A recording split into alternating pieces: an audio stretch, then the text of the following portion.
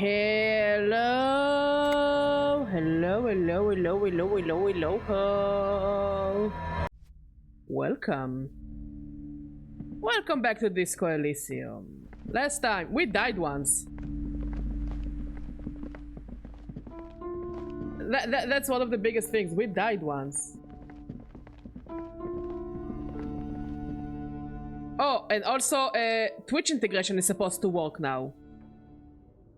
So yeah, Twitch people, you can join me.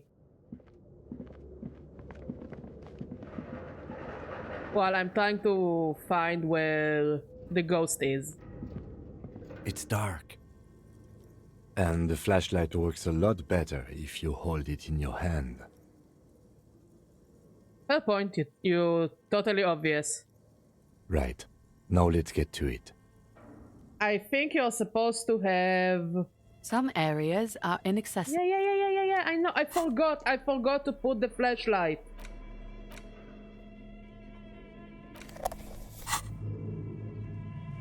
I forgot to put the flashlight. But yeah, I think you should see the options.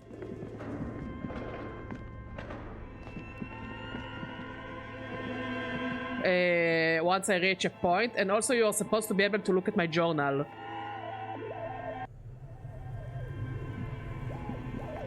So yeah, there's supposed to be a ghost in the chimney. A thick layer of coal dust covers the furnace, coloring it pitch black. Yeah, so now you can vote if you want on options. But we have only one real option here. Something breaks loose in you. A mighty bellow echoes throughout the chimney. Good job. The chatter of tiny voices above suddenly cease. Then... Hello? Okay, I'm opening the options. Let me know if you can vote.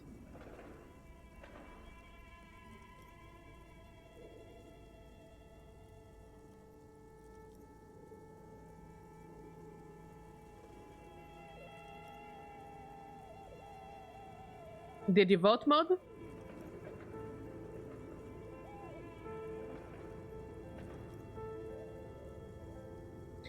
Try to vote. Here, it's open again. Try to vote. For one option. I want to see that it works. It works! Lovely, lovely, lovely, lovely. This is the police. Who is there? Hello? Did you say anything? I can't hear you. Please come upstairs. There's a safety curtain on the second floor. I'll open it. You hear a low rumble upstairs. The sound of a curtain. I'm leaving it all open, you know? After you, officer. Okay, let's go to the second floor. Maybe you'll be able to open the to get the password to the thingamajig. Or just a stronger tool. Sure.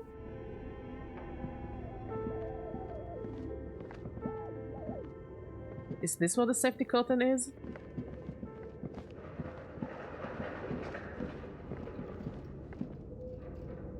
No, it doesn't seem like it.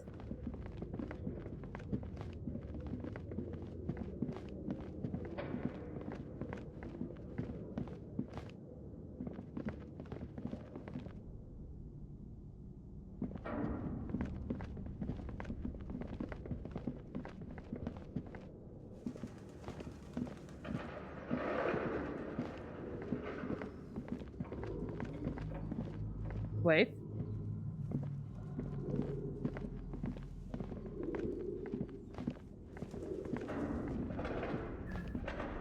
Oh, I didn't see that. Oh. What is it? La Delta 51?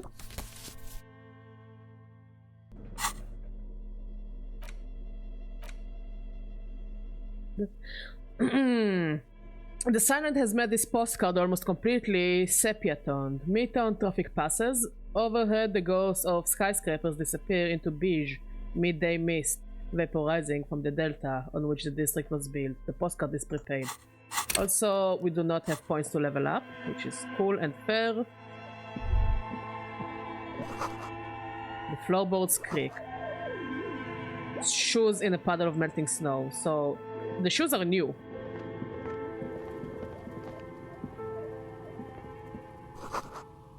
The tray is full of dice, colorful polyhedral dice, hundreds of them. The candy dispenser has been supposed to contain thousands of dice. So this is a D&D cave. Hello, I'm Nia. Did you try knocking on my window? I must have missed you. I've been listening to my Milius. So what kind of die are you looking for?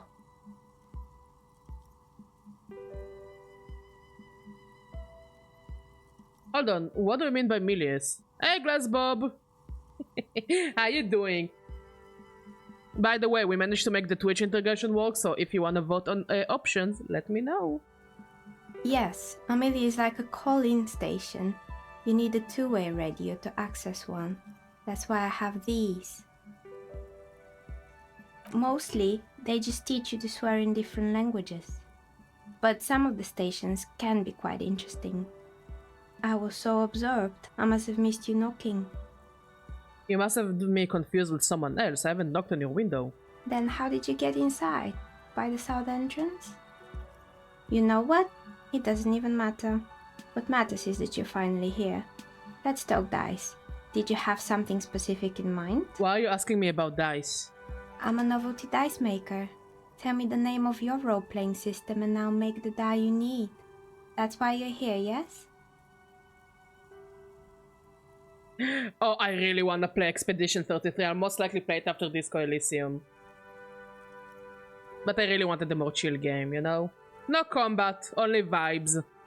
As she speaks, her bone-like fingers fiddle with But yeah, I've seen some of the art from Expedition 33 and god, this game looks gorgeous.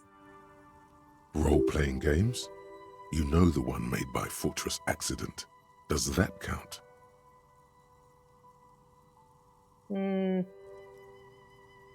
Sure, I like role-playing games, and I need some dice. Very good. My rate is 10 real per set, unless you want something really unusual. Take a look around and see if there's any particular stone you want to use. How did you become a dice maker? Ah, I see. Yeah, makes sense. Makes sense, Bob. How did I become one? It was a business decision. I was a regular jeweler at first, but that's an unfocused field with too much competition. Some of my friends were role players.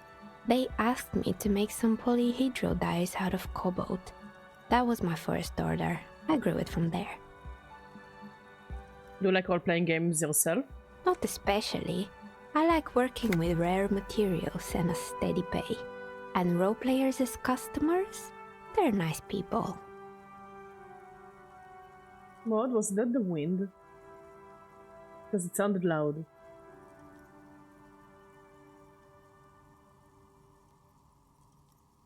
Okay, I would like to order a die from you. Of course. Tell me what you have in mind.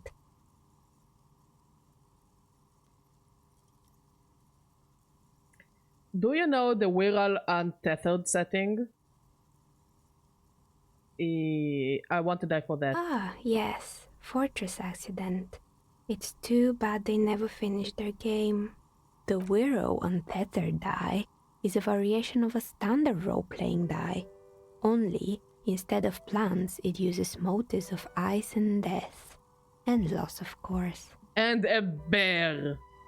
I'm thinking something made from alligator jawbone, cast in black resin.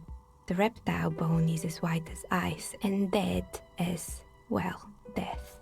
For 7 real, I could have it ready in 8 hours.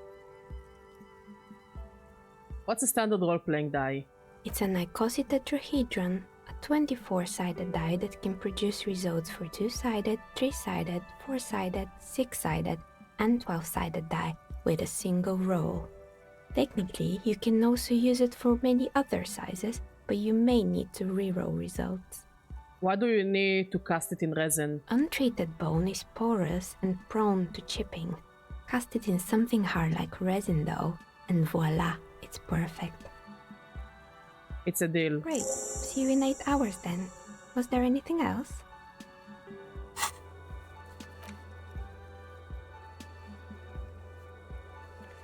Okay, so we need to get 7 real in 8 hours, which I think it's possible. What do you know about the man who was lynched behind the whirling in rags? Nothing really.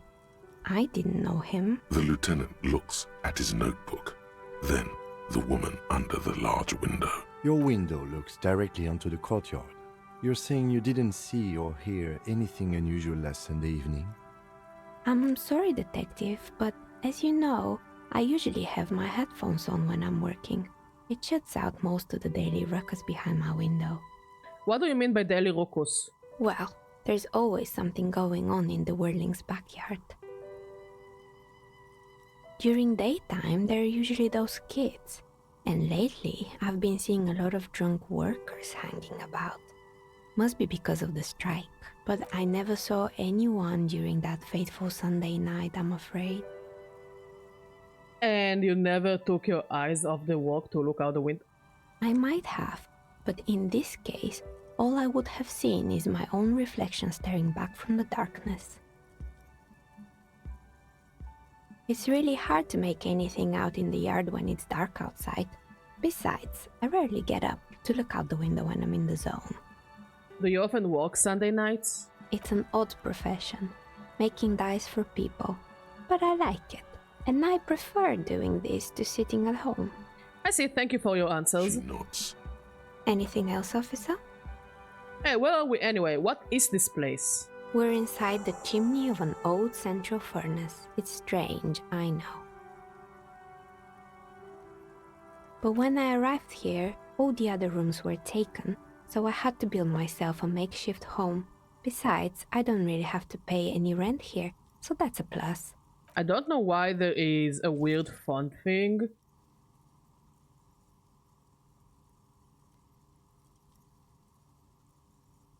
So that's kind of weird.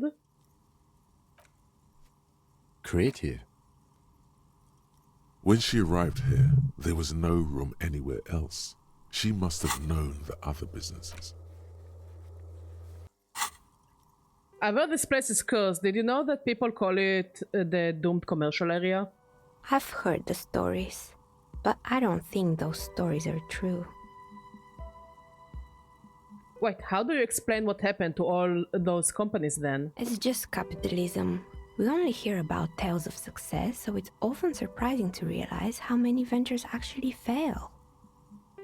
But it does seem like some of those companies were small companies, including a Fortress Accident. Like, not...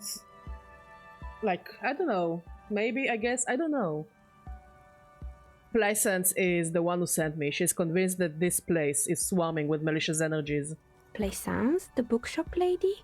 I've heard that her business is doing rather well. Have the energies spared her somehow?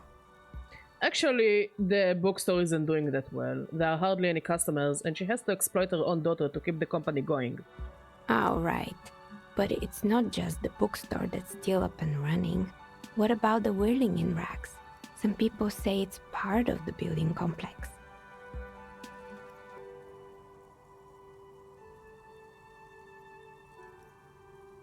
No, the whirling isn't doing well either. Its waitress just took off and customers are having trouble paying bills. And then there is me.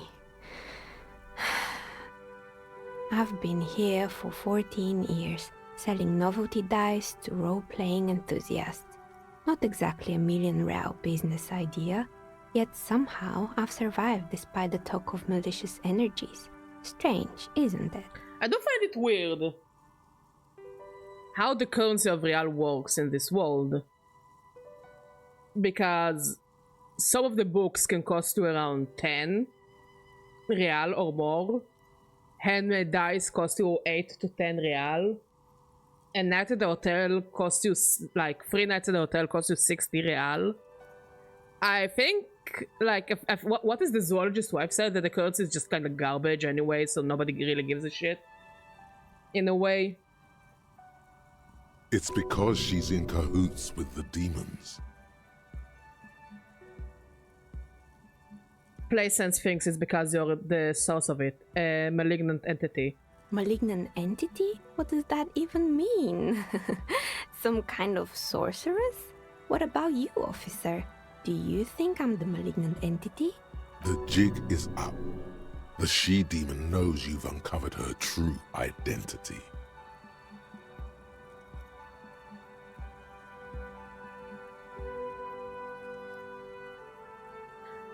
Honestly, I'm still not sure. This world is a puzzling place. Is it now? I've always thought it's a rather mundane and boring place with no supernatural surprises inside. But it doesn't explain that one room we contacted with the sound of the ocean and the woman going crazy. Well, if you ever find a way to explain all those inconsistencies in the curse, let me know.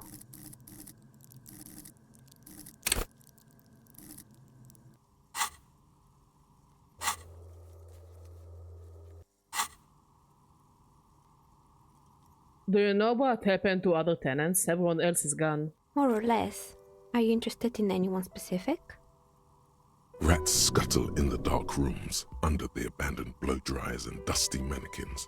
Cobwebs cover rotors and radio computers alike. So much failure. Oh, you member mod? Good. So you did talk to the dice lady. There used to be a hair salon here, right? Yes, I think it was called Androgynous Orlando or something similar. They weren't a big hit around here. Turns out that working class men don't like genderless haircuts. They're scared of that word. Okay, it's kind of rude to say, but I think it's on them that their business failed because you don't know your target audience. Like, you don't know the audience in your town. Like, you want to open a business that you know that people need or want, especially again in a small place. Bigger city is different, but small place that it seems like all the businesses kind of connect to one another. I think you would want to know better where you open your business.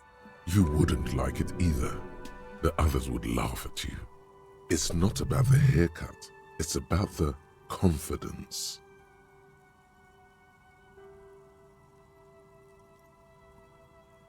I guess I'm a simple man. I don't really have any opinions on hairstyles.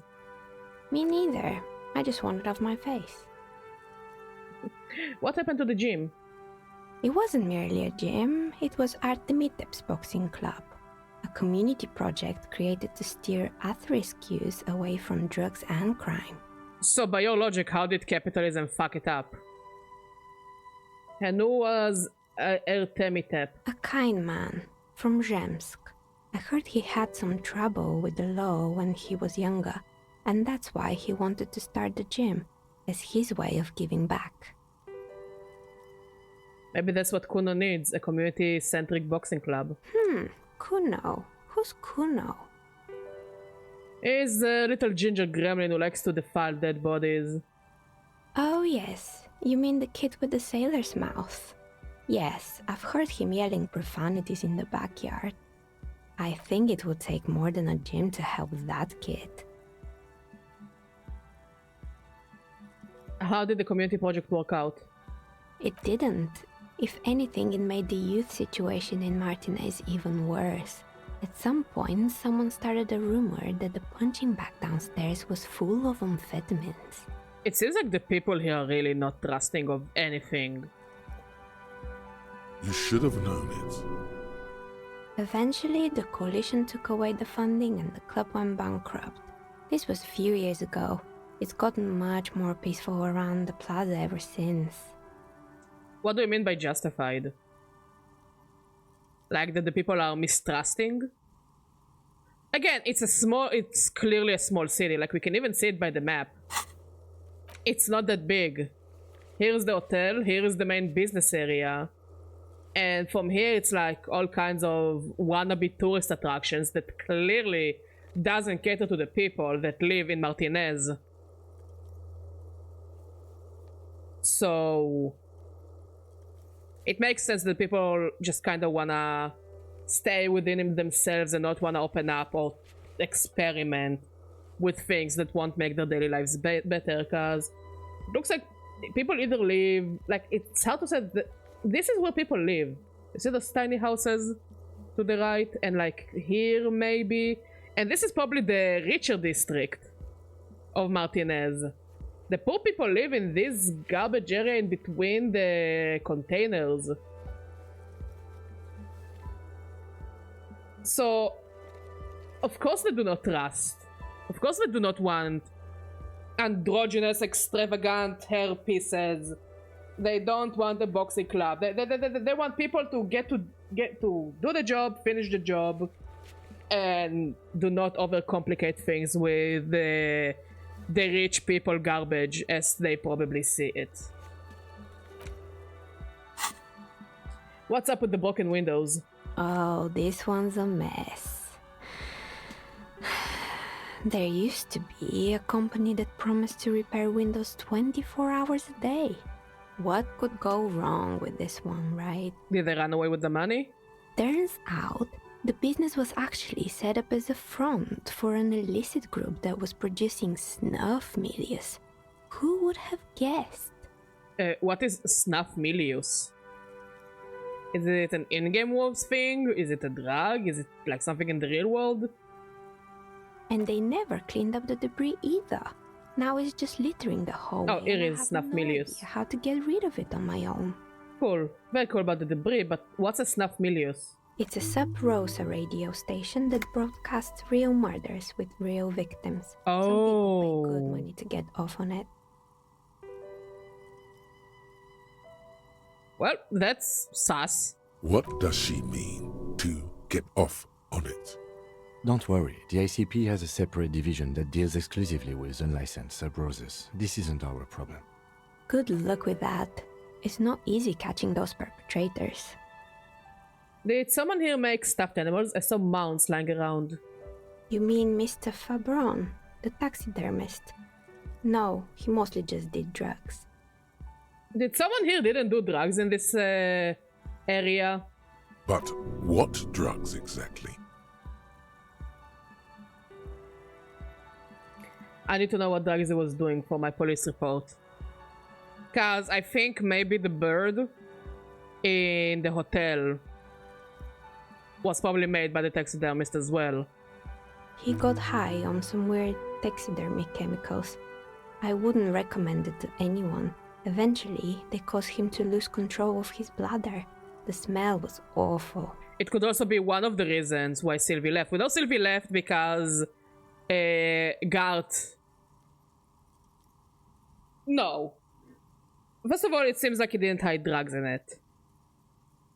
It seems like the taxidermy fumes got him high, which kinda fits.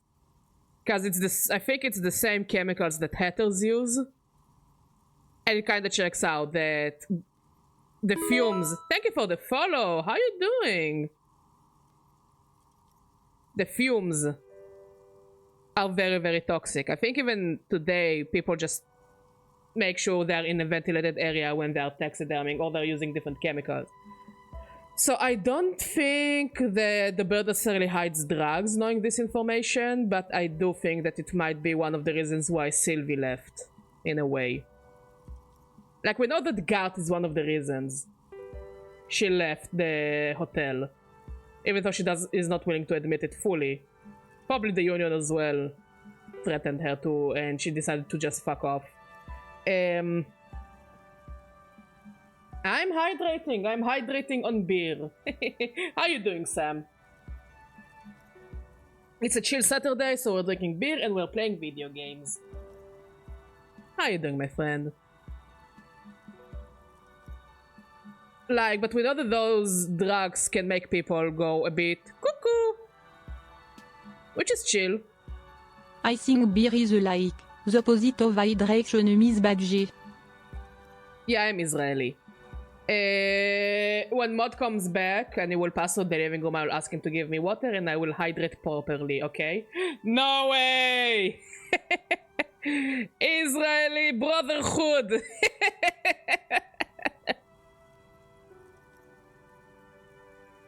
Yes! It's actually my first time properly playing Disco Elysium, but yeah, sure, I'm a fan.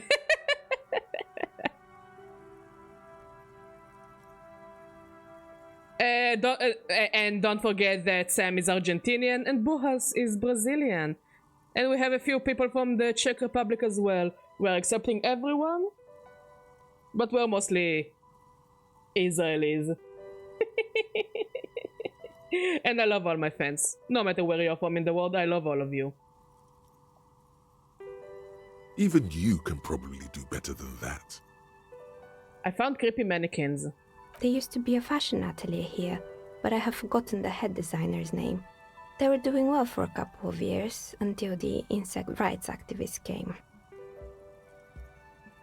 I didn't know insects had any rights or activists. Yeah, the atelier didn't know it either. They produced a certain collection that used chitin among the materials. Apparently chitin is made in the Occident, where it's extracted from beetle wings. You don't know how many things are made out of bugs. Things you wear, things you eat, even things in makeup or just clothing, everything. Lots of things are made out of bugs. People just don't really like to talk about it because it's kind of disgusting. Smogunia? Ah, Smogunia is my gender heavy. I'm glad. I'm glad.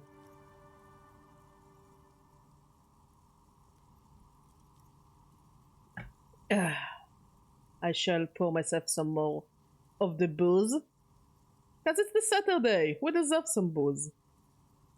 Some booze and fun. And you know how all kinds of political movements are big in the Occident. The activists shut down the biggest chitin supplier, which of course caused the price to skyrocket. Yikes. And, naturally, all the most fashionable tastemakers refused to be seen in chitin from then on. The atelier went bankrupt before they could finish the collection. So again, I wouldn't say it's because of capitalism. It's... Can we call activists part of capitalism? Like, it's so weird to say. Like, I don't know. It's indeed more complicated than you make it sound, ma'am.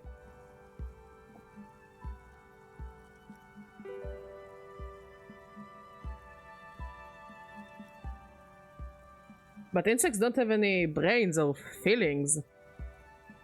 Actually, insects do have brains, but yes, I understand what you're saying. I think the protesters took it a little too far. Yeah, I tend to agree. As she shifts around, you notice several dead flies on the windowsill in front of her. Legs up. They're not moving. I mean, also, she did say that she's using bone to make some of her dice. Anything else? What's with the rotor blades and the skis? They were made by a company called Slipstream.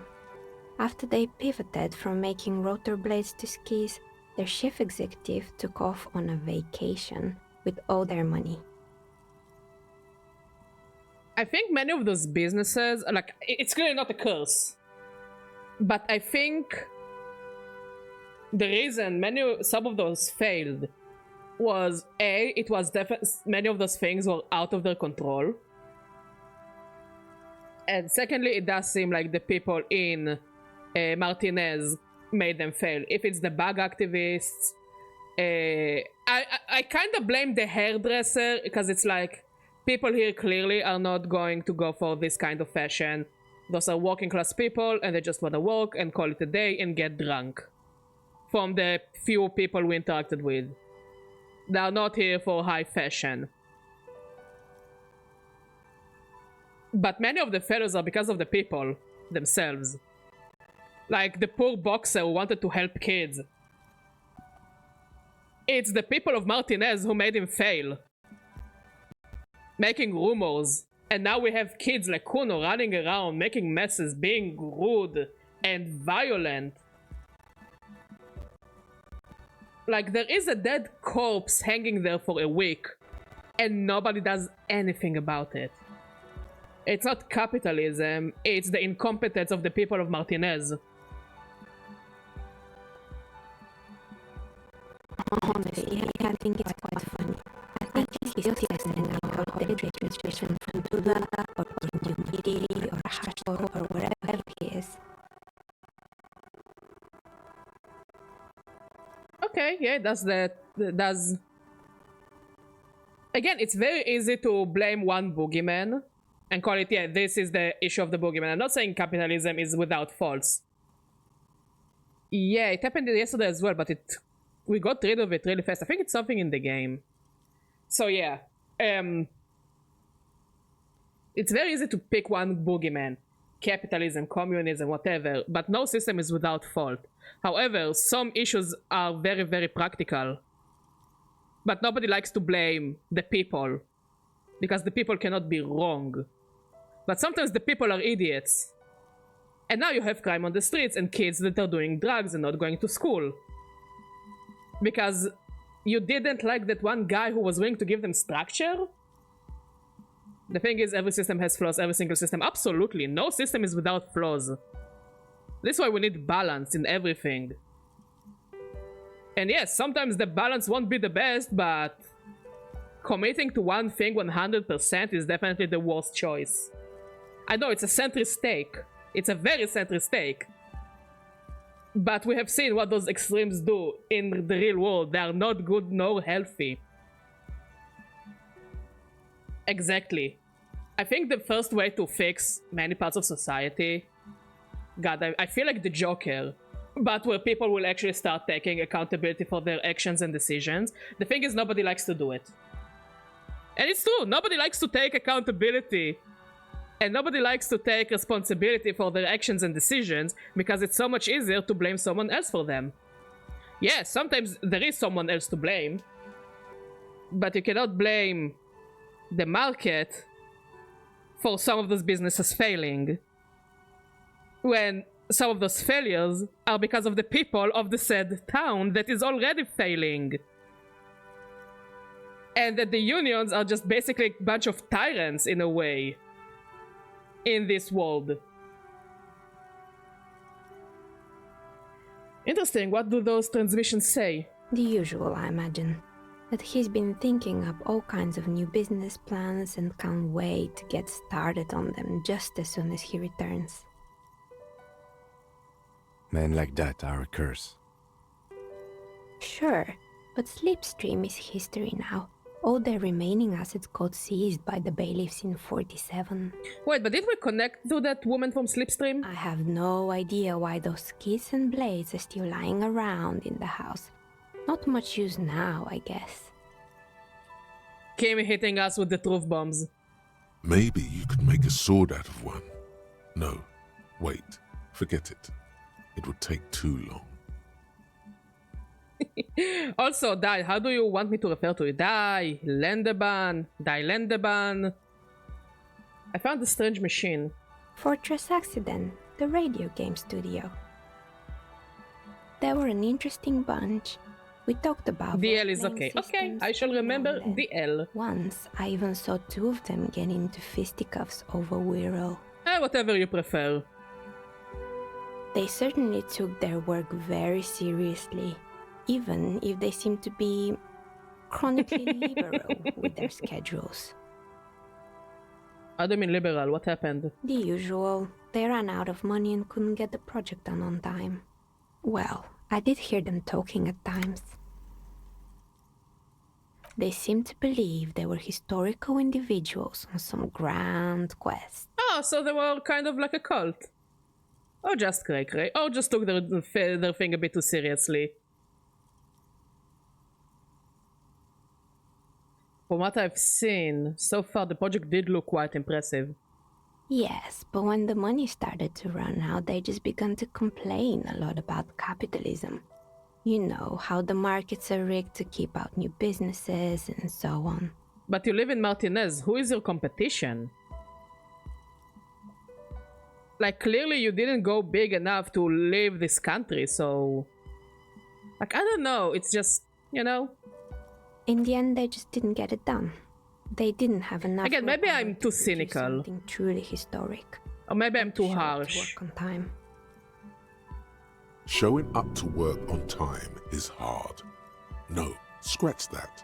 Showing up to work at all is difficult, especially if you've been drinking.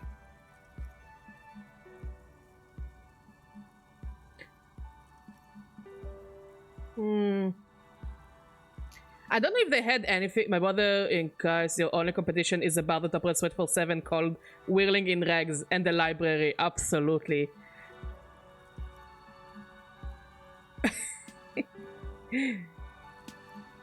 Okay, I'm kinda on the fence about it, so I think I will open a poll for those.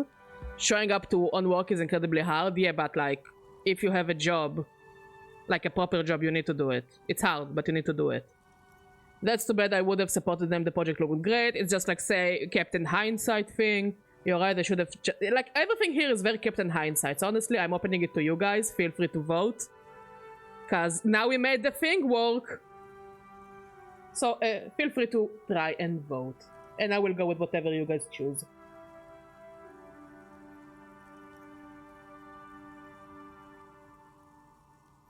That's too bad. I would have supported them. The project looked great. Not the wisest decision. You would have lost all your savings. Yikes. Well, we tried.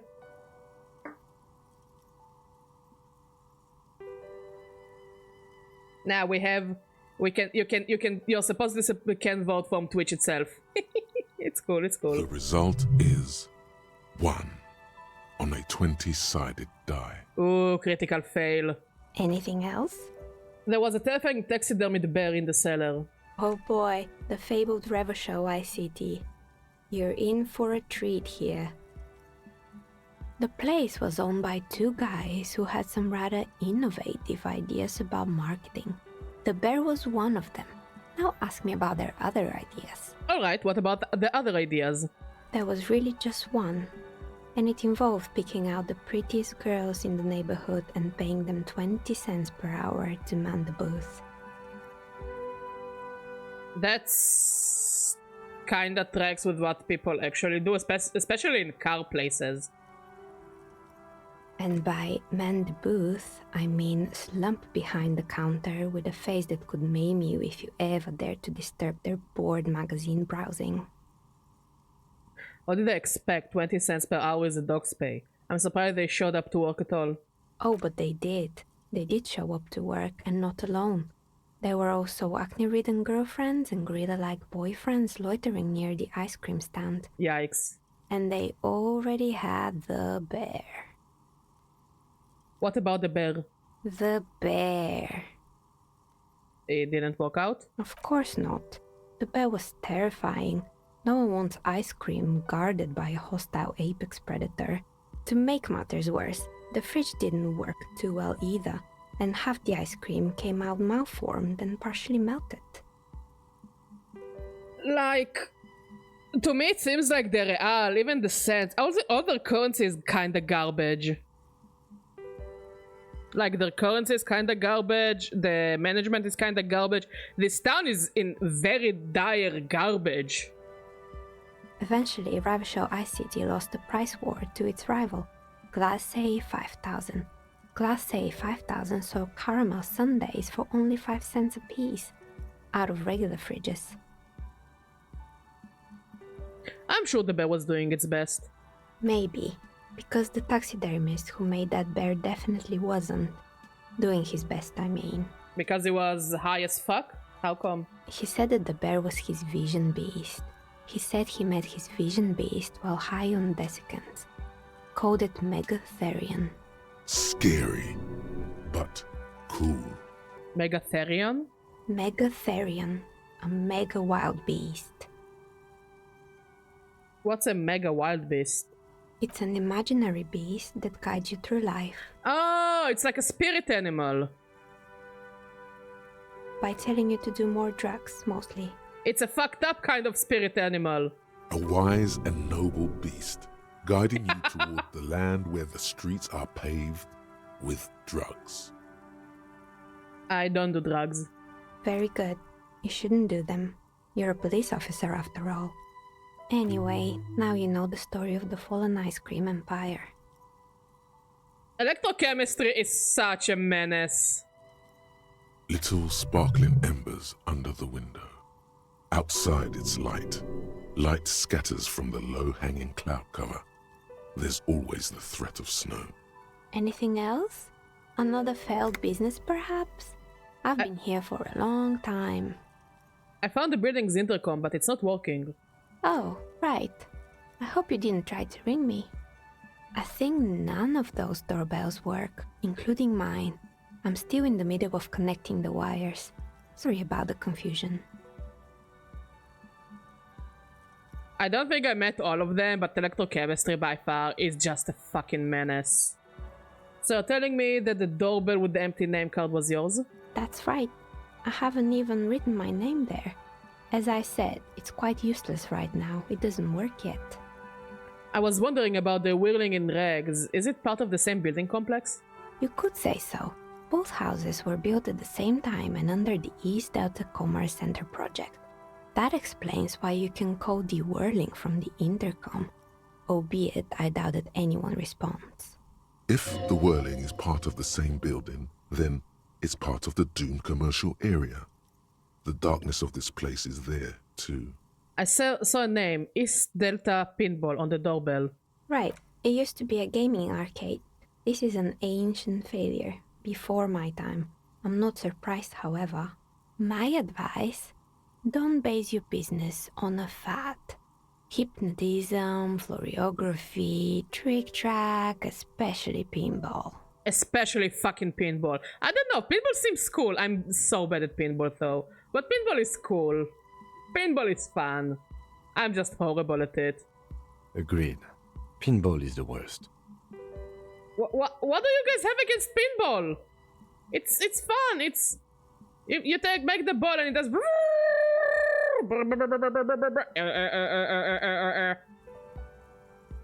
You guys are losers. A strange thing happened when I tried calling a company named Slipstream SCA. Someone answered. It can't be true. They don't work here anymore. They've been gone for years. Are you sure it was Slipstream SCA? Was it a woman? Maybe it was Plaisance from the bookstore. She said she was from Tricentennial Electrics. Tricentennial Electrics? It used to be a major electric company 100 years ago. Are you sure it wasn't just some kids? There are actual ghosts here! Whatever happened, keep your cool. It's probably better to admit that it was a harmless prank. It may have been some sort of rare electrical anomaly. Well, have fun using the mod. The pinball noises are the best part of the pinball experience. I think we all remember, especially us elder millennials, when the internet didn't work and we were playing the pinball, and those were the noises it would make, the Windows pinball. The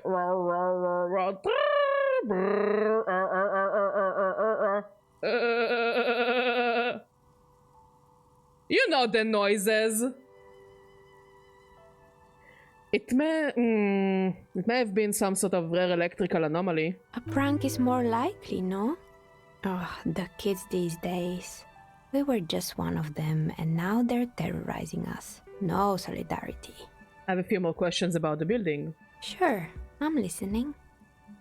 I'm pretty sure I'm listening. Good. I hope it clarified things a bit. What else? We cannot level up yet, so whatever. We'll come back to that later. Let's go and talk to the bookstore lady.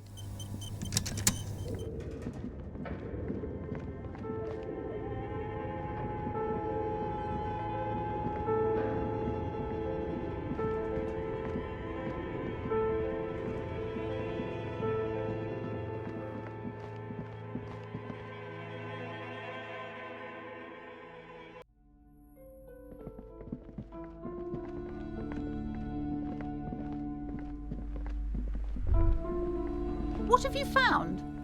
I talked to the entity you told me about. Her name is Neha, and she is a novelty dice maker. A novelty dice maker? Well, spit it out. Why does she need the dice? For some kind of sorcery? Sometimes they use the ankle bones of sheep. She's not a sorceress or some malicious entity. She's a businesswoman like you. I don't understand. If it's not her, then where is the source of the doom? How did she explain the curse? Before you say anything, ask yourself, is the woman really able to withstand the truth? Endurance is also a menace, but a different kind of a menace. She's squeezing on the pendant too tight. A drop of blood in her palm.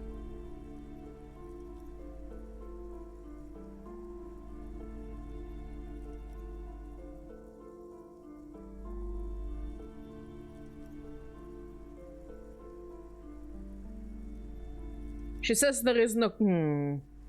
There is another entity, more malignant, pulling the strings in Martinez. Perhaps in my travels I will cross paths with it. A third order presence, yes. I've heard of these triactors. In certain occult literature, that's too dark to dwell on for too long, and definitely not in the presence of my daughter. I understand everything, sir. Thank you for your descending into the maelstrom. I will keep fort up here, strengthen the wards, do my best. And if you happen upon the third entity in your travels, may the Lord be with you. Well, this has been absolutely educational.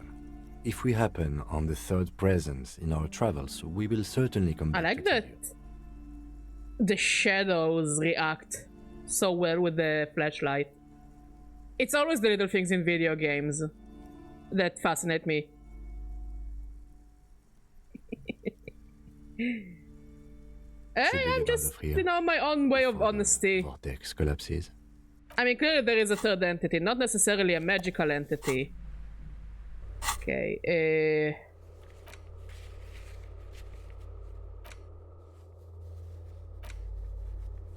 Okay, let's keep exploring the town, because I don't think there's much to do here anymore.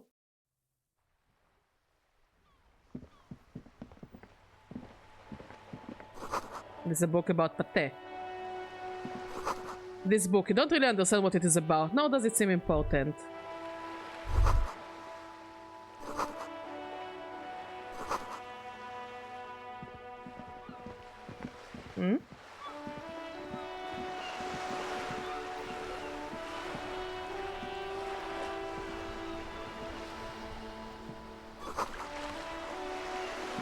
Let's go this way.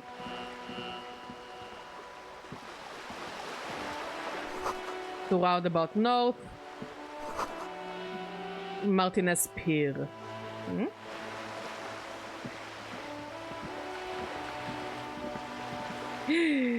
Okay, what would we do without him? Viewer is facing. Sure. Your money disappears into the coin slot. The curtains on the display open. You lean in to catch the view. It's blurry. Different blues and greens. In the middle of the shimmer stands a drab grey shape, like a ghost. The lenses shift. The ghost sharpens into an islet in the bay. In the ruins, a man-made structure is visible. A half-sunken sea fort. Its concrete almost reconquered by nature. It looks as if it was abandoned quite some time ago. Nothing but a rotten tooth remains of the anti-aircraft tower. A lonely birch tree grows out of it. Really? I don't have the eyesight to make it out.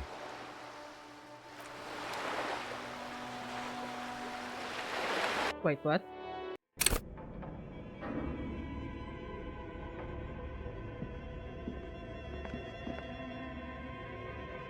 Wait, what? Wait, what? No, no, no, don't tell me I accidentally... No, I accidentally...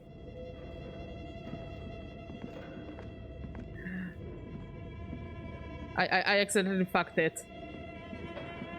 I wanted to quick save. Wait, no.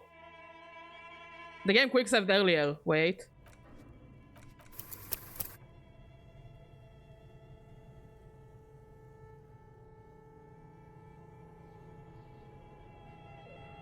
Yeah. No, no, no, it's okay, it's okay. I accidentally pressed the wrong button.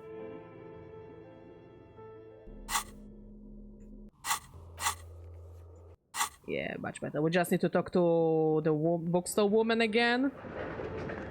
And we still need a stronger tool for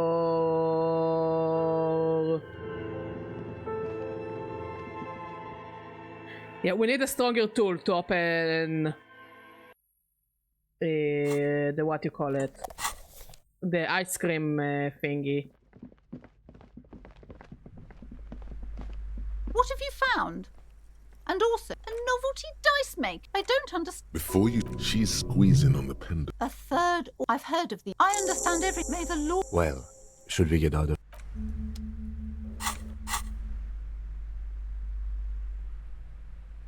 There we go. Badger is the master of misclicks.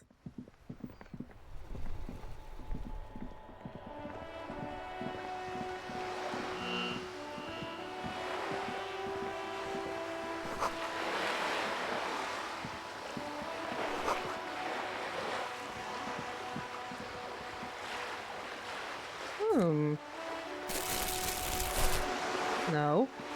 Let's... This coin-operated viewer is facing southwest. Its coin slot is full of fossilized bubblegum, rendering the machine I'm glad that I'm good company. inaccessible. Poor little viewer. The metal feels cold and wet under your palm.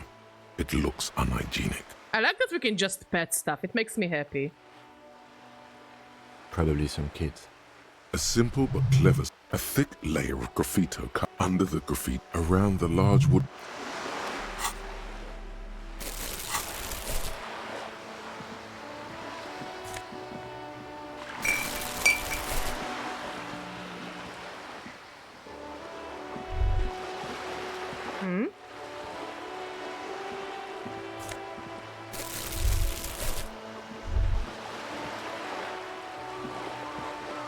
Let's go here. Ooh.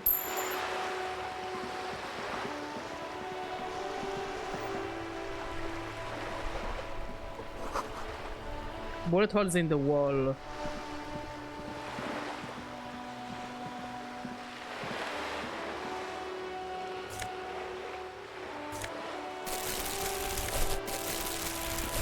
No, I want to...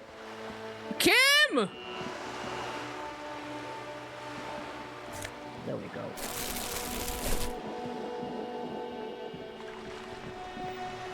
We must collect all the bottles because we need a lot of money. Like shit ton of money.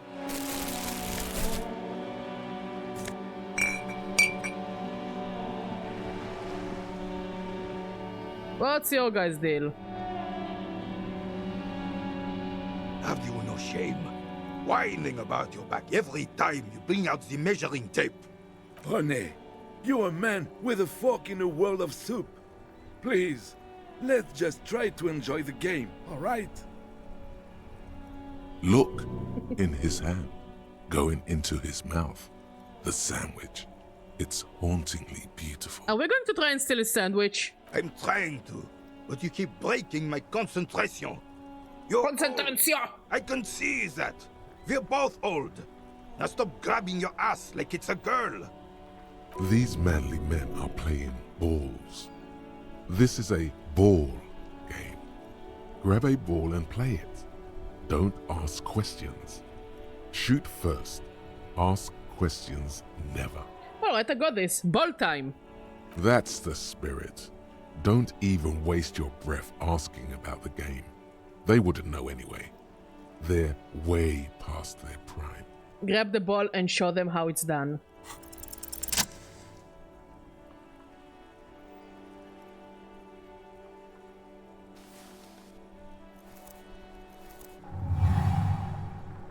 You are immediately surprised by the ball's lack of weight. No matter, you'll make it work. God, this is right. You feel the familiar tremble of excitement and adrenaline that precedes every victory. Time has frozen. The cold metal ball is surprisingly smooth against your neck. It has a pattern on it, probably a sponsored ball. Yours would only be covered with bumps of learning and scars of victory. Already your muscles are adjusting to the weight, the nervous system calibrating. Wait, I'm being rude? Okay, I don't mind being rude. Into a We're here for the comedy, Crockett. the man ball. Comedy above all. Taking the surroundings. A chilly breeze ruffles your hair as you stand there, feet firmly planted. All sounds, smells, even the wind, everything fades until the only thing left is the union of man and ball. Kiss the ball! West, in the Grand Couronne area, a sharp overhand left from Arsène Luc Edelbrock sends the Samarin heavyweight champion, Kostya Miasnok Kostanicha, flying to the mat. The crowd goes wild. Revachol loves her heroes. There is time for a last glance inward. Who am I? An embodiment of pure motion, a fine-tuned locomotor running at maximum efficiency. Behold the fear and confusion reflected in the eyes of the two feeble geezers. They are in awe of your superiority. You are a god to them. I always knew I have the potential to be a god. The inertia can be contained no more than a bullet leaving a gun. Let go. Be the bullet.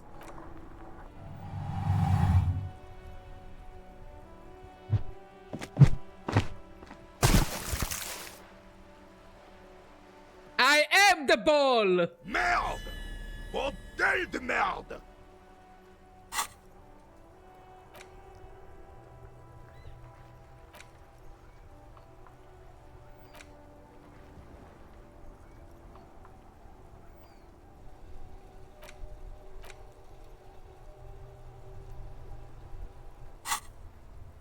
What the hell is your problem? I am a ball!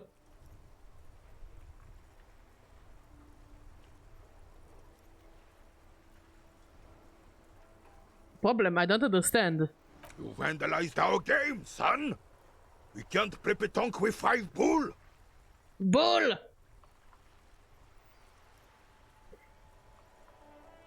Oh, pétanque, I understand. No! No, you don't! Our pétanque game is ruined! We want our bull back! Fine, I will get your bull back!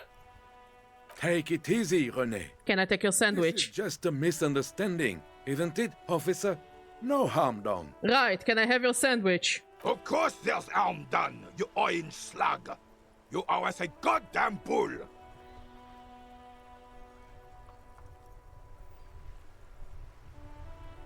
I don't have a bull, but will this do? Will this... No! It will goddamn not! Thank you, officer. This is really something. Honestly, I think it's better than our old bull, even. Mon Dieu. Alright, fine. What do you want, officer? Do you know anything about the man hanged in the backyard of Whirling in Rags? Unfortunately, I don't. Unlike most of the locals, I have no qualms about assisting law enforcement. But this affair has passed me by completely. And most of the locals. In Martinez, the union is the law. So can you really blame them? But you don't have a problem with cops. Cop is a pejorative term. I don't have a problem with policemen. On the contrary, I admire the effort to bring order to our streets. So again, you don't know anything. If I knew, I would not be afraid to tell you. I simply don't. I'm an old man, not a coward. The daily business of the riffraff no longer concerns me. You seem to be playing in a crater. Yes. The terrain here provides an interesting variety to a familiar game. Does it have anything to do with the bullet holes I've been seeing around? Yes. It was left... Heavy artillery fire, you say? That's the best kind of artillery fire. Very interesting. Okay, it's a crater left by artillery fire, but why? Why what? Why was heavy artillery used? Because that's what happens when communards hijack your country, execute your supreme leadership, and turn your capital into a slaughterhouse. You use heavy ordnance to clean up your home. Wait, who are the communards again? Commies, communists, socialists, anarchists, call them what you like. They just chose the name to feel special. Senseless sentimentality. Did you use artillery fire against them? Sadly, no. It was the foreigners who brought them to their knees. We fought valiantly. Too valiantly. So valiantly we got licked. Should have fought dirty, like they did with their suicide sex cult propaganda and mad anarchist women strapped to shrapnel bombs. We didn't though, and we lacked caliber. God bless him, but the suzerain's cannons simply weren't big enough.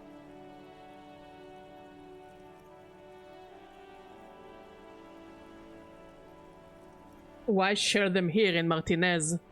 Because this place is a damn beachhead. Had to soften the commies up first. The beachhead? Yes. The military coordinated amphibious landing to take back Revachol. Martinez was used as one of the 3 footholds in Revachol during Operation Deathblow in 08. Oh, okay. The other 2 are off in Stella Maris and the Delta. Stella Maris sounds familiar to me, Mod. Should I know Stella Maris? Deathblow. Sounds grim. This here is Blood Ground, where Coalition boots first made landfall and cleaned those rabid dogs out. Most likely, we're playing pétanque on their mangled corpses. Maybe it's just me. Blood Ground. You got old René going there. Like he isn't hungry enough already.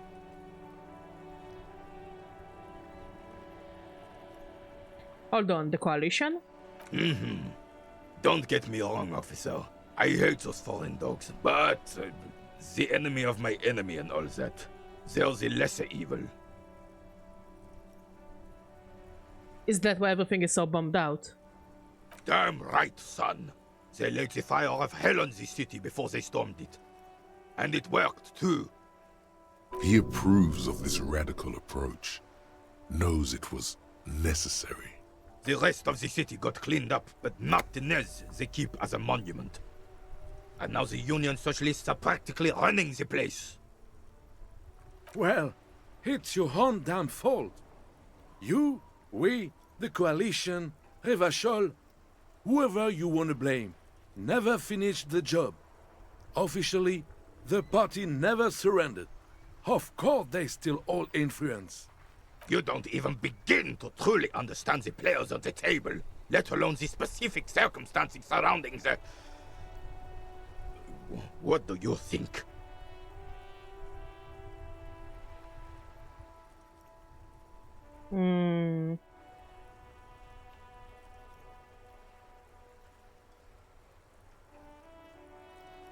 Okay, that's... What do we think? That's how it should be? Soft socialists paving the way for the hard working class to take over? No. Foreign powers cleaned up our mess and now they rule us? This coalition seems quite capable, actually. Not from what those guys are saying. Commies just don't understand how money works. Nothing, I don't think I just do. I think I'll take the 5th one. I know it's a cop-out answer, but I'm not really sold out on any of the other answers for now. I'm just so damn sorry it had to be the Coalition. After 8 years of fighting those hyenas, boiling cats for food and drinking piss in the mountains, I would have preferred if the Right Honorable King Guillaume returned through Revachol, or even if that damn clan Frissel had risen from the grave and led us. Sadly, that was not the case. Instead, all that is just, holy, and beautiful in the world was wiped away, and now it's neon signs with toothpaste ads everywhere. Foreign influence peddling garbage and stupid music on the radio. This is just what the commies wanted. This was their plan all along. This is what they wanted to replace the role of the suzerain with. Who was this Frissel? Damn Frissel. He was the king we couldn't protect. The Carabineers failed him, and the crown. He died in the hands of the Hyperlay, in a very public execution. He slouches as he says that. It makes him smaller, admitting they left the king to the mob. You mentioned Guillaume? A true king in both blood and mind, led Revachol before Frissel. He would have been better, but the damn commies drove him into exile. What exactly is a suzerain? The suzerain is the king! Has everyone forgotten already? They've forgotten already. I feel bad for René. By the end of the day, I feel bad for him. It's no use talking to you. You were still in Daddy's balls when it happened. Ouch. When we I mean, took not our wrong, last but stand ouch. against the filth and rode the cavalry straight into gunfire. Still low. Is there anything you can tell me about this rifle? It's a Bell McGrave, 4.46 caliber, breech loading, Revachol made. Good weapon, accurate and reliable. His moves are quick and precise as he first checks the weapon, then aims it at the sea. This man knows firearms intimately. This one's inoperable. The bolt spring is missing and the mechanism is jammed shut. Still a beauty. Where did you find her? In the basement there, point at the bookstop. I'm not Shop. surprised. There are probably lots of forgotten wartime weapons lying around here. Back in the day, everyone had something stashed away. As for the rifle, I don't know what else to tell you. These BM-446s are an antique. No one uses them anymore. The ammunition is impossible to find. Thank you for your time.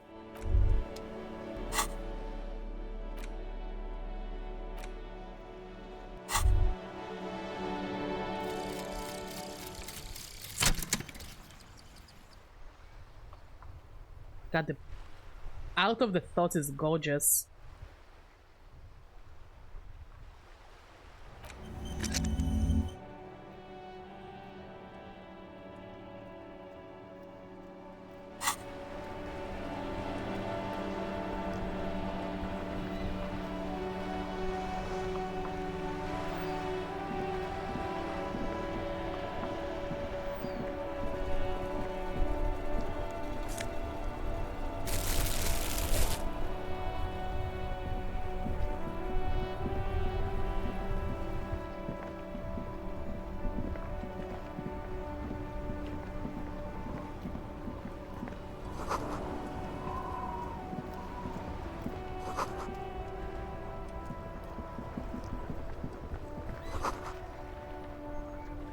The worn and beaten wooden planks of the bench do not look overly comforting.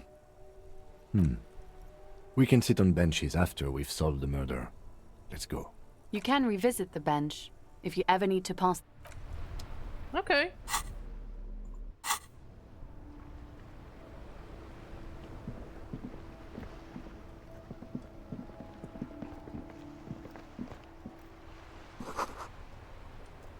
And almost bulls worthy of a real man.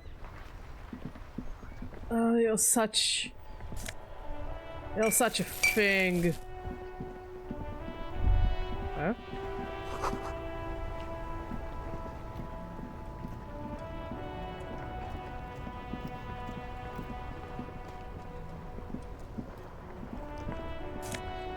Ooh.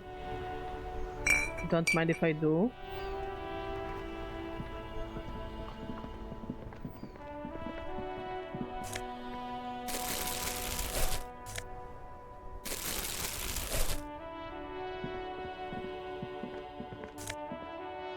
Electrochemistry. Okay.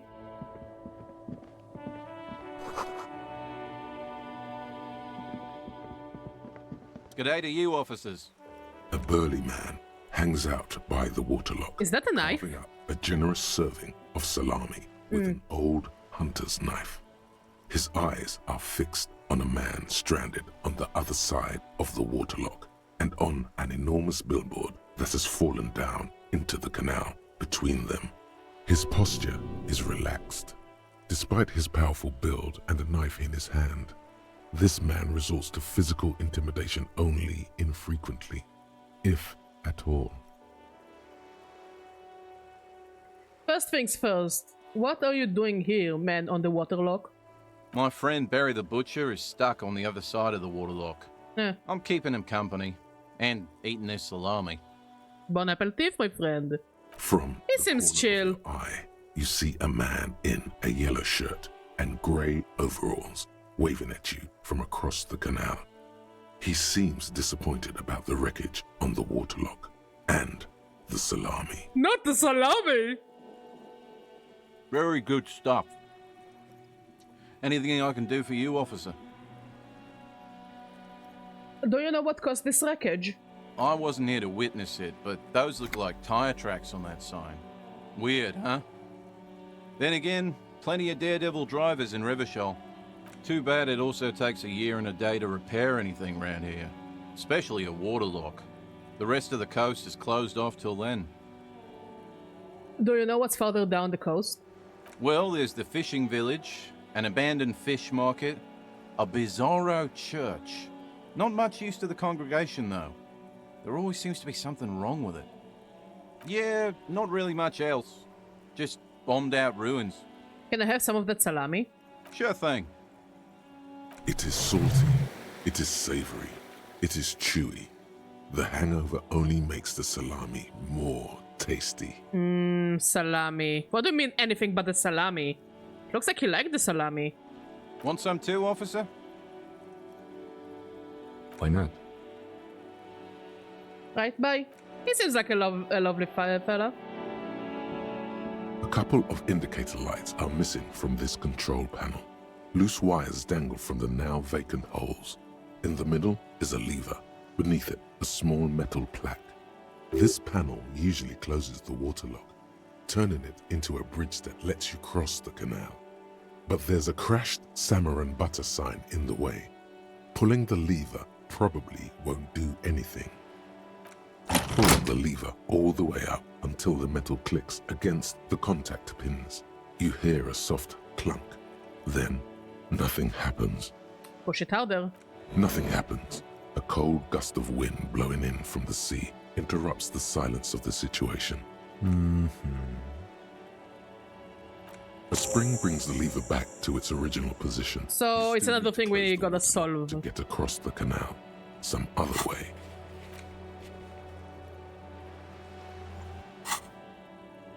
Wasn't there a sign over there saying functionality will be restored on Wednesday morning?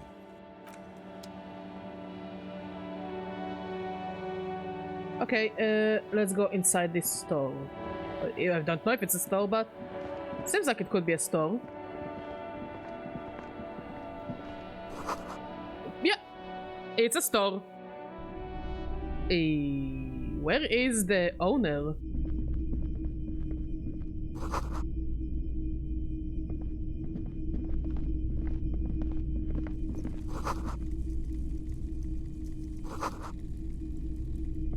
Oh, there's the owner. Holy shit, I didn't see him. Wow, a very large red t-shirt with an impressive print stands out from the other garb. Oh yeah? Oh yeah, the print depicts a muscled man striding toward you, a giant sword in each hand, encircled by burning embers. Behind him. Damn, Kim, you can get out of the closet. It's okay, we accept you for who you are, my friend. Hjelmdal burning. Sniff the t-shirt. Smells like worn cotton and a little old sweat there. Worn cotton with a side of flea market or trash bin. Sniffing is okay, but please don't try anything on. Can't have you leaving your photon emissions in the fabric of things you're not going to buy. Ah, is that kind of person. That's a red man from Hjelmdal t-shirt you've got there. Hell yeah, man. I don't usually carry printed tees, but this one was just pure exemplar. Must be a serious man from Hjelmdal fan. A fan? No, I wouldn't go that far. But I do think the Hjelmdalaman saga is an integral part of our shared reality. Most people don't think that the man from Hjelmdal really existed, but they're wrong. What do you mean? The man from Hjelmdal was real? I mean, even if the man from Hjelmdal didn't exist before the adventure novels, the stories have made it so that he has. It's simple, really. Okay. You sound skeptical. It's not that complicated. All that's required is a more robust understanding of cause and effect. Besides, I've been to Kotla, though not quite as far north as the Hjelmdal, and watched northern lights travel across the sky. Very unique, energetic tides there. How much are you selling this t-shirt for? 2 real. That's dirt cheap. Cool, I'll think about it. You should. Welcome to Hjelmdal, officer. Let's skip it for, physical checks, shiver checks. A typical Martinez streetlight sits among assorted floor and table lamps. Why do you have it? The light pole has been carefully cut, and the wiring has been redone and attached to a standard indoor plug. The light buzzes faintly, but persistently. Is that a street light? Yes, officer. As you see, it's in perfect working order. His manner is casual, but his speech is careful, measured. He wants you to know that he has nothing to hide. Where did you get this? It was brought to me to be altered. We are not here to investigate the theft of city property. You have to admit it's rather clever what he's done with it. How much for the street light? 700 real. A bargain, I dare say. A bargain? No, it's not. He's trying to sweet-talk you into buying trash. Even taking into account the risk of obtaining the light, that seems a bit steep. There's also the matter of rewiring. But the most important what the fuck would I do with the street light? Placement among ordinary indoor fixtures. Yeah, I noticed. Why the fuck would I need a light for? The light became suitable for use inside the home just So I guess this is where you got overwhelmed and stopped playing the game mode.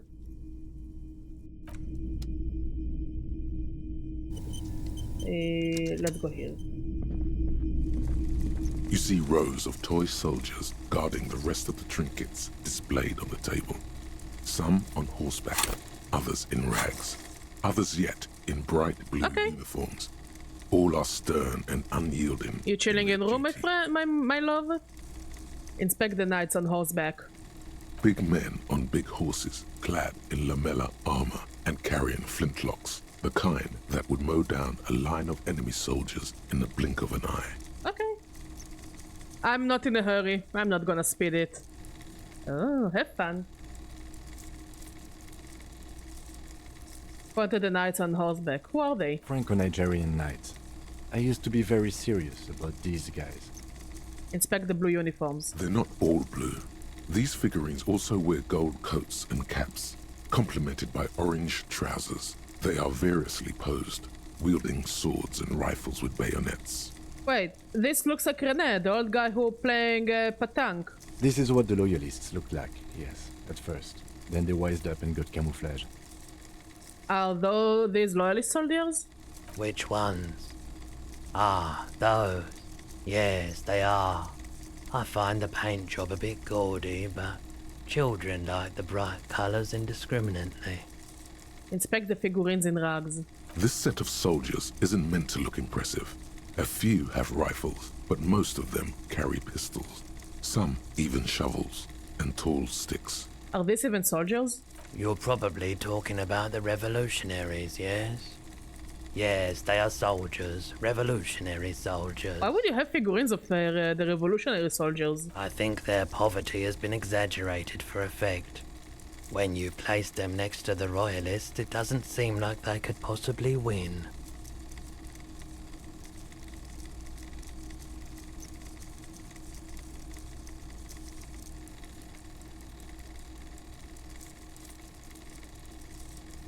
I wish it was more nuanced. As it stands, I cannot comment. I don't like either set very much, to be honest. But there are many parents among my customers. Dig up a truly cool figurine in the box under the table. Everything you pick up seems faded, chipped, and sad somehow. Most of them are just broken toys.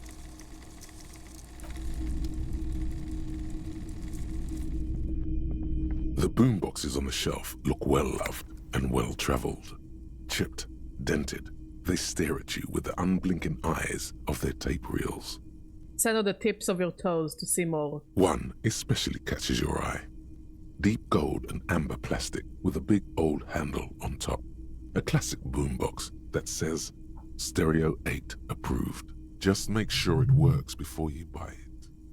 Shopkeeper, the Stereo 8 approved machine here is the Harman Welsh W2. Made in Vespa. Designed in Seoul. Plays all reel-to-reel formats. 2mm, 8mm, 12mm. It's even got a little radio in. Can we just walk around with the boombox? Set you back 12 It could be way out. fucking hilarious. What I really want to know is, could this device come handy in my police work? If police work means playing tapes, sure. You can use it for that. Or any other time you'd need to play a tape. Are you sure this is all in working order? Absolutely. I've tested each one myself with recordings of speech, found sounds and music from a variety of genres. Even though I don't really like music. It's not often that I see officers from the RCM in my pawn shop. What can I do for you? His courtesy is not insincere, but he prefers being alone with his projector, just watching the movement of light across the walls of the shop. Sorry, I feel like I'm interrupting you. Oh no, not at all. I guess I haven't had many customers lately. RCM or otherwise. Who are your customers usually? All kinds of people come through here. Locals, travelers, people looking for a deal, people looking for a keepsake. People who are terminally bored. Mod. As you can see, I have a wide selection of goods for everyone to choose from. Honestly, I think some of your selections are more tasteful than others. It keeps me entertained. He's well composed, but underneath it you sense psychedelic processes bubbling. Some kind of drug, maybe. Entertained? He might be high. If he is, on what? Is Roy high? And if yes, then what is he on? Reading hard, me drunk. Feeling warm and enthralled by the movement of light, while the mind continues to race forward. Lucky bastard. He's probably on Pyrrolidon. It's tough to come by on the street. Pyrrolidon? What is that? A drug developed by the military to treat and prevent radiation sickness. It has psychedelic side effects, and it makes your eyes turn yellow.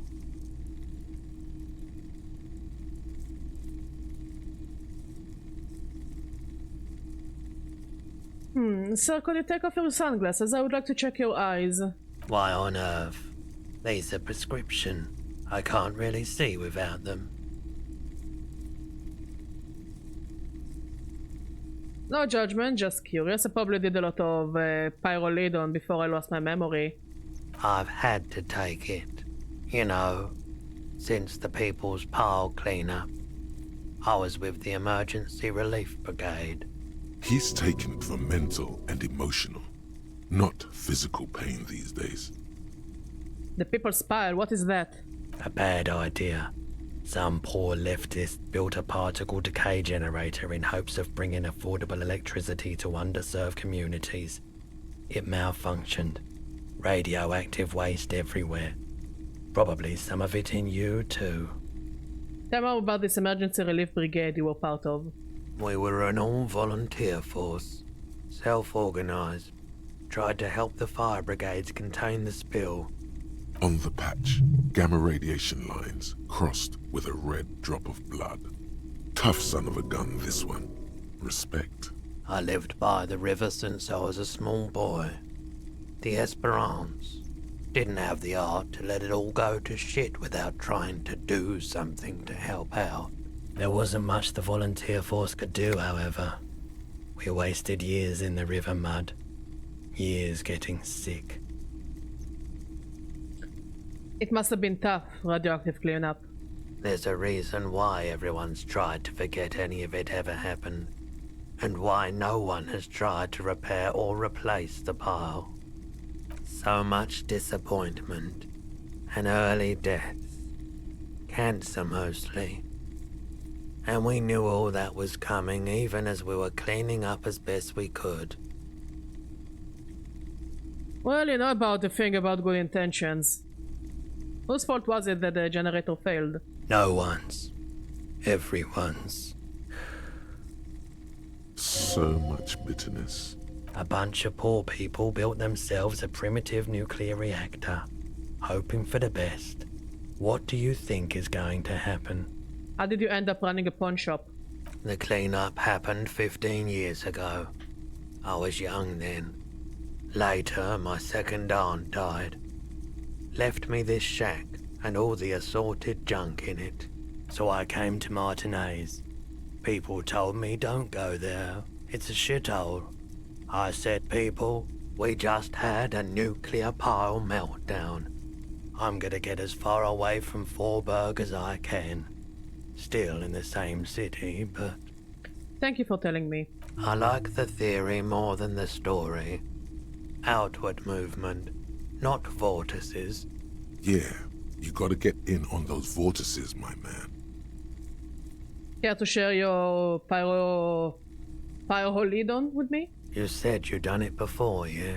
The lieutenant steps away, pretending to admire some of the knickknacks on display. Looks Are like you saying it's based on Chernobyl? I think I've tried it once and liked it. Here you go, man. It's clearly inspired by many real-life things and events. But this one definitely seems, you know what they say, the road to hell paved by good intentions. So this is what kind of feels to me. Like, the things about Martinez is there were a lot of good intentions everywhere, and yet it all kind of fucked up in the end. Because for a functioning society you need more than good intentions. You need to also do the less good things to make things work properly. And it sucks, but so is life, you know?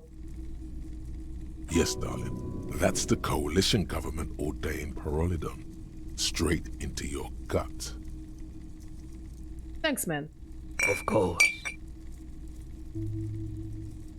There's something I would like to sell. Let me have a look. Anything else you're thinking of selling? We do need some money.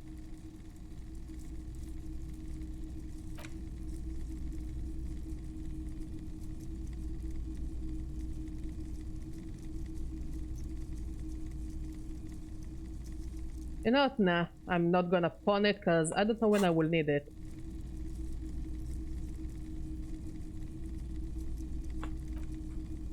Another time, perhaps. You might be able to aid our investigation. I doubt it, but I can try and answer any questions you may have. Honestly, Roy is definitely a weirdo, but he is an honest guy. I can respect his honesty. Know anything about the recent hanging? I do my best to keep my distance from all manner of butchery. Bad for business, bad for everyone. No one likes to see what you have to see every day. Like, it reminds me of those kinds of, like, drama TV that everyone is just pointing a gun or a knife at each other, just being all dramatic and angry, while there is a corpse in the middle of the room, and nobody is willing to acknowledge the corpse. Like, the corpse is the catalyst for everything going down, so I guess it's the same in this game. The pawnbroker's gaze is already fixed on the dancing colors. By the way, do you have happen to have any guns, like the ones scared by cops?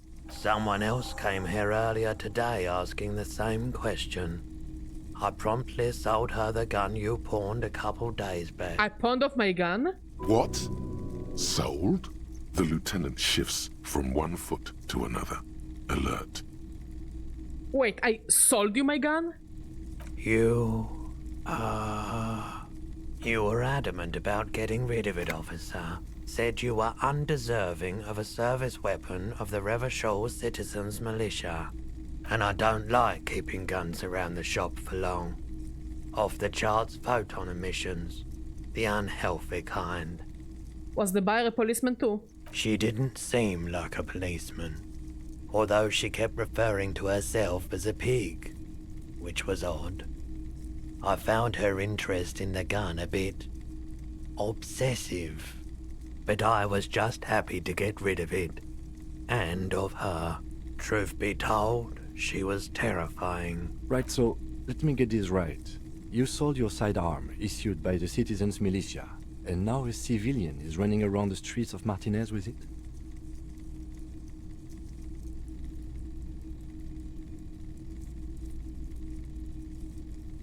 Maybe she's a vigilante, wants to prove she can do our jobs better than we can. It's possible in these parts of town. We ought to find her and discourage her from taking justice into her own hands.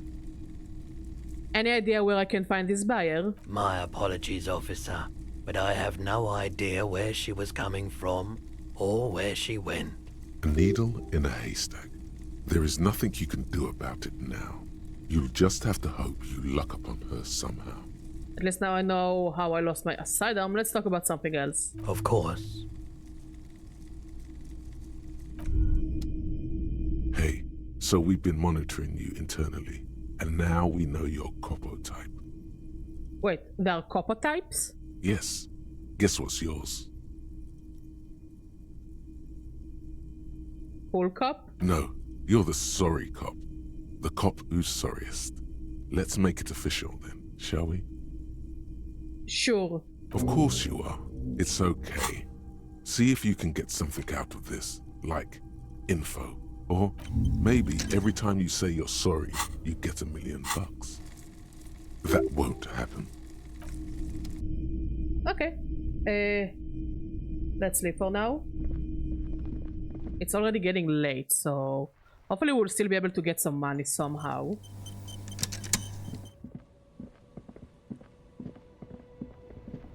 Oh, Kim, what the Kim? You chill, bro?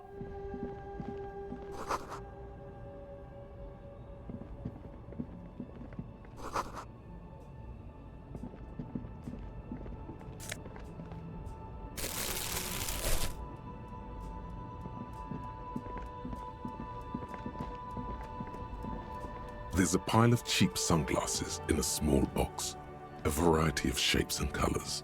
You like sunglasses, officer? I've got the latest styles right here. Abort. These are hideous. What's more, they don't even fit your face.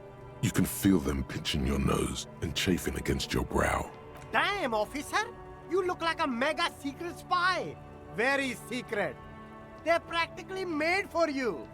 I'll let you have them for $2.50. They're perfect for concealing your bloodshot and baggy eyes. It's going to be very difficult for anyone to take you seriously with these things on your face. No, you are definitely not buying those. You're right, I'm too sensible for those. Are you sure? But they look so good on you. These are all boring. Boring third-rate ho-hum sunglasses made of cheap Syrahese plastic. The kind of plastic that melts in the sun. These are all first-rate sunglasses. Premium design, super material, very cool. UV resistant. These will definitely keep your eyes safe and cool while doing your dangerous police work.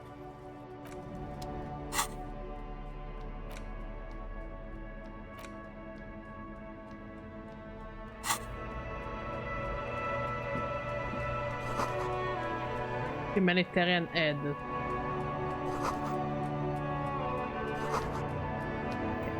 Let's keep going this way.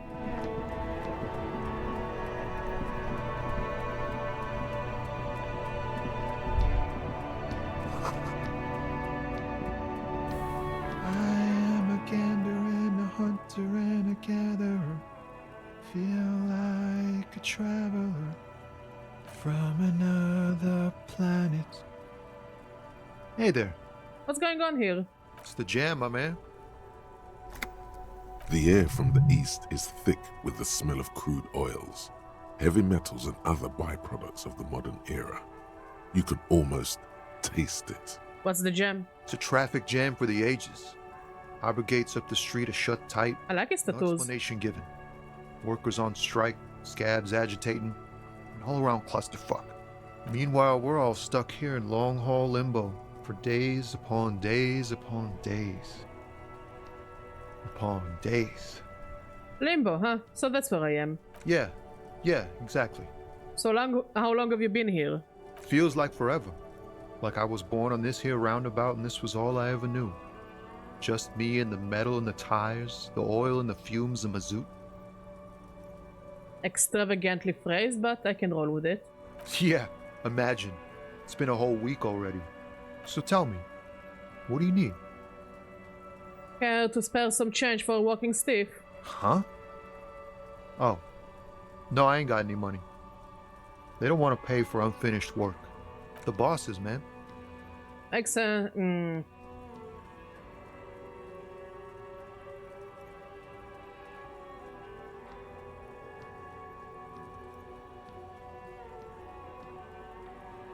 So you're broke. Got it. What else do I have to ask you? Dunno.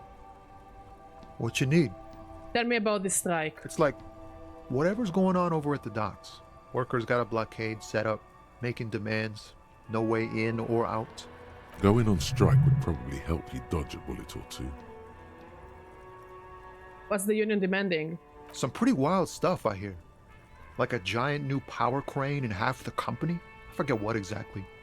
Good on them, I guess. I've heard talk there's a company rep in town, too. Like a strike negotiator type. They'd know what's up. Precise demands and so on. Ah, yes. From the Wild Pines. We'll meet her soon enough, I'm sure. Maybe I should go on strike. Maybe you should. Cops don't get paid much and the hours are long. Plus, you can get shot. Why not? The RCM is a self-managing organization that operates on donations. We promote our own leaders. It would be like striking against your own mother. I guess you've got a point though. Yes, but do continue. You were asking about the strike? What do you think the company wants? They want to keep that money flowing in, my man. Ka-ching. I mean, it is a business after all. Of course they want the money flowing in. Anything else I should know? Anything else? Yeah, this ain't really my area of expertise. I just do my job and get paid. I have things to do and places to be. Also, his coat looks very comfy. All of who? Us lorry drivers. Camionneurs. You still hang around here waiting for this mess to end. Most have scurried off somewhere to get drunk or high. Or laid. Not that I blame them, really. Not you? Not my thing. Chasing transient pleasures is a drag these days. I prefer the examined life now. Thinking, reflecting, observing. What's better than chasing transient pleasures? The more transient, the better. When one's ended, you can get onto the next one.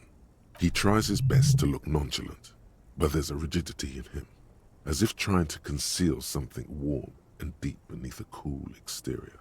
Know anything about the dead man? The one hanging behind the hostel there? He ain't one of us drivers. I know that. All accounted for. Otherwise, I haven't really asked about that. Been wasting time right here. Keep him busy. Busy with what? Analyzing the fundamental structural and psychological conditions of being stranded in the midst of a sea of motor lorries and their sad, despondent chauffeurs. Deep. And your conclusion? A sense of surprise there ain't more bodies hanging from more trees. I mean, that's an opinion.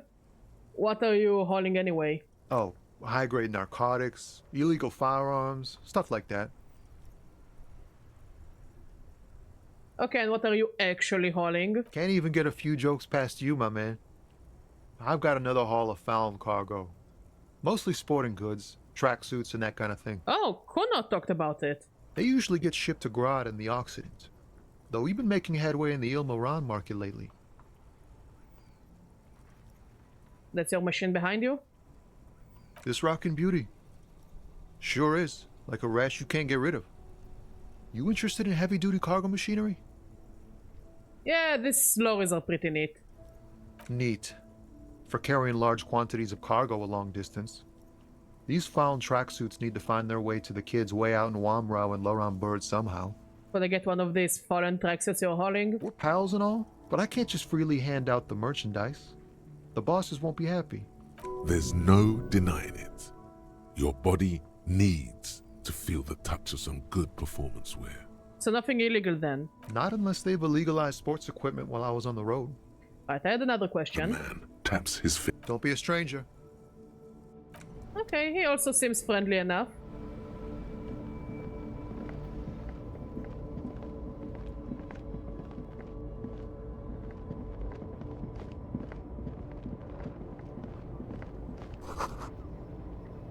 Is that a door? Or a grave? An old monument stands in the middle of the traffic island, pointing toward the sea. It looks as if it's been reassembled piece by piece, secured and mounted in the air with the aid of numerous ropes and rods.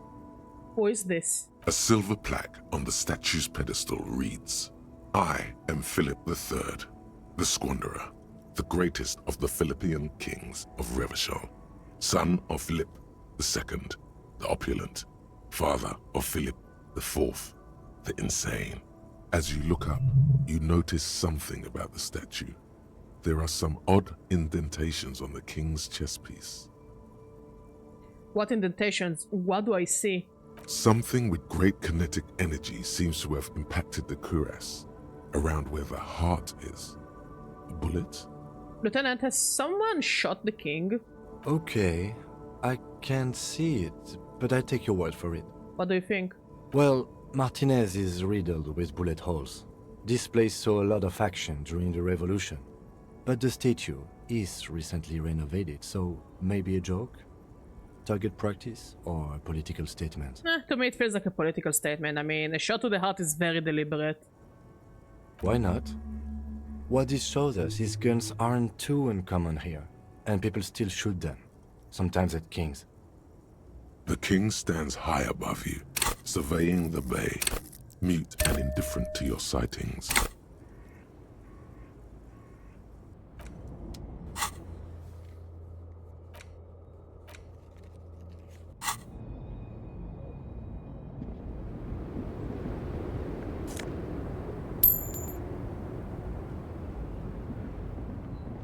The small, wrinkled woman does not greet you. She nods along to something on her radio. A photograph is clutched in her hands, and there is a warm smile on her face. Excuse me, ma'am. I would like to ask some questions. No response. Wherever this woman is, your words fail to reach her. Wait. She's just a distracted old woman. Better to leave her alone. Why? Why? I just told you why. Sure, whatever.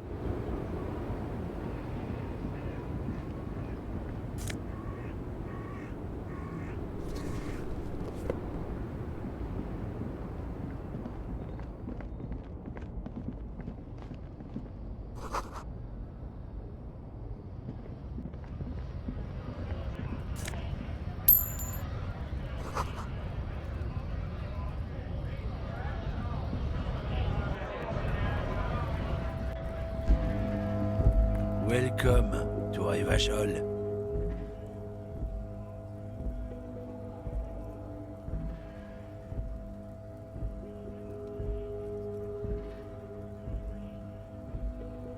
Hey! I know Revachol, that's where we are. Don't you welcome to Revachol me.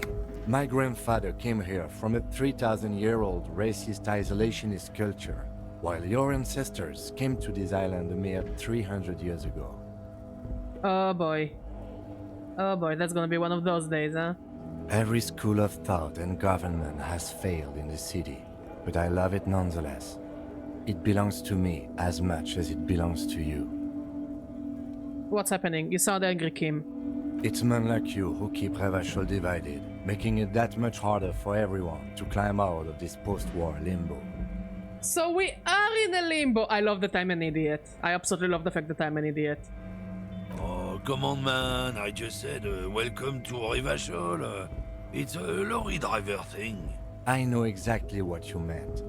You think my kind doesn't belong here, that I should watch myself and behave. But you see, I'm an officer of the RCM. It's actually my job to make sure you behave. I would advise you to remember that. Silence.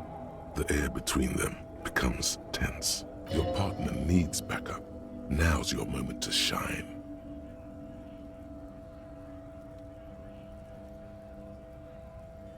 Fucking hey, Kim, I've got your back. You two make a cute couple. You know that? I know, we're absolutely adorable. The lieutenant exhales and resumes his regular calmness. Now that that's settled, we have a couple of questions. Whatever you say, officers. He smells of heavy motor oils, and his breath of high tar content cigarettes, probably Astra Whites. Because he's a white supremacist or something? I found this mug in the trash. Yours? Oh man, that's great. Look at that guy go.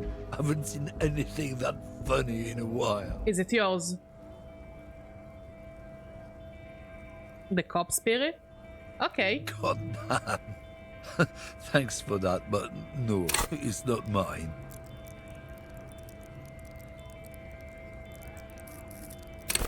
You mean this? What was that argument all about? It's about biological determinism, natural law, the sorting of the races.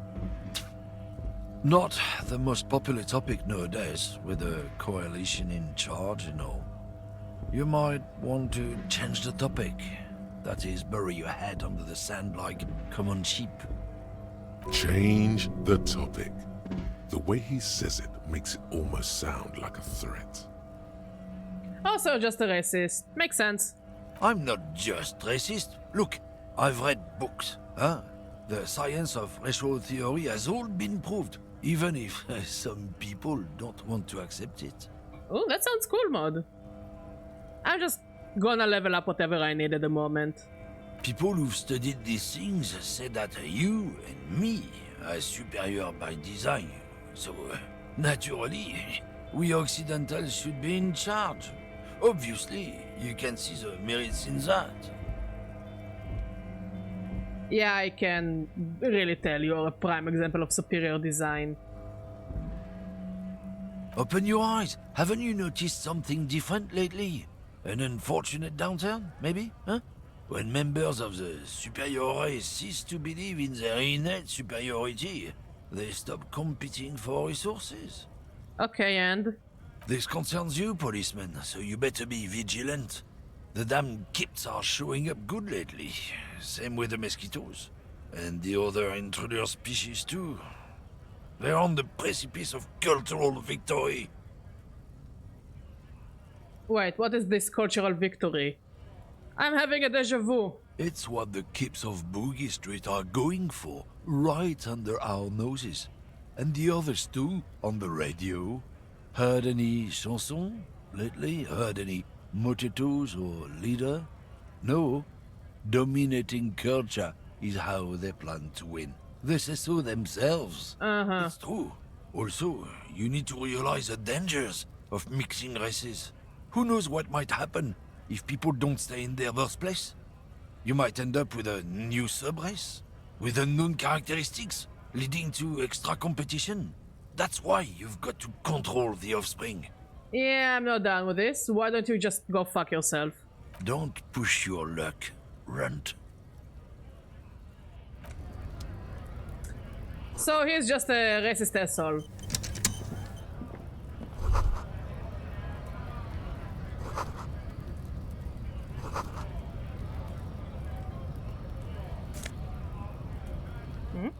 Magnesium, nice.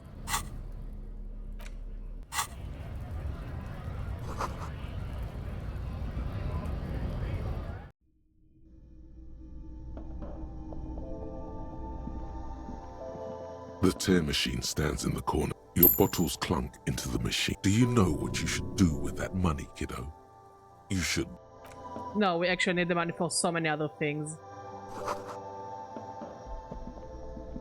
You see several packaged raincoats fill a low shelf beneath a display of croissants and juice bottles. The raincoats are transparent, except for the big Fritta slogan on the back. The packages are small, discreet, sloppily stacked, making them easier to take unnoticed. No need to worry about knocking over a display. What is what? It's a raincoat. If you want to buy one, then it's only 4 real. Her attention is drawn to the A small cabinet on the wall is filled with various medicine bottles, nasal sprays, and blister packs. They all bear the Saint Baptiste Pharmaceutics logo.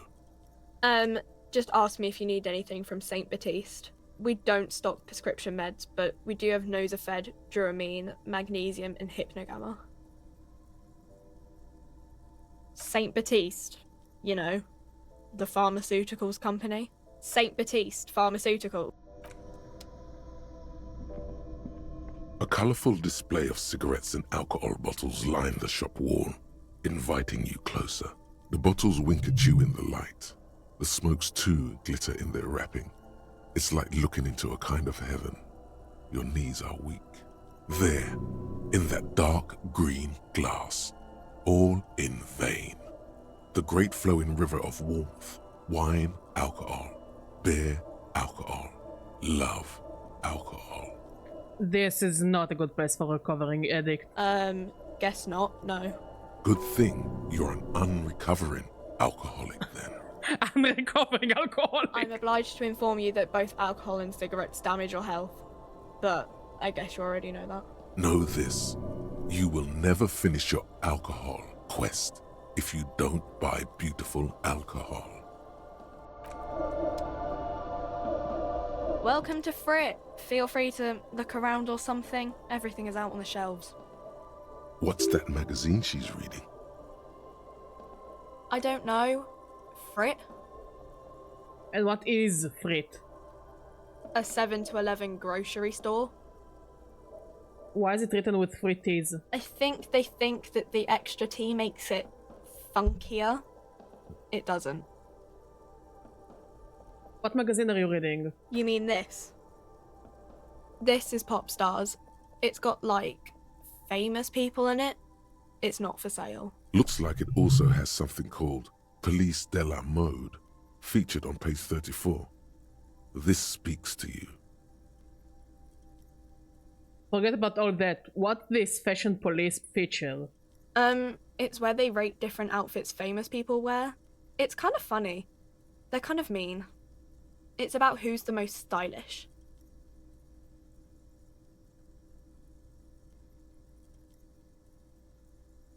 Who is the numero uno guy in there right now? And does he look like this? No, I don't think so. Oh.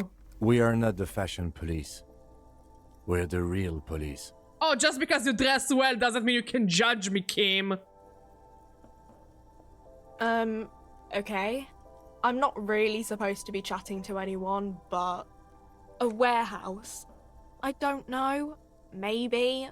I don't really care what Frit does. This is important. She scrunches up her face into an expression of consummate adolescent skepticism.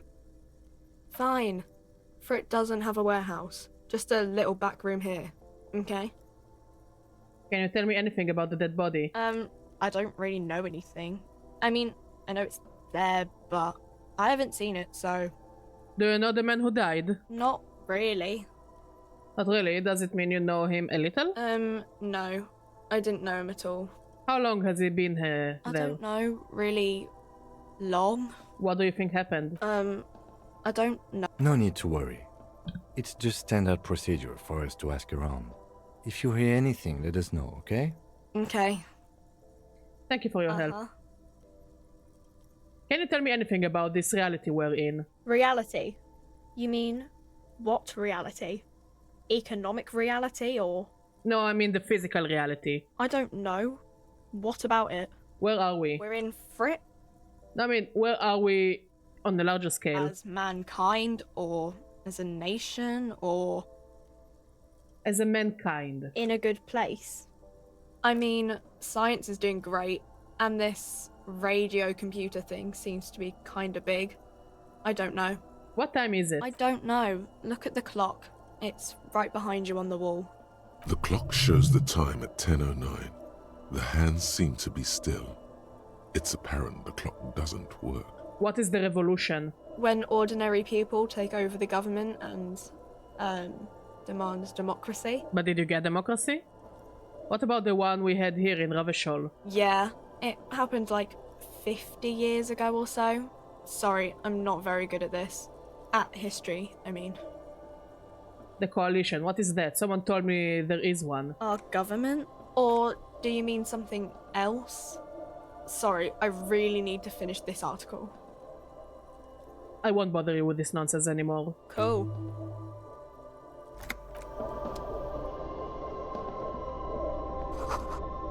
Okay, before we will go to the dock, there is one place we didn't visit. Damn, that felt good. Your heart's pounding nicely. You should tell people to fuck off more often. Kim, I think I should tell people to fuck off more often. It felt really good. Not as a general rule, but that one was justified. Better to get the lay of the land before telling people to fuck off. Fuck yeah, motherfuckers! That's the spirit. Never forget, the whole world's a wooden house, and you're a goddamn flamethrower.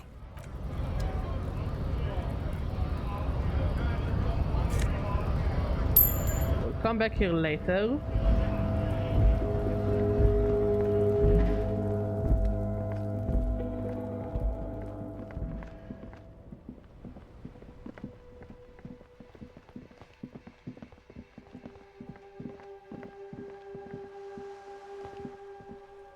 We didn't visit the north part.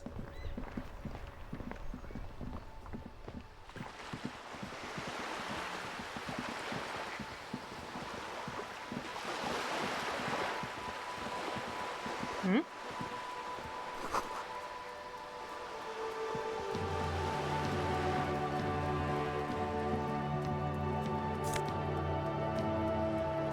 No!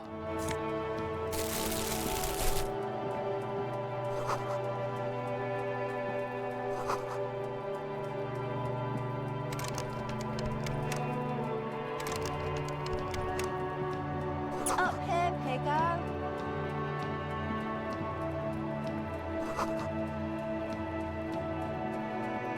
The streets will flow red once more. A great torrent rushing down Rue de Esperance. You wait and see. The streets will not flow red with anything. Who are you? I'm Cindy the fucking Skull. What Oh, else you're do you insane. wanna know? Date of birth, blood type, the last time I was tested for Hep C. We just want to know your name, little lady. No need to get offensive. I have a hunch she's the one who probably bought our gun. And here I was trying to be polite. Just can't win with you pigs. You keep looking off to the side. What are you looking for? The lieutenant furrows his brow at another one of your eccentricisms. Hatred, disgust. It's difficult to tell which of the two is more present in her girlish features. The woman on the boat does not notice her staring. That is on her. Someone's got to keep an eye on her. Who is she? Probably the Wild Pines rep. We should talk to her. She's a professional negotiator, though. I have the feeling she will be very cooperative while telling us nothing. You should take the lead. Ask her unexpected questions, you know? Do your thing. Don't be afraid to get a bit wacky. Throwing her off is our best bet. Good idea, piggies. Run along now. Fuck her shit up good. Impound that boat while you're at it. I'd like to watch her swim back to us on. What are you doing to the wall? Can't you tell? I'm painting a beautiful mural, an aereo graffitio visible from low orbit. I haven't really started it yet. I'm waiting for the right words. Why are you so committed to defacing the building? This place is severely lacking in havoc. Not even the occasional trash can fire to break up the tedium. I thought I'd mix it up, you know. Summon the forces of crime and social chaos with a wall-sized invitation. So you don't know what to write? Have you ever tried your hand at graffitio? When faced with a blank wall, most people write unimaginative stuff, like pigs go home and Mono is here. Maybe you should try fit pics, please. We rarely see pigs. It will definitely catch a lot of people off guard. Union cats. And my name's not Mona, so... I have an opinion on this. Wanna hear it? Yeah?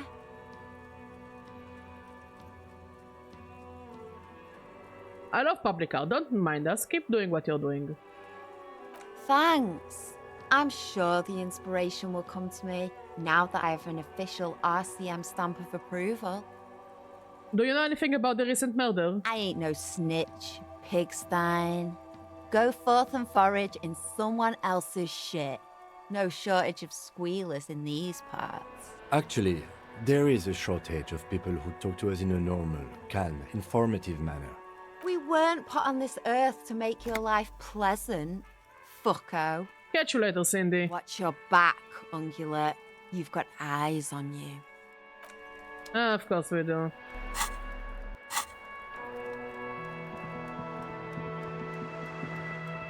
A sturdy metal door guards the southwest entrance to the apartment building. It's locked. The door rattles against your knuckles, but there's no response. Knock again. The door rattles again, but this time you hear an elderly woman's voice calling out from inside. Stop banging on the door! I'm not letting any more strangers inside. Hold on, who am I speaking to? Doesn't matter who I am.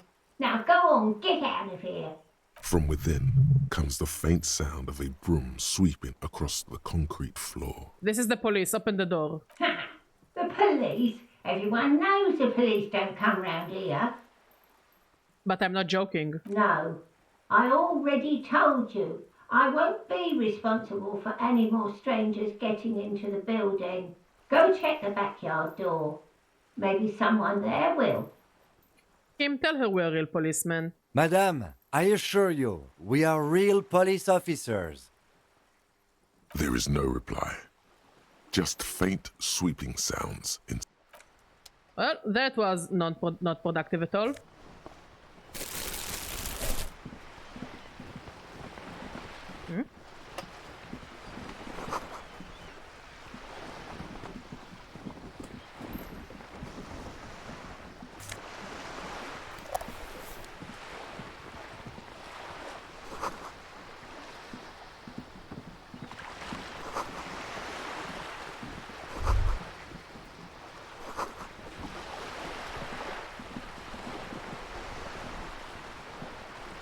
A striking woman leans against the cabin top of her sailing boat, smiling as you approach. Her green raincoat glistens with droplets. A silk scarf is tied around her throat. Good evening, officers. I'm Joyce. Joyce L. Messier. I represent the board of Wild Pines, the owners of the harbour. You gentlemen must be from the RCM. Joyce L., what does the L stand for? Beaton, my maiden name. RCM, what is that? I'm a little foggy here. I meant you, the Revachol Citizens Militia. The police. What gave us away? Nothing, honestly. I've said it to every drunk in town, and you're the first one who's responded. I'll take it. Shake her hand. I'm glad to see you here. Like steel, there is strength there. If she wanted, she could sink her nails deep into your skin. I was dispatched to handle a strike, not a lynching. Anything I can do to assist the RCM in this matter, I will, gladly. That is good to hear, madame. My colleague will take the lead on this interview. I should let you know that he is recovering from an unusual medical episode. Very unusual. But I can assure you of his ultimate competency. It happens quickly. Yeah, I'm competent! But did the lieutenant just wink at you? How interesting. I wish you a swift recovery. In the meanwhile, you have my full cooperation, and the full cooperation of the Wild Pines group. You're on a boat. Why, yes I am. Not a lot of people on boats, are there? Of course there are. We're on an archipelago. How else are you supposed to get around? What, we're on an archipelago? Yes, we are. We are on Le Caillou. Caillou? I thought we are in Revachol. We are. And the city of Revachol is on the island of Le Caillou. Oh no, we are on Caillou! I think the water is too cold to swim in. How are you doing, Firebird? Still, I haven't seen anyone else sail a boat around here. I haven't seen anyone else drive a souped-up Capri Kenema motor carriage either. I'll take it as a compliment. Actually, that motor carriage has been specially issued to serve as a patrol and pursuit vehicle. It's for crossing long distances in the greater Revachol industrial harbor. It's not a toy. Doing well, doing well. a bit boozed up in a good way. Neither is this. A toy, I mean. It's a machine for crossing long distances in the Bay of Revachol, between the city and the islands. Does she have a name? The boat? No. It is called Cordelati 19, because that's the type of sloop it is. Okay, but what kind of boat it is? It's a pleasure craft. A 19 pacer. It also happens to be rated for Category 1 racing. Though these days I mainly use it for business. How do you like it? My sloop? I like it a lot. It's the eel's hips, baby. Yeah, they did say sloop. They also say fuck a lot. Beer. So, you know, I'm just cozy drunk, not drunk. I mean, she is on a boat. I'm enjoying this part of the interview. It has so little to do with the murder we're investigating.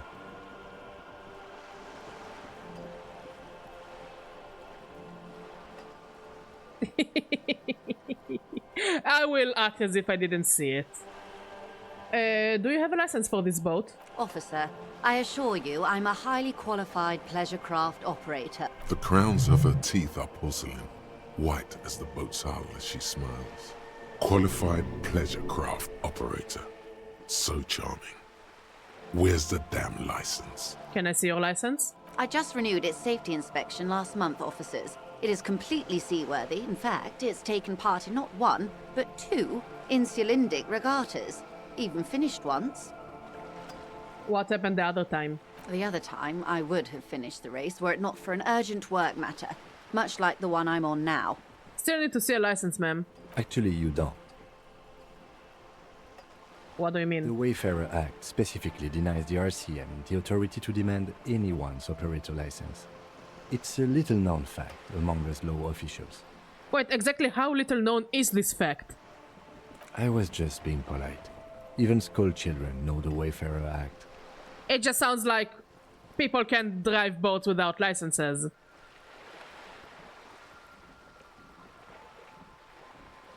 So we can't pull over random citizens and demand their papers. That's weak. Unless it's their passport. No. Do you want to ask for the lady's passport? No need. Of course. Any more questions about the boat, sir? Good. Tell me about Wild Pines. What do you do? What we do? I'm afraid I don't speak for Wild Pines as a whole. It's a giant undertaking. So what do they do? The Pines' core competency is logistics. Container shipping, freight, that sort of thing. See those airships there, blinking? Those are the shipping side of things.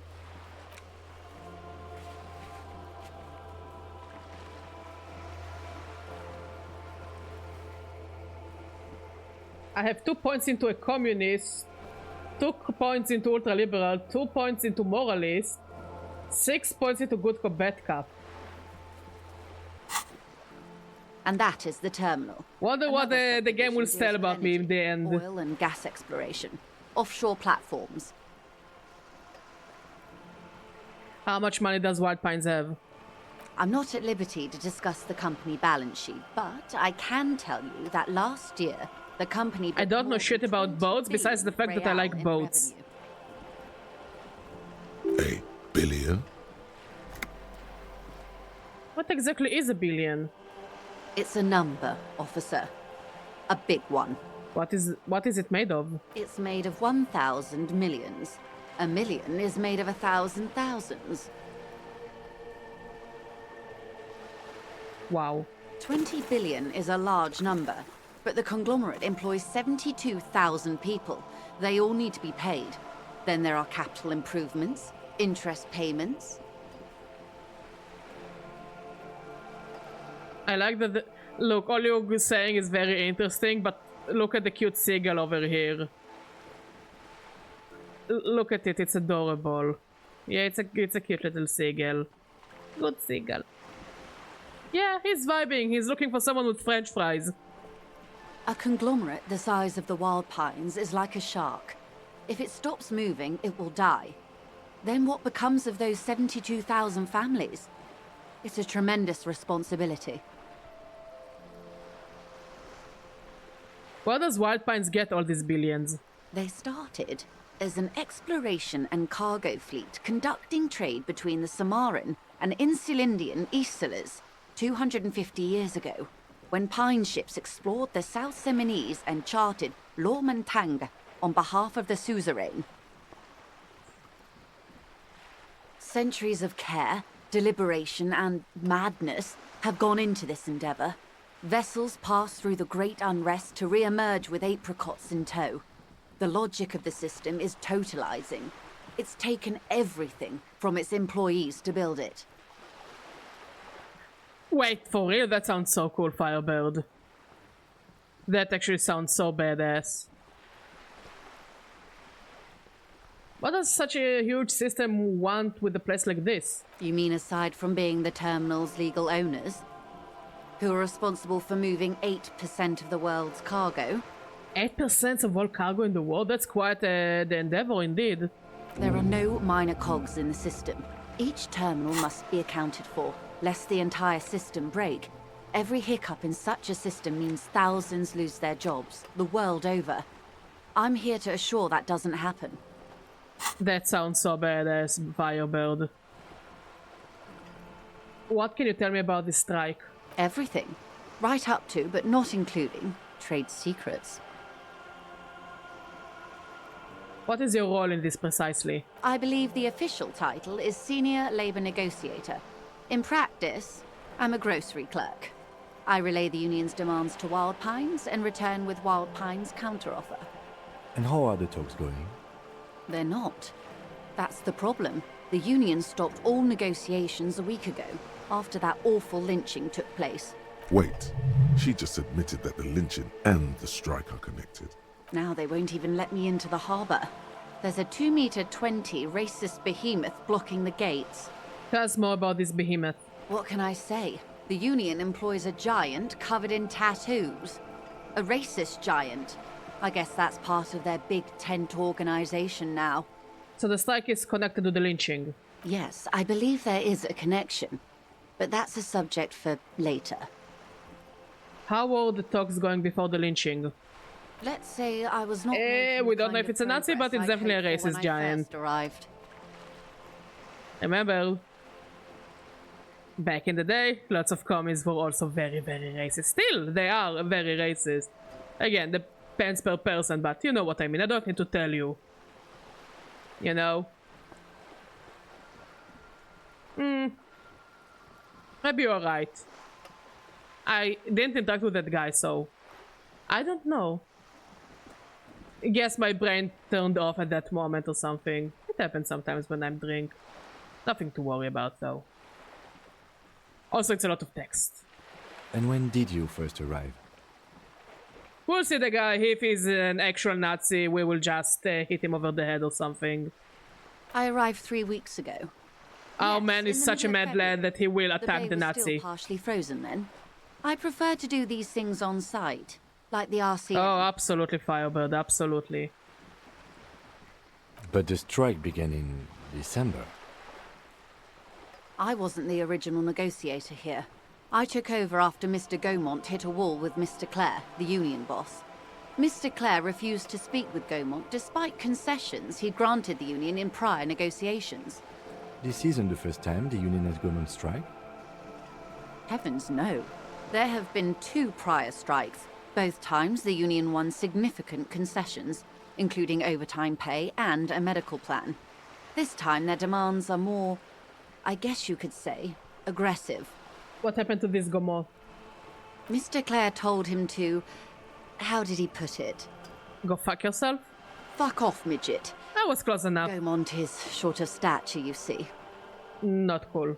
Keep in mind, this is a negotiator Mr. Clare has worked with before, and who was more than fair with him and the union. What are their demands? There are leaflets everywhere, and banners. What did they say again? Oh yes, every worker, a member of the board.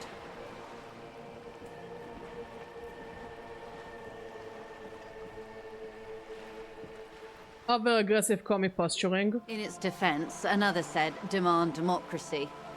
Pretty tame stuff compared to every worker, a member of the board. What does that even mean? It's quite simple, you see. Every time the Wild Pines group makes a decision about what, about anything really, it needs the signature of each of the 2,200 workers in its Martinez terminal. Like, it can work in a small company, but as long as the company keeps getting bigger, it's not gonna work. This is why you need a representative. And even the representative cannot get all the opinions of all the workers. It's just, in reality, impossible. Just so you understand, this is but one of 22 terminals owned by Wild Pines. Essentially, not only are they kings of the company, they are also kings of the 72,000 employees of Wild Pines Group.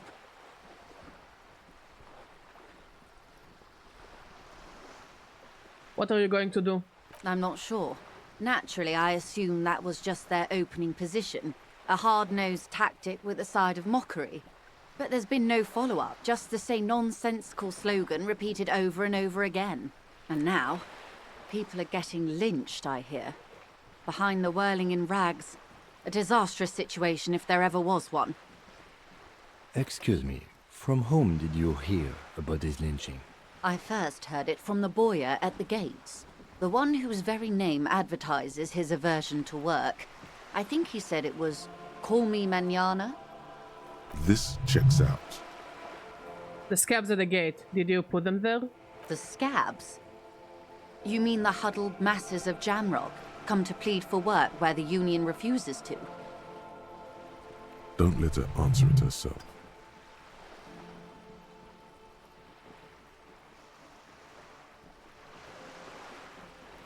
Let her continue. If they were organized by Wild Pines or its affiliates, then it would be a company secret. I could not share it with you. Not right now, at least. Tell me about this union boss, Mr. Clare. Everard Clare is a man of the utmost integrity. If you can say one thing about him, it's that he always puts the interests of the workers first. Of course not. Everard is fantastically corrupt. I imagine he has a thick, viscous goo where you and I have blood. Hey, I got the point into fascists. If you were to prick it with something sharp... Damn, I sure wonder what the game will say about me in the end. No, a rapier. Is it that bad? He is the most corrupt individual I have ever seen, and I deal with men like him for a living. If there is anyone more venal, more irredeemably nepotistic, then it's his twin brother, Edgar. Wait, there are two of them? Yes. Edgar looks exactly like his brother, except for that lazy eye. He also talks exactly like Everard does, and when one's term as foreman is up, the other takes over. Can you get back that thingies? It's how they circumvent the term limits, you see, with a funny little switcheroo. While in office, they've embezzled God knows how much of their workers' dues. What about the union itself, outside the Brothers Clare? The Débardeurs Union was once a perfectly normal institution. 20 years ago, anyway. It must not have been easy to establish under the Emergency Act, but they did it. I can respect that. Organised labour at its best, as they say. Then something happened in the local chapter elections. The Brothers Clare came and transformed it into a... how do you say? A mob. The Débardeurs are a crime syndicate. Sad as it may be, I suspect we'll be forced to cooperate with them. Stay hydrated, y'all. For your own good and health. Refreshingly honest, officer. The company has tried appeasing in the past, but I'm afraid our concessions have only emboldened Everard and his brother. And your opinion, detective, if I may ask? I'm a curious and talkative person, you see. Would you say the Débardeurs Union is...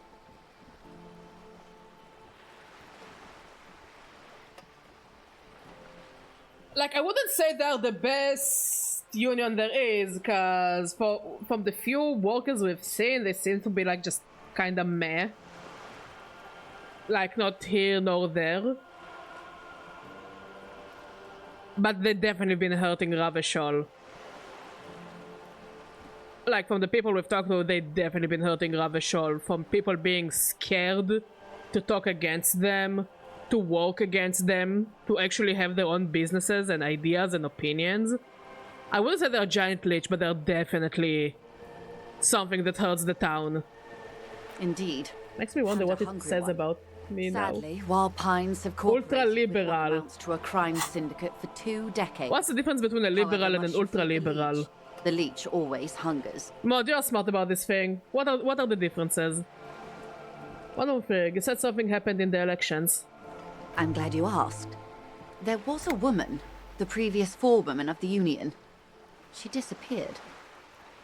Disappeared? Yes. On the last day of the local chapter elections, her daughter phoned in and said she wasn't running anymore, or coming to work. Yeah, maybe it means libertarian. Story. I don't know. Forewoman, her name? This forewoman, her name? Sadly, the company records do not even give a name. She's just forewoman in private correspondence. Holly. Like, by principle, I don't mind unions. I think in many cases unions are necessary to protect the workers. But I don't think a union should hurt non-union workers in any business. And a union shouldn't just go into other businesses and hurt them. You know, a union should just care for the workers at work, not beyond that. In this game it means capitalist, apparently. But wait, didn't the game just claim that they are socialists or commies?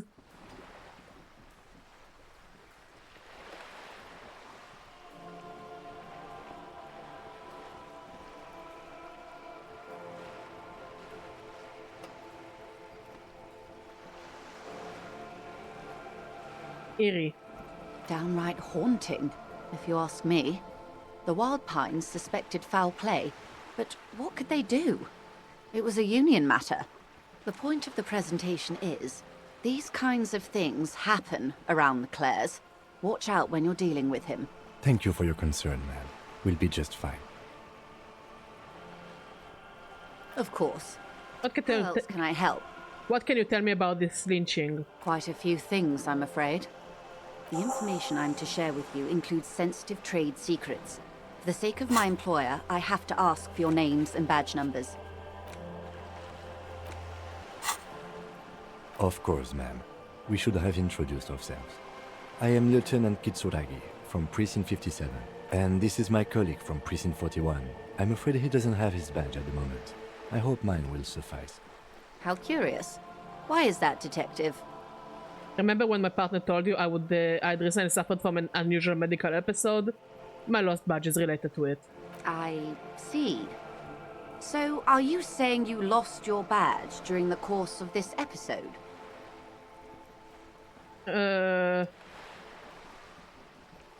It's possible. After a night of heavy drinking, I lost all memory of my life and the world. Oh dear. I suppose this does explain some of the more curious turns in our conversation. As I said, ma'am, his technique may be very unconventional, but he is an officer of the RCM. Of course, I sympathize, but I'm afraid I simply can't share anything more until I've seen that badge.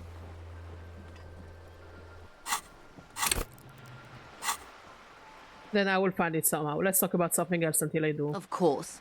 But before we do, officers, let me be perfectly clear. The situation is extremely volatile.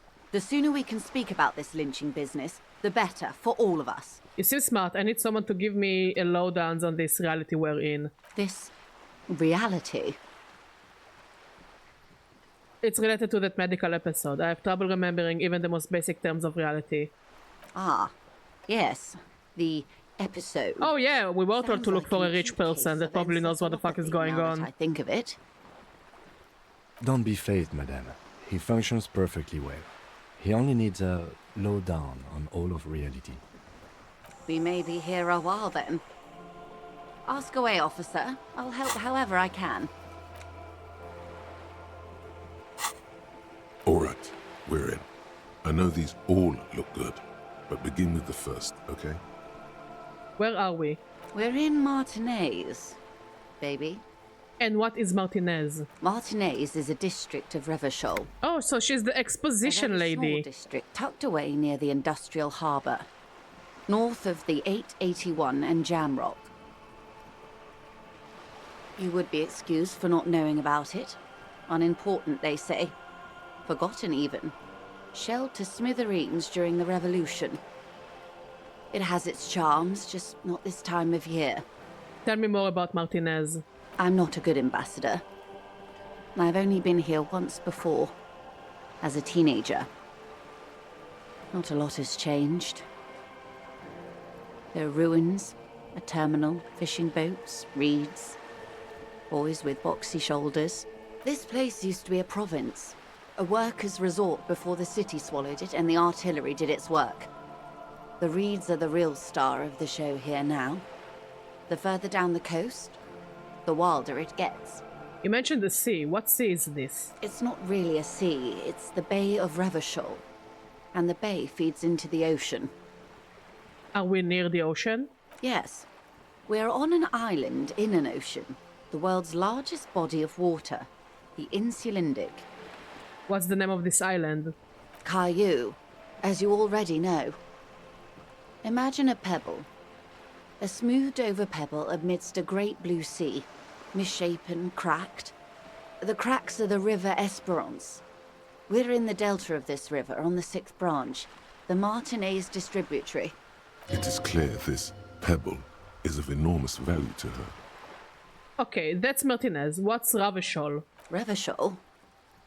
Revachol is what you call a city. What kind of city is Revachol?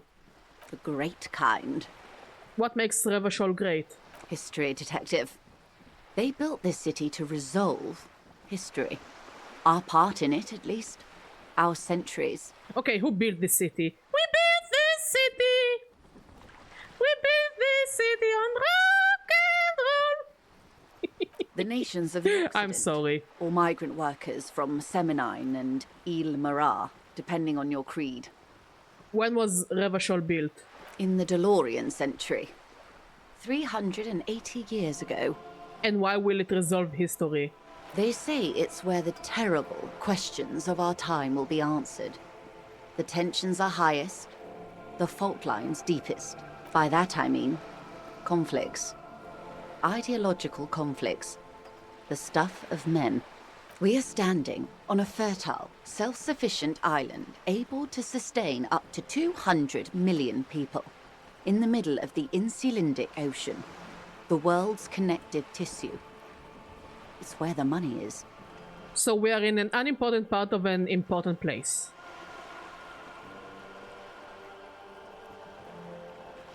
I think it's fair to say so. Martinez is about... A sparkle of lights on the horizon, like evening stars above the curvature of the planet. 22 kilometers from the center of the world. That soldering iron is the bank of the world building. The bottom floors are Insiacom. Coalition government, Insulindian Mission Command. Look to the sea. Silence. She lowers her hand. The water, the light. It's as though you're seeing it for the first time. Quite interesting. It's the good kind of absurd, you know? The game claims I have one fascist bone in me. So make with it what you will. Only one fascist bone in me. Which is... not much, I guess. Should we do a fascist playthrough? There is for the shits and giggles? Only the immensity of the sea and the cold radiating from it. Where are we? We are where we are. I have no truer answer to give, unfortunately.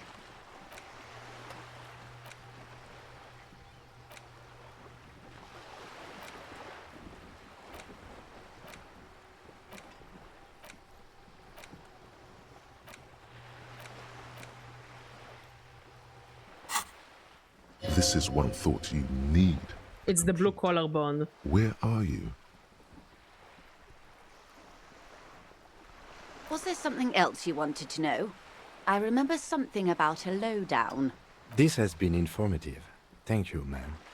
I'm sure my memory-impaired partner has many more questions to ask, about even more fundamental aspects of reality. Cow hoof trimming? Didn't get that far. I always stopped after the horses.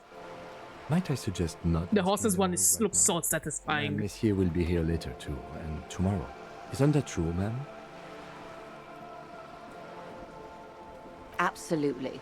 My commitment here is long-term.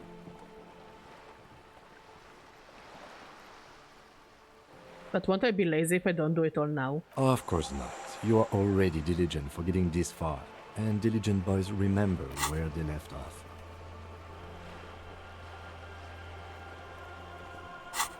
Indeed. I'm always at your service. What times are these? These are unimportant times, Detective. You and I were born after the dust had settled. 1,000th of a second too late. Too late for what? For the big time. I like that, like, she's clearly exposition lady, but the game doesn't want you to have all the exposition in one go because it could be overwhelming. So they tell you, you know, you can go, take a hike, come back, keep asking questions. I appreciate this mindset. Because in many RPGs you just gargle all the information you get in the exposition, and then you just do not understand anything. But I guess in this game, like in real life, you don't need to understand the past really well to understand the present and walk into the future. The smile of a predator. No doubt what she's got in mind. What's the big time? The revolution. Ah, and what is this revolution I keep hearing about? It's quite easy. Every 100 years or so, our species gets together to decide what's next, who gets shot in the head, and who gets the mineral rights. It's a real kerfuffle. Who got shot in the head? Those would be the communists. Generally speaking, 40 million people got shot in the head during the World Revolution.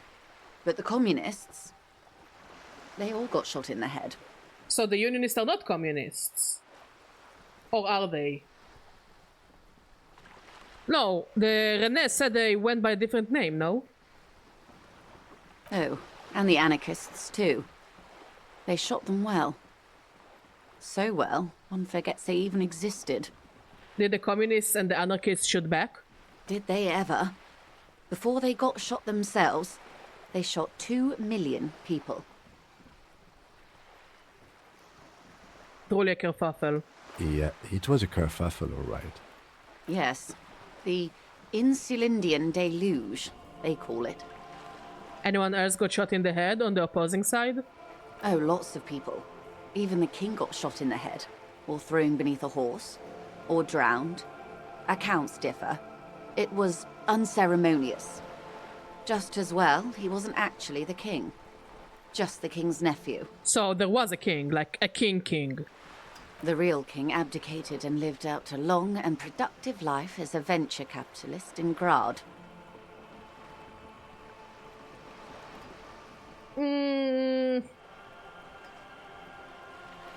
Honestly, I don't have a strong opinion about the king. Probably because I still don't have enough information to form my own opinion about the king. You know, besides the part that he fucked off and left the people behind. I would say he's kinda cowardly.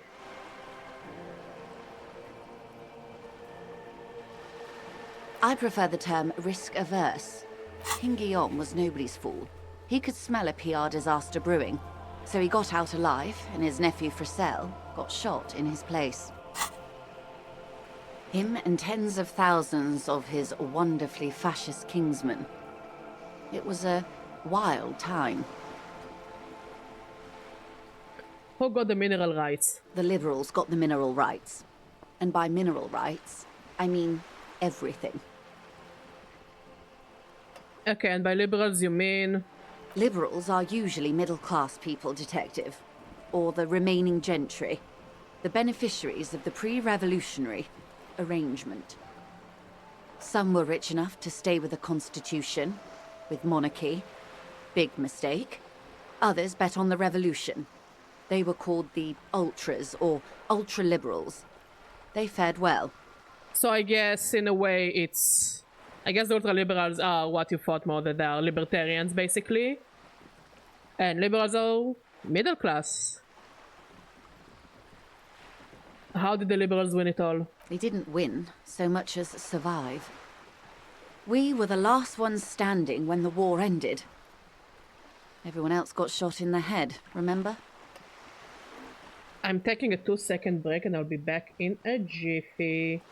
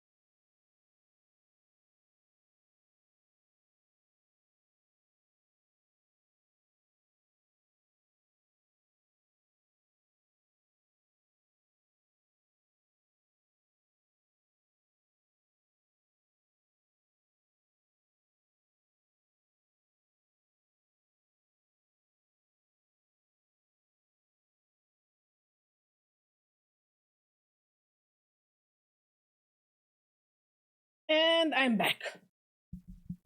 Feeling much better. If everyone got shot, who was there to surrender to? To foreign intervention. The Coalition. Those people really took the mineral rights. Wait, he just said the Liberals already took everything. The Liberals took everything that wasn't nailed to the ground. The Coalition took the ground. The ocean, the laws, and the people. Bonjour, Arthur! Comment va? Who are the Coalition? The Coalition of Nations.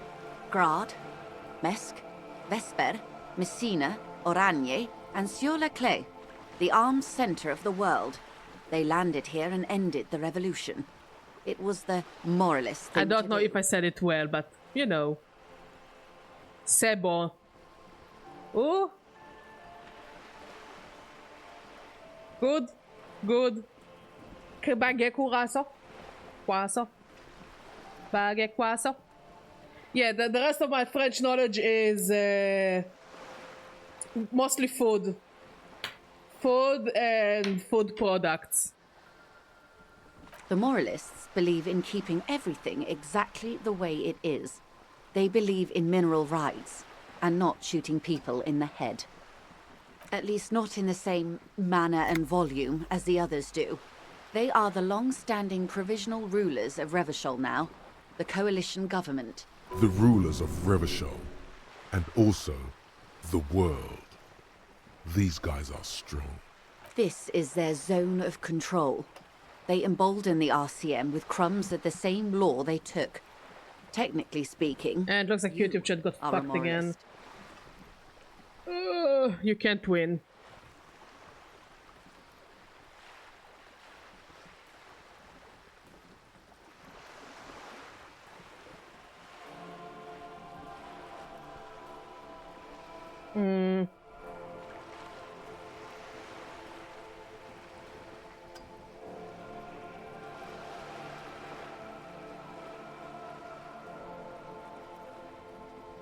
I don't think I'm a moralist, ma'am. Oh, I don't know French for shit. Not easy to be moderate about head shooting in your line of work. It's just interesting to see the numbers going up. Oh, absolutely. Rooty tooty, pointy shooty. Rooty tooty, pointy shooty. Do I really have to say it? That's the way of history. Then when was this kerfuffle? The turn of the century revolution? Don't answer it. It's a trick question. The revolution began in '02 on the Isla of Grad, though by the end nearly the whole world had gotten involved. Who started it? It wasn't a who, but a what. A pandemic of Zarat, a particularly virulent prion disease. Zarat? Authorities in Grad proved unable. Fuck, what's the name of it in English? Zarat is in Hebrew. Came along and overthrew the government. Is it leprosy, Mod? Yeah, Zarat is leprosy. Interesting that they picked the Hebrew name. What did this Zarat do? It made people overthrow their governments. No way. Indeed. Zarat is a highly infectious microorganism that destroyed brain tissue. The actual causes of the revolution were material. The pandemic only provided the spark. Where did it spread from there? From Revachol and Grad? Not far. The world managed to cauterize itself. Mazov's government was overthrown in '08, and the coalition crushed the Revachol commune 2 years later.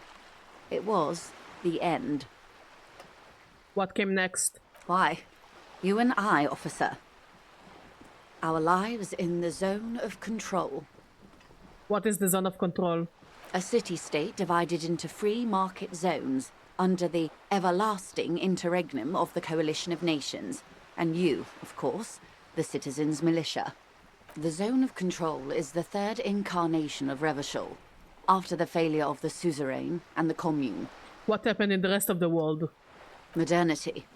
They developed the marvels of the inter-eastlery communication, telematic milieus, radiation, coloured plastics. Meanwhile, in Revachol West, the aftermath continues for the 5th decade. It's been like this for how long exactly? 43 years. Hard to fathom, I know. What have we been doing all this time? The 20s saw a decade of urban war, west of the river levelled, offshore platforms in flames. Still, it's regarded as an improvement on what came before. 08 to 19 was simply hell. And after that? The 30s? Things settled down in the 30s. Revachol East transformed itself into the world's largest tax haven, with the international community's blessing. For the first time in a long time, it seemed like things were going somewhere. Were they? No. It was a market mirage fueled by cocaine and quantitative easing. The 40s dispelled it like a cold splash, an Isla-wide hangover, you might say. And here we are. Welcome to reality, baby.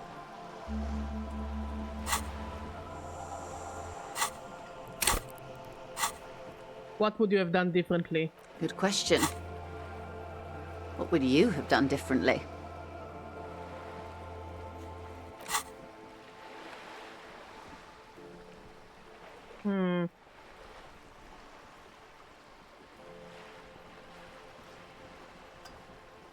I guess I would have sought a medical solution. Sounds like Tsara drove those people mad. A cold creeps up your spine, reaching its tendrils up your neck, toward the back of your head. So a quarter of humanity simply lost their minds. And how would you stop a prion, a complex folding protein, unlife, with the technology 50 years ago?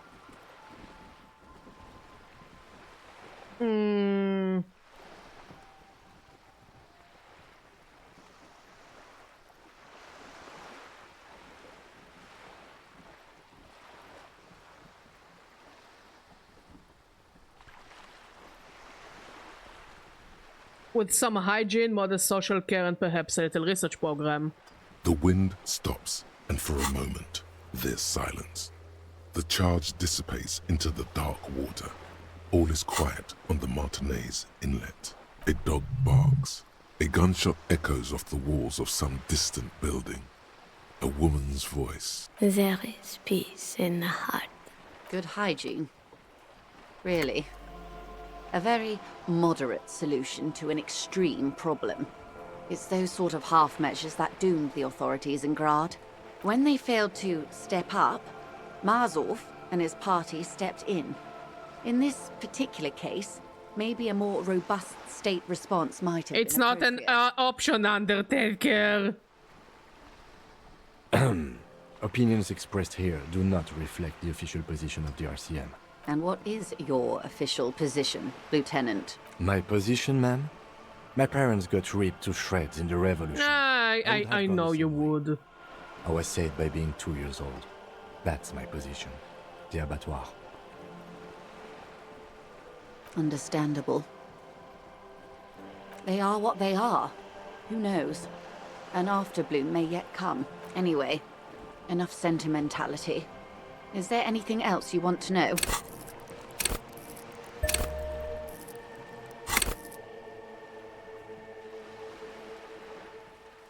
What is this acute encephalopathy? It's a neurological disorder caused by a lack of vitamin B in the brain. Symptoms include a retrograde amnesia. It's quite serious. You should get yourself checked out.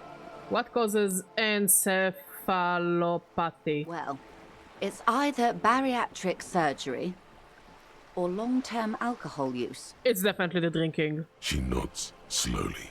Yikes. What this boils down to is, this reality thing is stupid. Blow this joint, grab a bottle, and drain that shit right down your throat. Wipe that urge from your mind and get back to reality. She stares at you, head tilted to the side, with a slightly concerned look on her face. I want to know what you are. She won't maneuver her way out of this one. What are you? I am the vilest of the vile. A traitor. A devourer of nations and infants. I am an ultra. She raises the corner of her mouth, smirking, revealing a canine. It's sharp.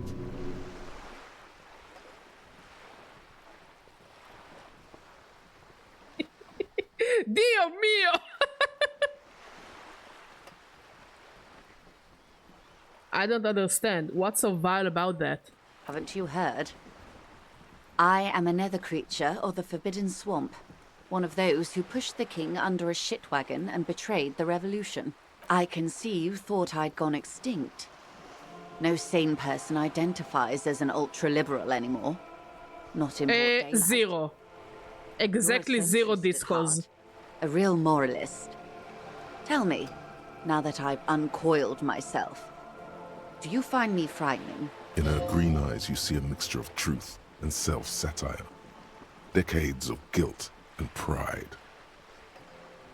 I forgive you, but only because you're charming. I know! I know, Skybreak. I don't even know if this game has a disco. A devil, who being of great charm and guile, sneaketh into the homes of the godly. Beneath her waterproof raincoat and silk shirt is a body imbibed in numb 12 perfume. You are suddenly and intimately aware of it. No, we do not say we wanna fuck! God damn it, don't! Don't! Bad! Bad man! Bad man! Devil woman. I'm afraid you'll find that every woman is a devil woman detective. I like her. There are only honestly, I don't know. Between one but I'm having fun talking to her. She actually gives us some information. I love her. She's so interesting. When the dust settled, the liberals were the only ones left to clean up the mess. By virtue of their survival, they were handed enormous power to shape the future. This was all our last generation managed. No! No! We do not fuck the random women! Would you have done something differently? With due respect to our overlords, the eternal caretaker government that keeps Martinez a monument to the efficacy of its artillery. So this is the woman? While a gentle wind sweeps the streets in the rebuilt east, light drizzle washing it clean, lights go up and motor carriages circulate the tracks. I would not have relinquished sovereignty to the Coalition. Not here in Martinez, and not in the Stella Maris or Delta Beachheads either. If not for my own sake. She realizes her small, cold fists are clenched. She loosens them. Then for my daughters. We had an obligation to defend our sovereignty. We should have burned the whole Isola down rather than let them have it. You're a patriot? Yes, I suppose I am. But I wouldn't be a patriot anywhere but here. Seditious talk, man. You're a smart woman. Perhaps. My intellectual vanity will be my undoing. It's true for everything, honestly.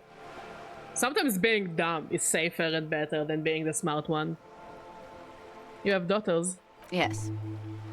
Whatever else I am, I'm also a mother.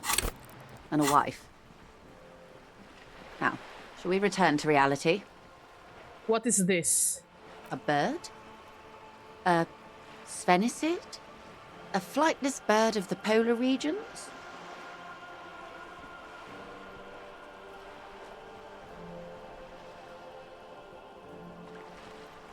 Am I really that awkward? Of course you're not, my dear. I'm just terrible at guessing games. I meant, what is this place here? Ah! This is the pier of Rue de Saint-Ghislain, 33A, where the tenants have been kind enough to rent me a slot.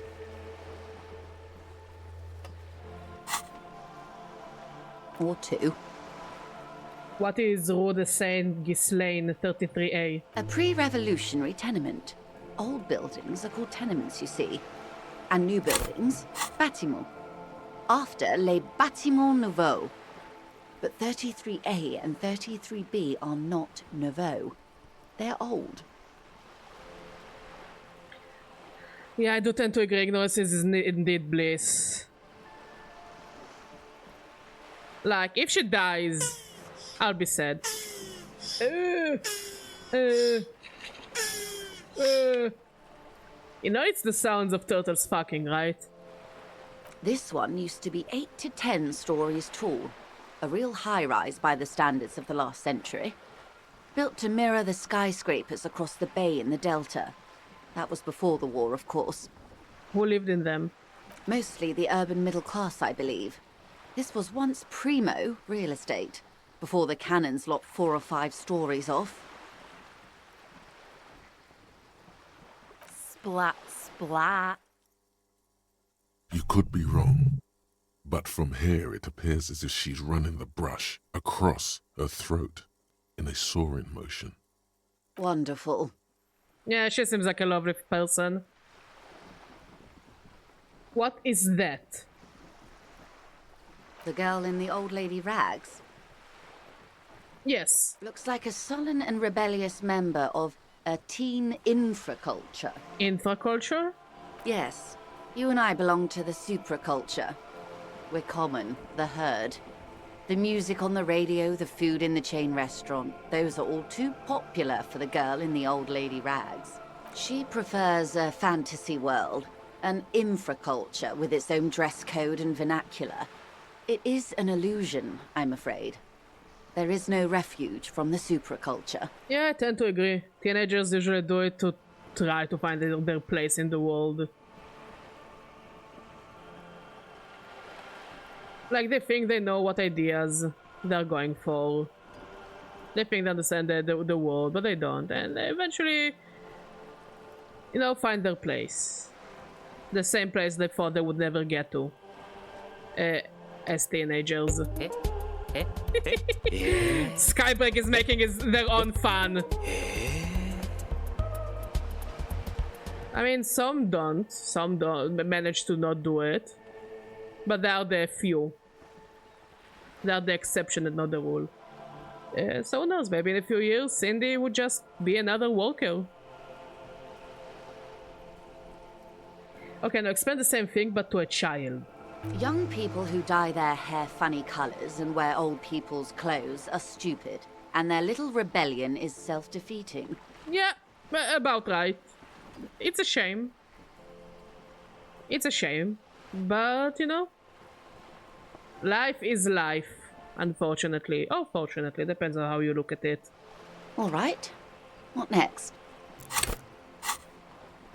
That's all for now. Glad to have been of assistance. I've got some more questions about reality. No. Glad to have been of assistance. You seem rich. Can I have some money? Is what you want to say, but it isn't that easy, is it? What? Why not? Look at that lady. Take a gander. Squint your eyes, bub. What nice fabrics. Why, yes. Tucked away under that sturdy green raincoat, almost rustic in its simplicity, a silk shirt and matching scarf around her gentle throat, while dull orange pearls hang from her earlobes, red from the cold. Her light green eyes scan you, full of knowledge and worry. Wealth and all its possibilities. Yeah, so? Now look at you. You misery-clad simian. Barely able to tie your own laces. Ouch. Your armpits are lakes. A scythe of booze precedes you. Your hair sticks to your forehead and your underwear feels uncomfortable. You're poor. Poor as balls. You can't ask this person for money. You're too... What is this feeling? I've never felt it before. Shame? You haven't really been in the presence of gentlefolk either, have you? What shame is there to be felt in front of these dock workers, cops, and hotel clerks, but to belittle yourself in these eyes of Odinir? As I was saying, if there's any way I may be of assistance, please don't hesitate to ask. Of course, Detective. Take care. I mean, if I'll have high enough volition, I guess I would try my luck in asking for money. Let's go to the dock and try to interview some of the people.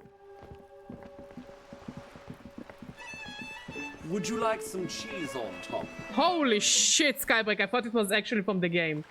Wait. We can go through here. This is a wall on the side of an apartment building.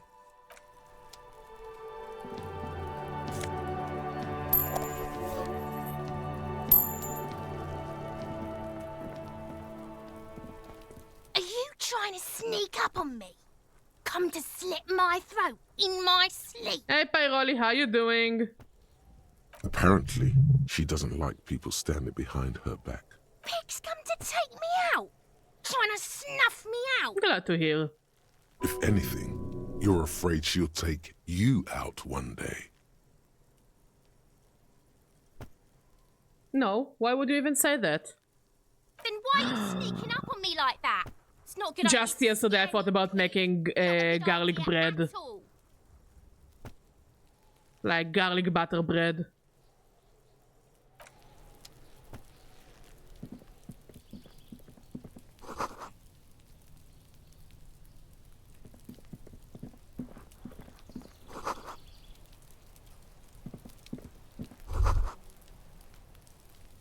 No. The spread pattern of these I don't. holes makes your chest ache. I'm broke as your fuck. Breath grows heavier.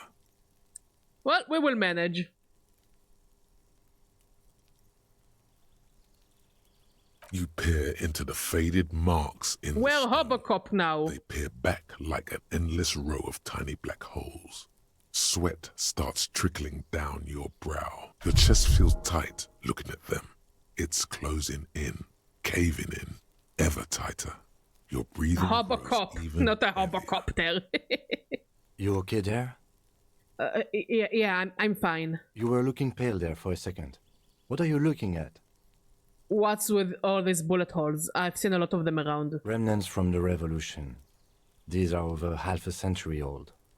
So no crime has happened here. Perhaps a crime of a sort ages ago.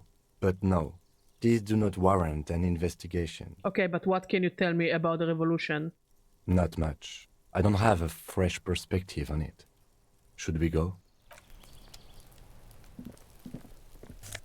Hmm?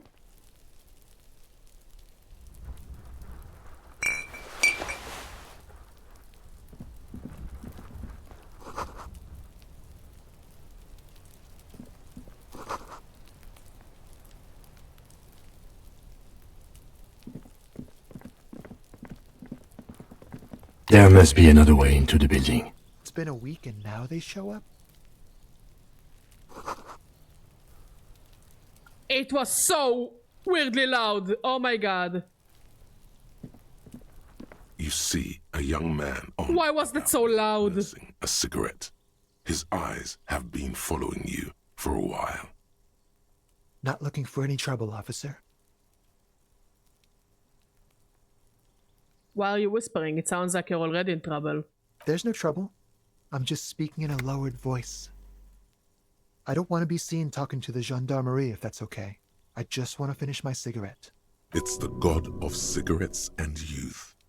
Ask him if he's got anything to spare. Hold on, can I at least have a cigarette? Apologies, but this is my last one.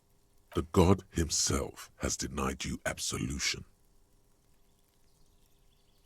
I need absolution. Absolution?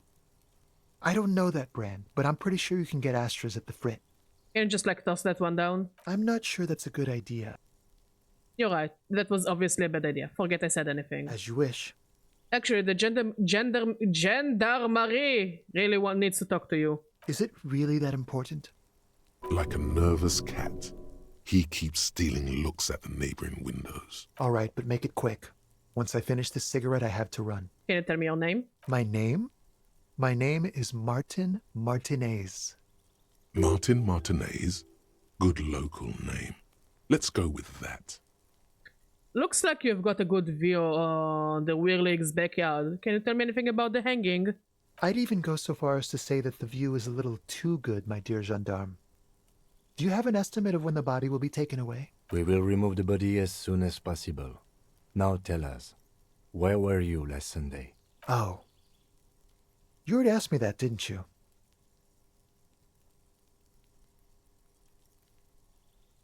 Did I? No, not you.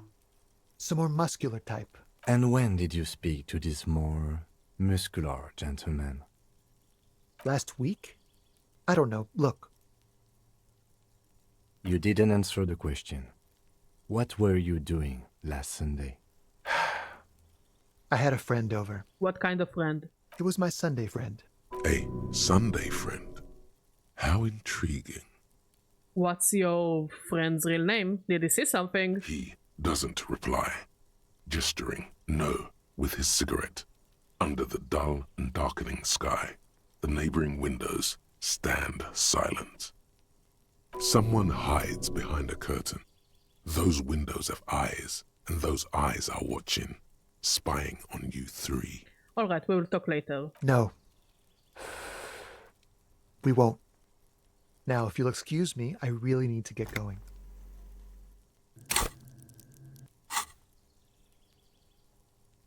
Good luck with the investigation.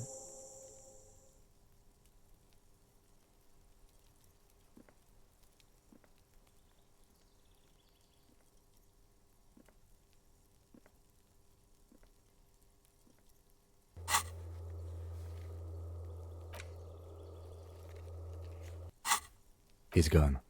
We should run after him, see where he went. No point in running. Tenements like these often have multiple exits. If he doesn't want to talk to us, then he'll know how to hide himself. You're right, he probably didn't have anything important to say anyway. He could be a witness. Him or his Sunday friend. Either way, we need to look into that muscular type who's asking about our case.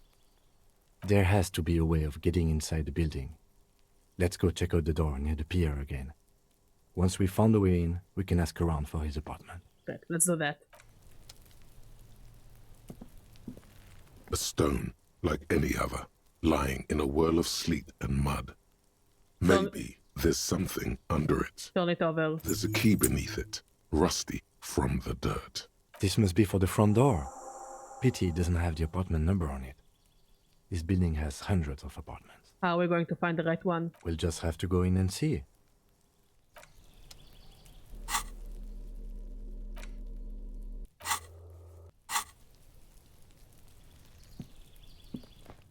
Well, we go exploring.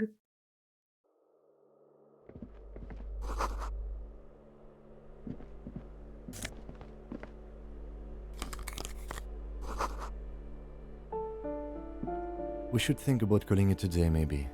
The nights are still miserably cold this time of year. I haven't paid the cafeteria managers for damages yet. You should take care of that, then.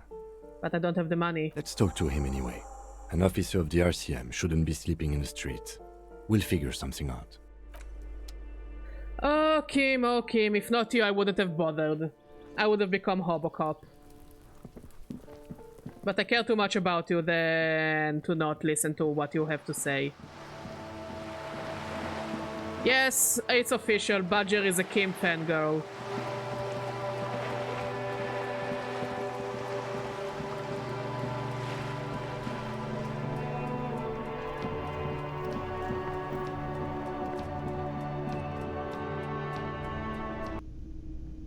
Oh, there is a disco.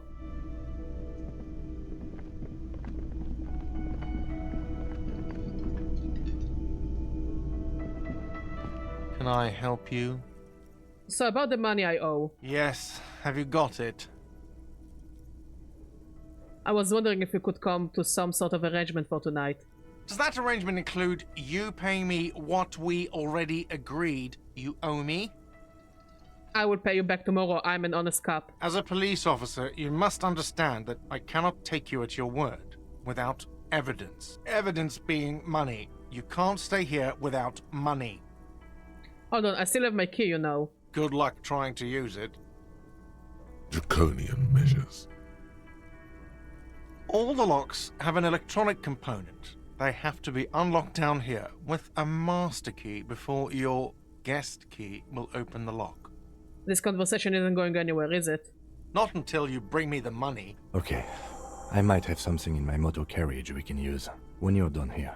I really didn't want to resort to this. The man is thinking. Oh, Lieutenant, we're done here.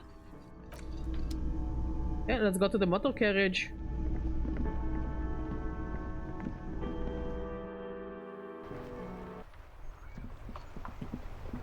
I mean, I don't even know how much progress I'm making. Inside, You see a set of steering levers, a radio mic. I have something here we could sell.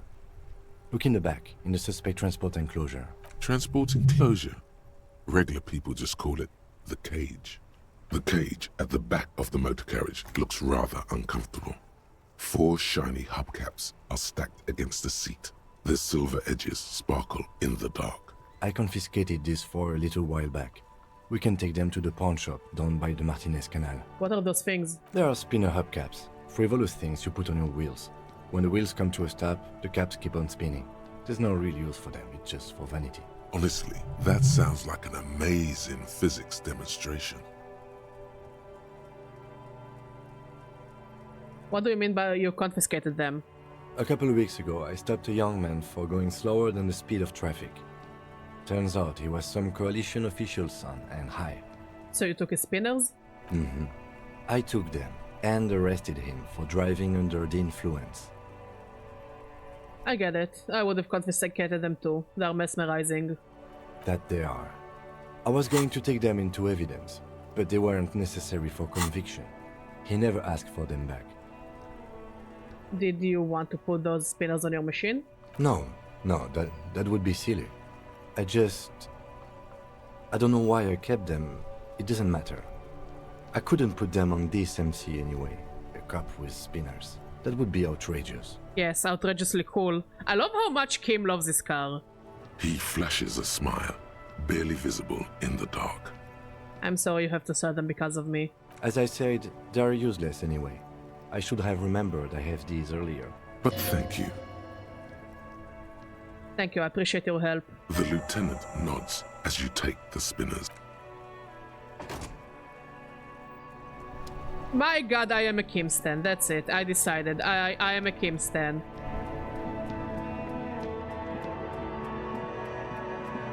He is everything that is right in the world. All my best is love Kim.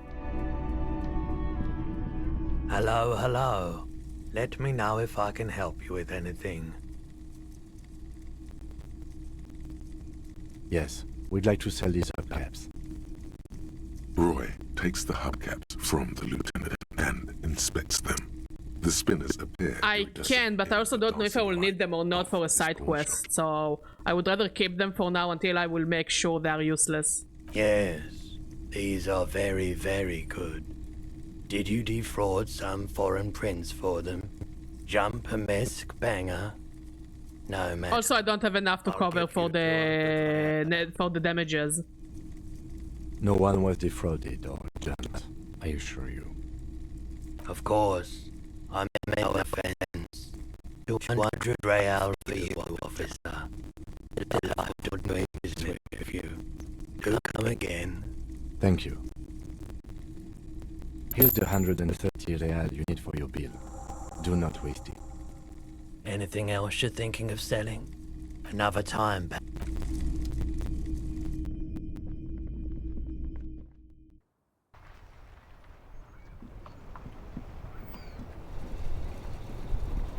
Yeah, I know, but I don't think it's us. It's definitely something in the game. Also, I do wonder if there is a way to make the 130 real without selling the hubcaps. Now I kind of want to play this game with a proper walkthrough, just to see what I can do. Yes, have you gotten well?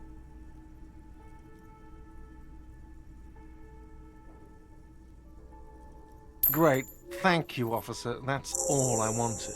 Payment for services rendered.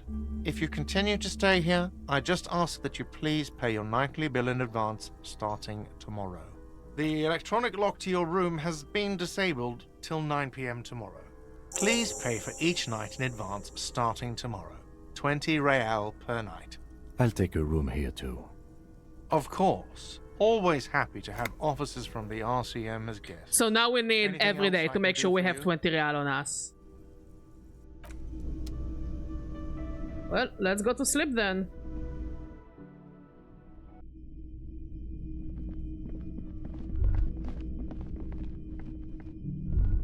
You should pick that fat, juicy cigarette butt from the tray, light it up, and smoke the living shit out of it. The what now? The living shit. Your mesolimbic reward pathway does not mince words. It wants smokes. Am I a smoker? Who knows what you are? A monster, a murderer, the gnome of Jeroma? You feel like a smoker, especially when you look at that juicy, succulent, seductive cigarette stub, still smoldering deliciously. But she broke it at the filter, I can't smoke that. How very astute of you. This renders it ineffectual. You should look for a whole cigarette, or better yet, an entire pack. Strike that. A carton. Make sure they're all healthy and able-bodied. Then smoke them all. I should not do that. Good. They'll make you stronger and better. You're too old to be cool now. But find cigarettes, smoke them, blam. Instantly a cool renegade man. A mystical red dragon with smoke rising from his nostrils. Plus, smoking them gives massive bonuses. I have a hunch that's not true. This is the door to the room you redecorated. Good night, Lieutenant. Just a moment. We should talk about our progress on the investigation. Let's go out to the balcony. Sure. I like him. The air outside is brisk. The lieutenant is silent for a moment. He listens to the traffic hum. Then... Now then, we should talk about the investigation. But I also feel you're a bit hazy on the RCM. Our role here, our rights, our jurisdiction, basically. I didn't know you smoked, Kim. I have a cigarette every night when I go over my notes. It's something of a ritual.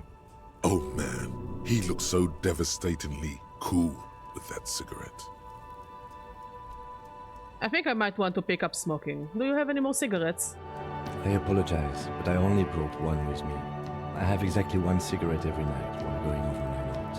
How did you get so cool, Kim? You mean this? This isn't cool. It's an unnecessary trial of will, and unhealthy. Keeping the habit within the parameters he's given himself takes a lot of focus. It would be easy to simply quit. Yet, were he to quit, he would lose the cool factor. This man relishes his cool quite a bit below. Is it just because the sound of this game is just all over the place?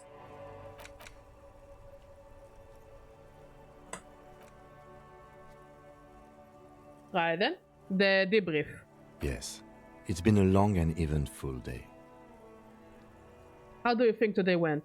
Well, we didn't even look at the body. And there's still much to do at the crime scene too. We didn't search it thoroughly enough.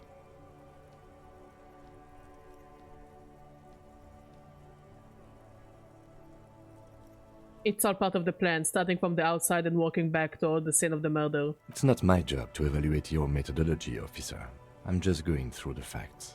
As for the interviews, we weren't able to find the union leader, Everard Clare, much less interview him. So that's on the to-do list for tomorrow. We talked to Joyce Messier, but didn't get any information from her.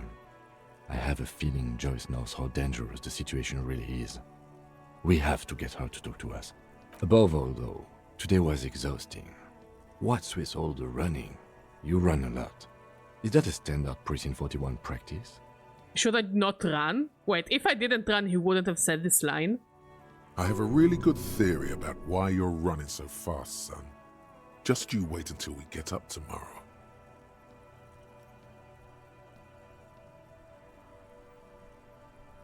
I don't know why I do the things I do, Lieutenant Kitsuragi. It's impressive, especially for a man your age. And in those hills. Nice shoes, by the way. I like the green. Goes with the orange. Is he hitting on me? Are we a ship? Are we shipping them? Thank you for the compliment. We could manage it even in wooden clogs.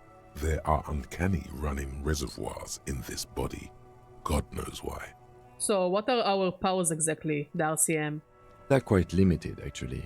The power officers of the Revachol Citizens Militia exercise most frequently is imposing fines of up to 1,000 real for offenses, in accordance with an interdepartmental schedule.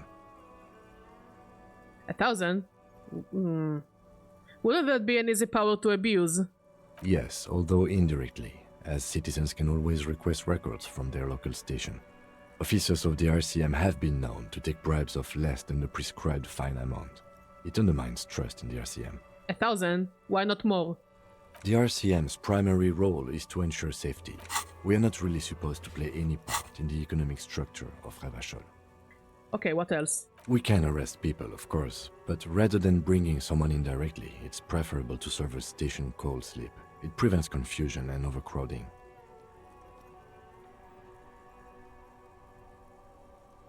Wait, how can we be sure the arrestee will show up? You can't. Those who don't show up become fugitives, though, and have fewer legal rights when they are eventually caught. It's about power projection. Thus far, they seem to mostly show up. I see. And if someone resists? As you may have gathered from the fact that we are expected to carry a record of our kills, like the one in your watermarks, we are permitted to use whatever force is necessary, and strongly admonished not to abuse that power. Wait, so if I kill someone while on duty... You have to supply compelling evidence for why it was necessary to use lethal force. In these cases, your partner is usually your witness. Not a good position to be in, by the way. Internal Affairs handles these cases thoroughly, by cross-examining you for inconsistencies. It is hard to cover for anyone, which is for the best. What happens to the people we convict? We don't convict. We arrest and send them to coalition government courts in Couron and La Delta. The prosecution works off our testimonies and records, which is why it's paramount to keep them. And who makes all these rules?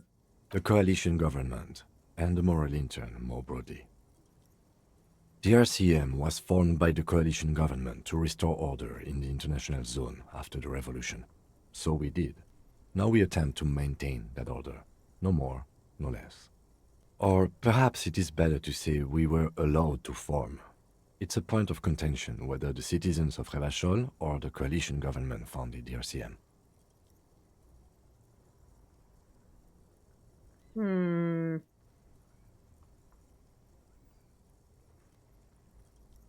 Let's say it was the citizens of Revachol. Be sentimental if you like. Either way, the moral intern leases us the right to keep the peace in this city, and they will take it away if we misuse it. The moral intern, what is it? The Moralist International are the world's largest political organization. You know who they are. They have been running this place after the revolution failed. If I didn't know, how would you describe them?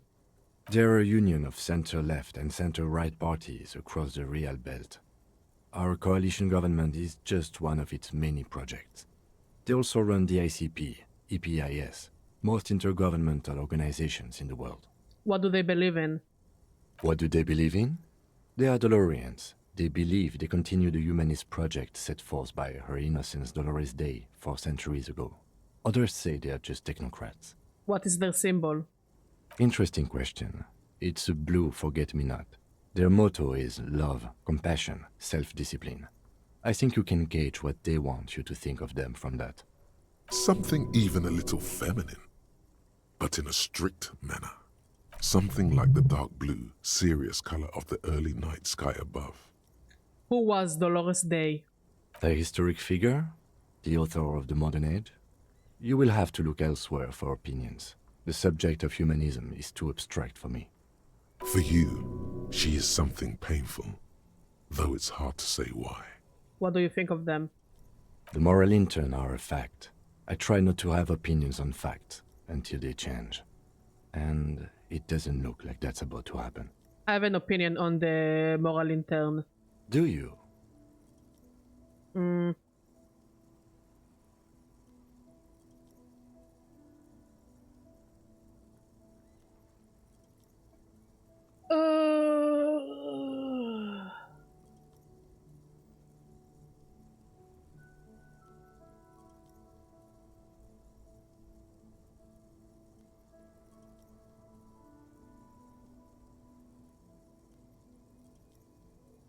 Like, I don't want not 3, not 4.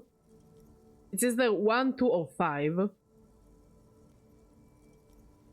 But also, nobody here really gives a shit about the police. So I guess they've done an awful job here. Have you seen the place? This isn't humanism. We are in what is called the twilight of international law.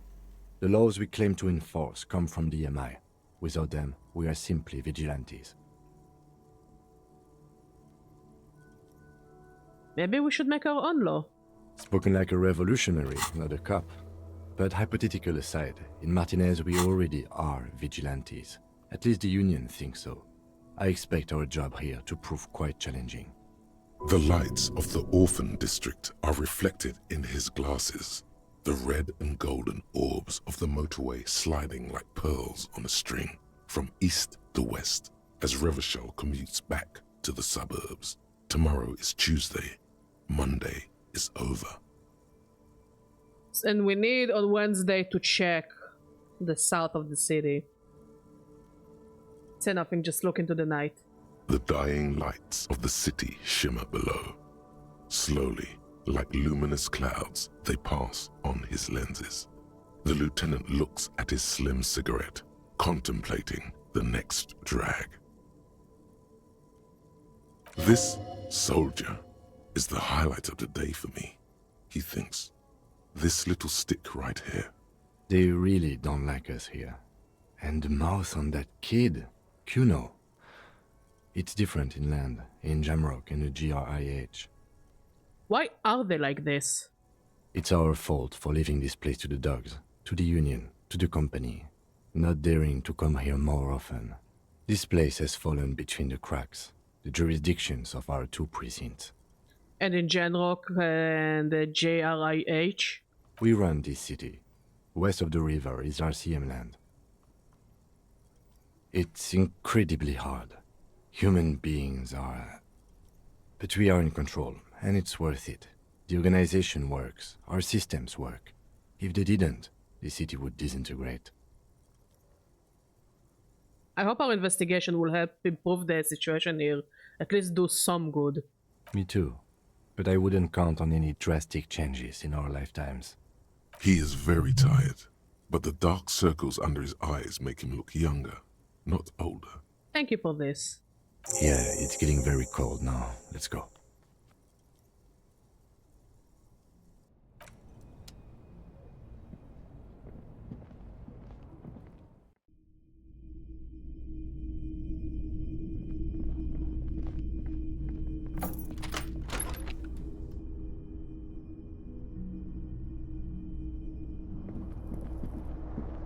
The bed is cold and not particularly inviting, but it's yours. The sheets look awful. The option to go to sleep becomes available every night after 9 p.m.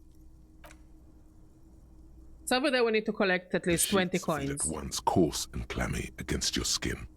The bed sags beneath your weight as you stretch out and finally close your eyes. So I think our priority every day while we're investigating to get 20 real. Sleep doesn't come. But I want to sleep.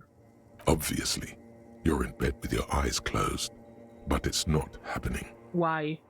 Maybe it's the bed's fault. Check the pillow. Its synthetic filling has separated into hard lumps. The pillowcase smells oddly. Smells of alcohol and sweat. And grease. Check the blanket. It barely covers your toes, stretching over your soft belly. This is your body here, intimate and warm, breathing, a bit tense in the muscles. Relax. Roll over to the other side. It's a little better. Colors, scenes, and half-formed phrases still litter your mind. Part of you is still trying to solve the case, isn't it? Who killed him? Who? Something to do with, what was it that the lieutenant said? Union? And it's gone again. Your thoughts lost between the slowing brain waves. No more thoughts. Fall asleep now. Your breathing steadies. A great silence washes over you until your eyelids twitch in your sleep and images start forming.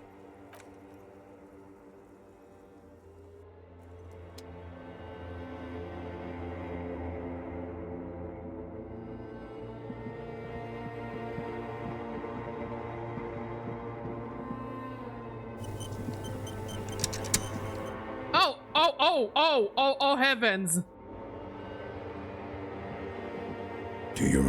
the scent of your childhood. What is this? What it says on the can, Harry. Answer the question. I remember nothing.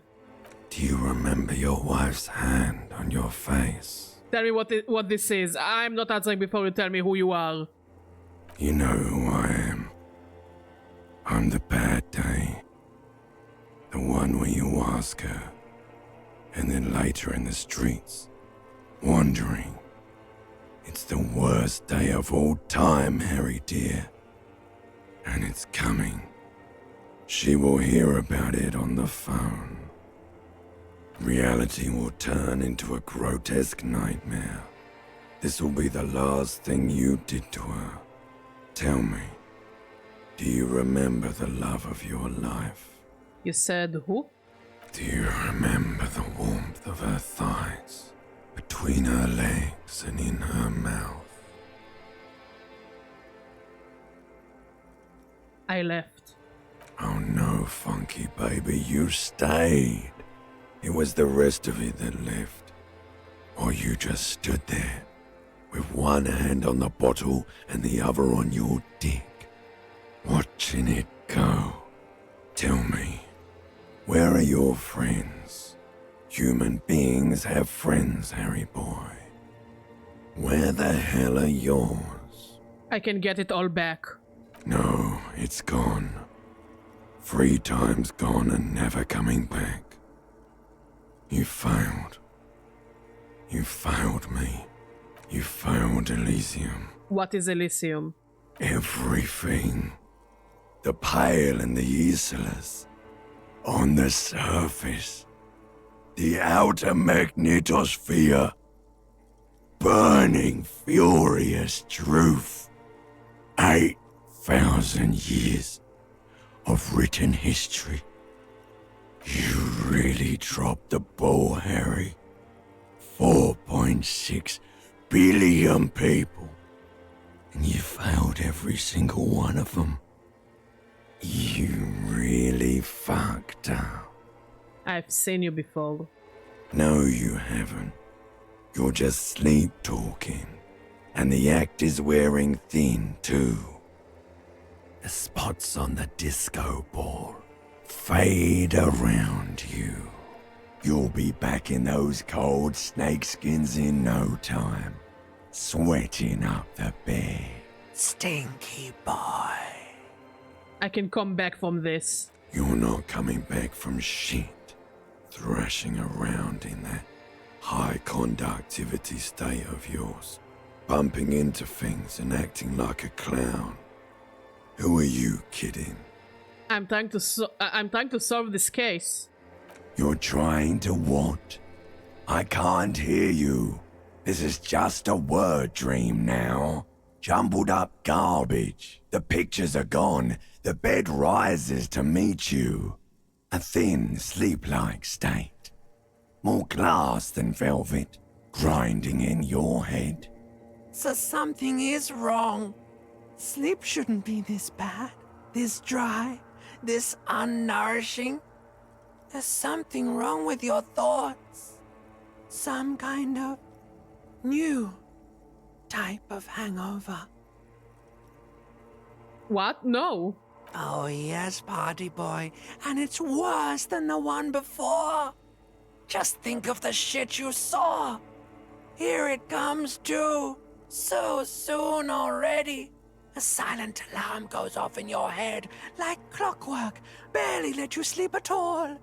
Time to get those clothes on, Harry.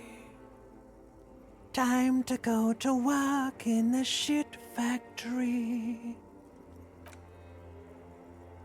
I must say, Limbic System has a very nice voice.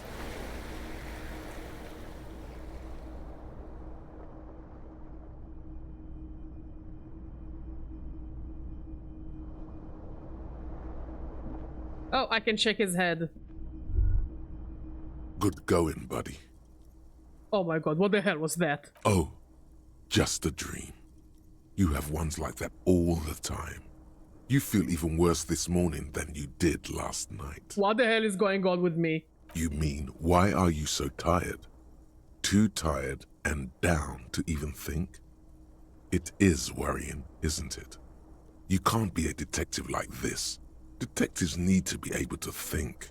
Why is this happening? It's just that your heart has finally pumped all the speed out of your system, Buster. Time to get some more. You're too weak to say no now.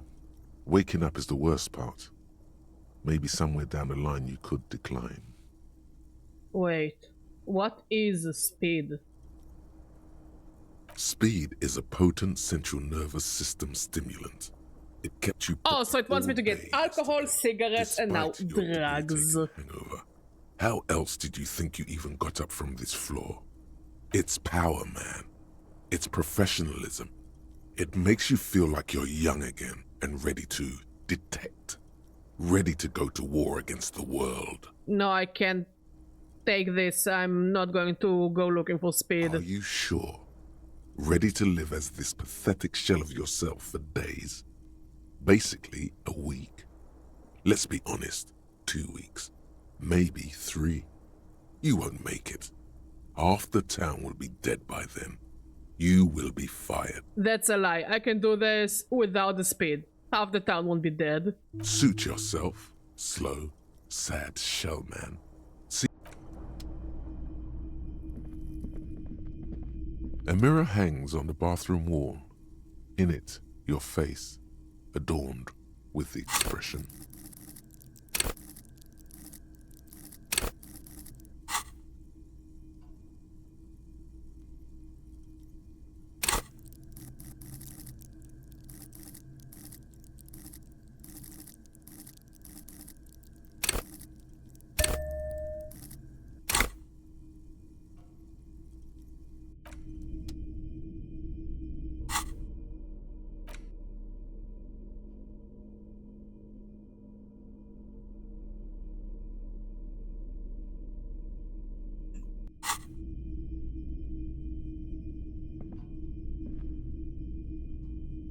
Maybe, but still, I mean, he wants to do all the alcohols, the cigarettes, all the bad stuff.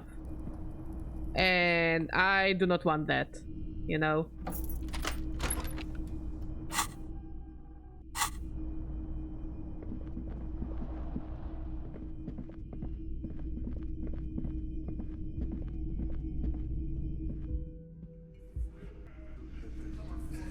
Oh, there are people there and the gardener. Okay, okay, okay.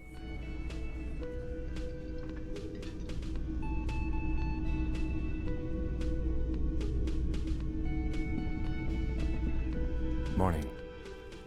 Looks like we can get to work at once. The union muscle turned up.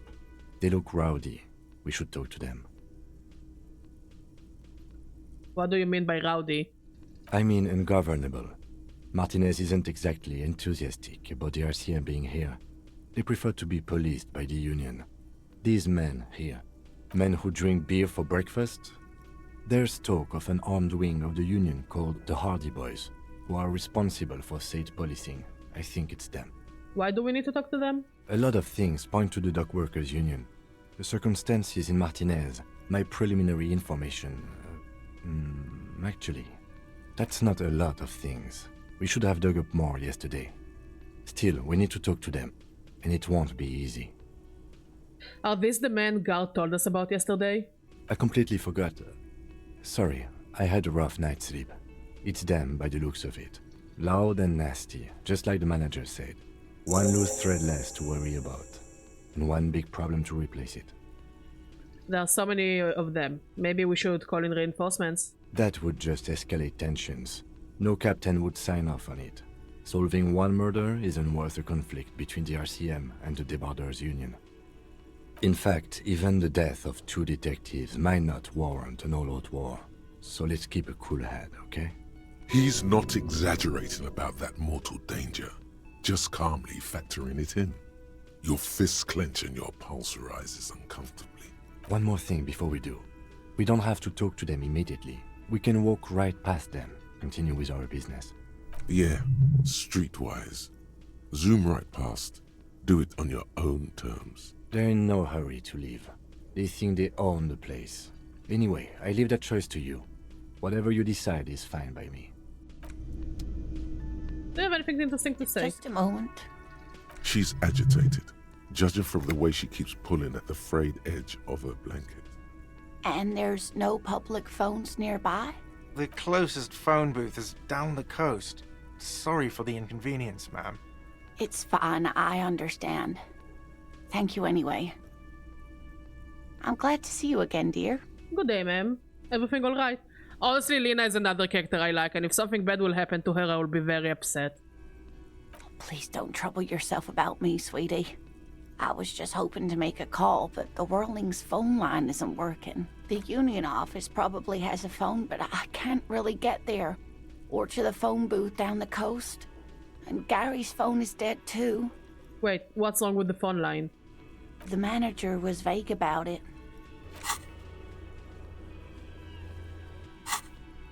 Why would he be vague about phone problems? This is something to look into later. Ask God, maybe. Why did you need to use the phone anyway? To let the young woman who's house-sitting for us know that we may be delayed.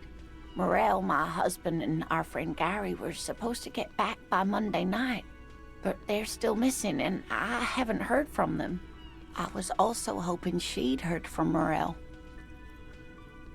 Okay, I will bite. Has your husband gone missing before? That's just it. This isn't like him at all. He always plans his expeditions Why so do you think carefully. probably us? A cold breeze hisses through dense thickets of reeds. Something sweet in it, somnolent. A damp chill goes down your spine. When you look around, you're still in the whirling in rags. But you have more important things to worry about. What is this expedition your husband was on? Just some field work, sweetie. Morel is a highly trained scientist. He and his assistant Gary are studying an extremely rare species of insect. But they should have returned by now.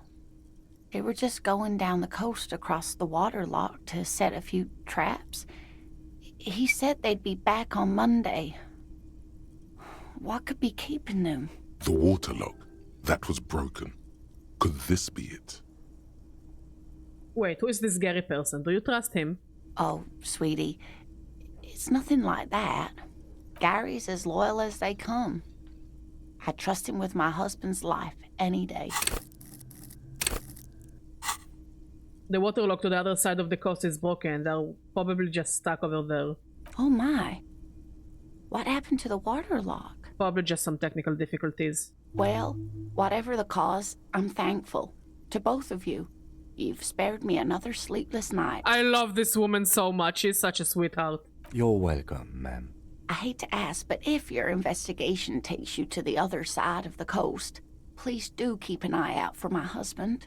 And if you see him, let him know Lena is waiting for him here at the Whirling. He gets so tangled up in his work that he may not know the waterlock's been repaired. And it's cold out there. If I see him, I will let him know you're here. When or if I get there. Oh, you're such a dear. Thank you, sweetie. I love you so much. You're such a nice lady. So her husband is some kind of a scientist? Oh, yes. A zoologist. A cryptozoologist, to be more precise. What is cryptozoology? It's a pseudoscience that attempts to legitimize research into mythological beasts and urban legends. That's one opinion, yes. And people are entitled to their opinions. She's used to playing off such insults casually, but they still affect her. My apologies, ma'am. I did not mean to undermine your hobby. It's not a hobby, dear. It's a subfield of zoology, one specializing in animal species that are so exceedingly rare that many assume them to be extinct or even fictitious. Searching for such species called cryptids is difficult and often thankless, and frankly, many scientists are too lazy to do it. Universities these days are rarely interested in supporting real research. Tell me more about Morel. Looks, characters, your relationship. Oh dear, I'm not sure where to begin. What does your husband look like? Well, His expression is if you're going to look for him, grumpy, but we need to know what he his looks eyes like. are always bright and curious, like a small boy's. And his palms are quite coarse from all the field work, but he's quite gentle. Let's try again. If I were trying to meet him on the street, what would I look for? Oh, well, he's a bit shorter than you, but with a larger frame, and he has longish white hair, usually a bit uncombed. You might say wild, even. The lieutenant pulls out his notebook and begins jotting down the woman's description. One other thing, he'll likely have all kinds of field gear on him, even if he's not out in the reeds, you know, just in case. How long have you been married? We'll be celebrating our 16th anniversary this autumn. Not the most numerically satisfying anniversary, but I like the less obvious milestones even more somehow. How did the two of you meet? Via dating agency, I'm ashamed to say. I was looking to get back into the scene after recovering from my accident. And he'd just divorced. We hit it off and, well, here we are. She's skipping over some important parts. Perhaps you'll find out more later. I think I have all the information I need. Let's move on. I hope I've been useful. Tell me more about this rare insect your husband is looking for. Oh, sweetie, it's fascinating. But I shouldn't bore you with entomological minutiae. The lieutenant gives you a sideways glance. No, I want to hear about the insect. Fuck you, Kim. I like you, but fuck you. Let Lena talk. Well, it's a phasmid, technically, but where other phasmids imitate sticks or leaves... I don't smell shit because my nose is it disguises stuffy. itself among the reeds here on the Insular Indian Try coast. to maybe open the windows and turn on the fan to maybe go to the living room, because I don't think there is any bad smell here. But let's start by going to the living room.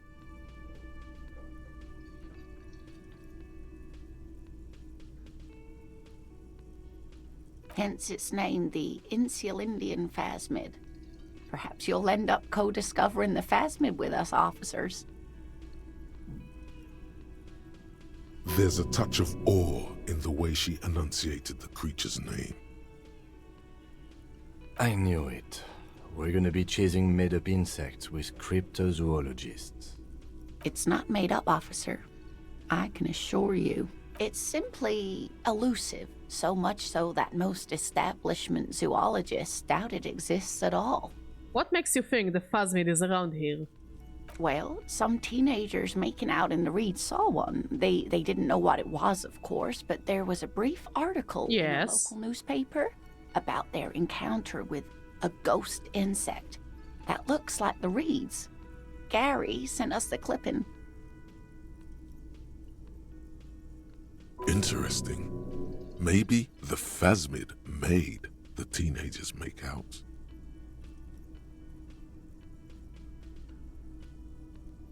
So a newspaper clipping is all the evidence you have. Of course, most phasmid sightings turn out to be false alarms, but their description matched the Insular Indian phasmid perfectly, and they didn't even know what they were looking at. Enthusiasm has wiped the worry from her face. Her eyes sparkle behind her glasses. You seem really excited about this cryptid. I suppose I have something of a personal connection to the Insular Indian phasmid. All scientists have their little because he's overall a realist. Like, we didn't really see him go with one point of view in this world, so I think it's just a realist, not only... Like, he really is a realist. So maybe this is why he just doesn't care about sort of stuff, and he just cares about the laws and the facts. And he doesn't seem to, like, look any other side. It's kind of consistent with him. So is it dangerous? Not at all. Why else would it hide itself so carefully? Is it valuable? Oh, I doubt it. No one gets into cryptozoology for the money, sweetie. Does it have cool powers? Do you still smell the scent here?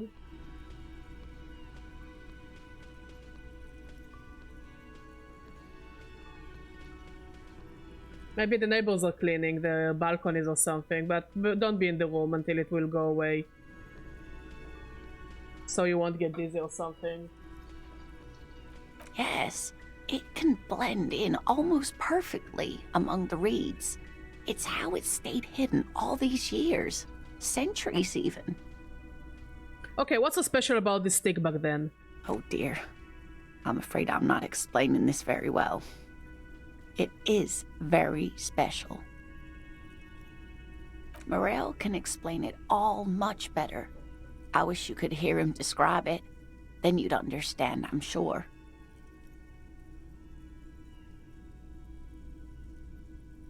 Do we have anything that will give me bonuses to suggestion?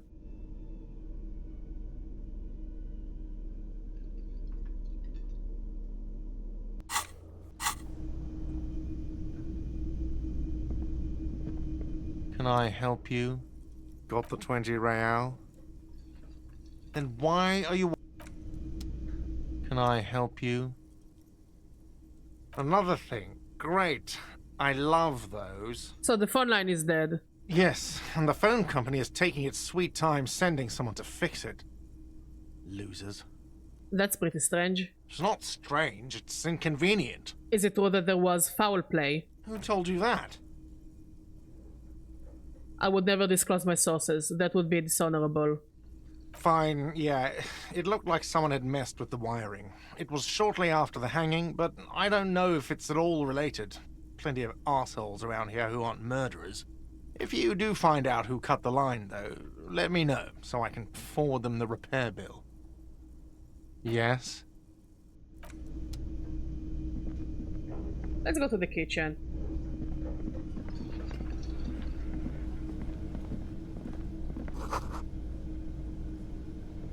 The man ponders his cooking utensils and gives you a little nod, acknowledging your presence. I also like this guy. He's chill. Do you know what's behind that door? He looks up at you, then looks away quickly, shrugging and muttering something to himself. Shrugging is an international sign for, no, I don't know what's behind that door. You see a heavy steel door. The door does not. The door.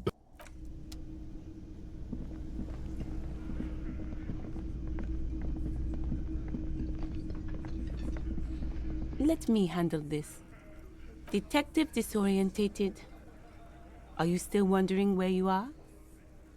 This is Martinez, in case you've forgotten. I advise you not to overstay your welcome. You're the gardener. No, I am not a gardener. I'm a legal counselor for the Dock Workers Union. So let's get to it. You're looking for Titus Hardy? You think he has information that will help you? Maybe he does. That's Titus. Talk to him, but know this. I'll be keeping an eye on you. No strong arming, nothing official. The District of Martinez does not recognize your authority to make arrests. It doesn't matter if you recognize our authority. We will make an arrest, if we have to. She says nothing. Her glare speaks for her. What's your role in all this? Like I already told you, I'm a legal counselor. Do you have hearing problems? What if I want to talk to you, not Titus? What you want is of no significance, officer. She was nice to us yesterday. Why did she become such a pain? Martinez, you are no one. What are you going to do to me? What are we going to do to you? The union isn't going to do anything to you. It is not a crime syndicate. It is a labor organization. Goddamn right it is. If anything, it is the RCM who do things to people. But we digress. Why are you so aggressive? Aggressive? You make your living enforcing violence. These people are just dock workers. Are they? You were spying on us, and now you represent murder suspects. Just dock workers. I'm a boring cop now. Listen, you moral intern lackeys. You're a mob, enforcing the unlawful privatization of Revachol. 20 fat men in the Occident are stealing it all, and you're their bodyguards. Fuck yeah. So ask what you came to ask. or get back to your commanders.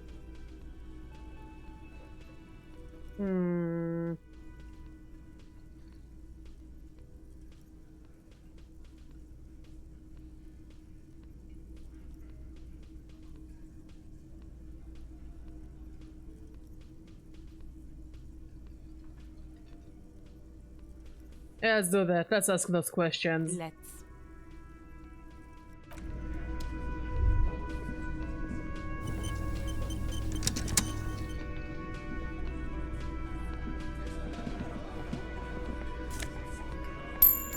Kim, what are you doing there? Come back here.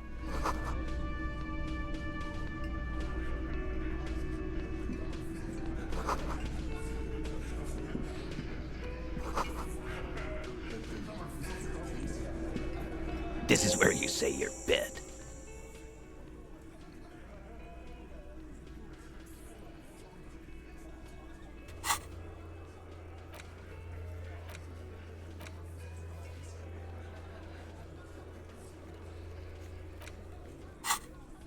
He and his men carry themselves like giants. You'll need to prove your mettle to be taken seriously. Detective.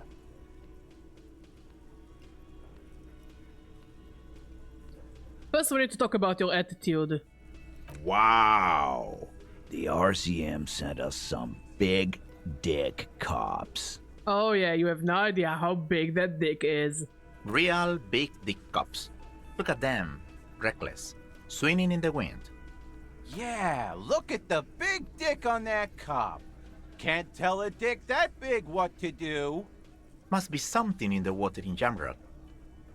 Yeah, gave them real nice big dicks. Yeah. Anyways. You might want to start asking your questions now. It's not going to get better than this. No. I's here. You got business with my boys. You got business with me. Yeah! You fuck with the Hardy boys, you fuck with Titus Hardy. Relax, Dennis. No one is fucking you yet. Yeah, Dennis, calm down. No one's fucking you, you stupid fuck. Yeah, nobody wants to fuck you, Dennis. Let Dennis enjoy his fucking, man. We don't mind. Yeah, you're not even being fucked, Dennis. Easy, fellas. We got company. Let's see what brings the cop around. Also, please invite me to your orgies. I don't know, it could be funny. Too late. You already scanned the room. You got a pretty good picture. A picture of what? Of the actors here. You could take another look at the tracks in the mud on the crime scene. Compare it to these guys. The man hanged in the backyard. Did you do it? So, you're not just here to swing your big dick. You're here for the pretty boy. A real looker, that one. Stinks like shit, too. They couldn't get him down, boss. He's still up there, stinking up the place. Funny. But my partner and I have a serious matter to discuss with you. You're involved somehow. I just don't have proof yet. Well, maybe you should just fuck off then. I wanna shit in your beer. Don't worry. We are resourceful. We'll find a good topic for us to discuss. Incriminated? Well... Don't worry. I hate him.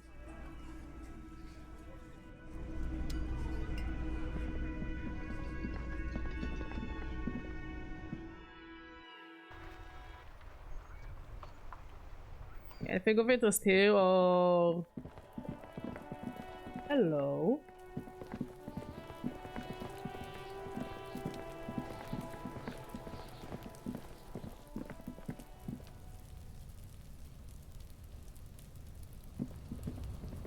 An inconspicuous pile of the roofing material, Eternite.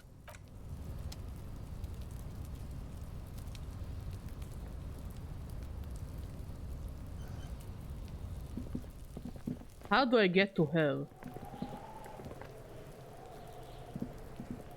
But let's go to the building that we started to explore. Oh, more people.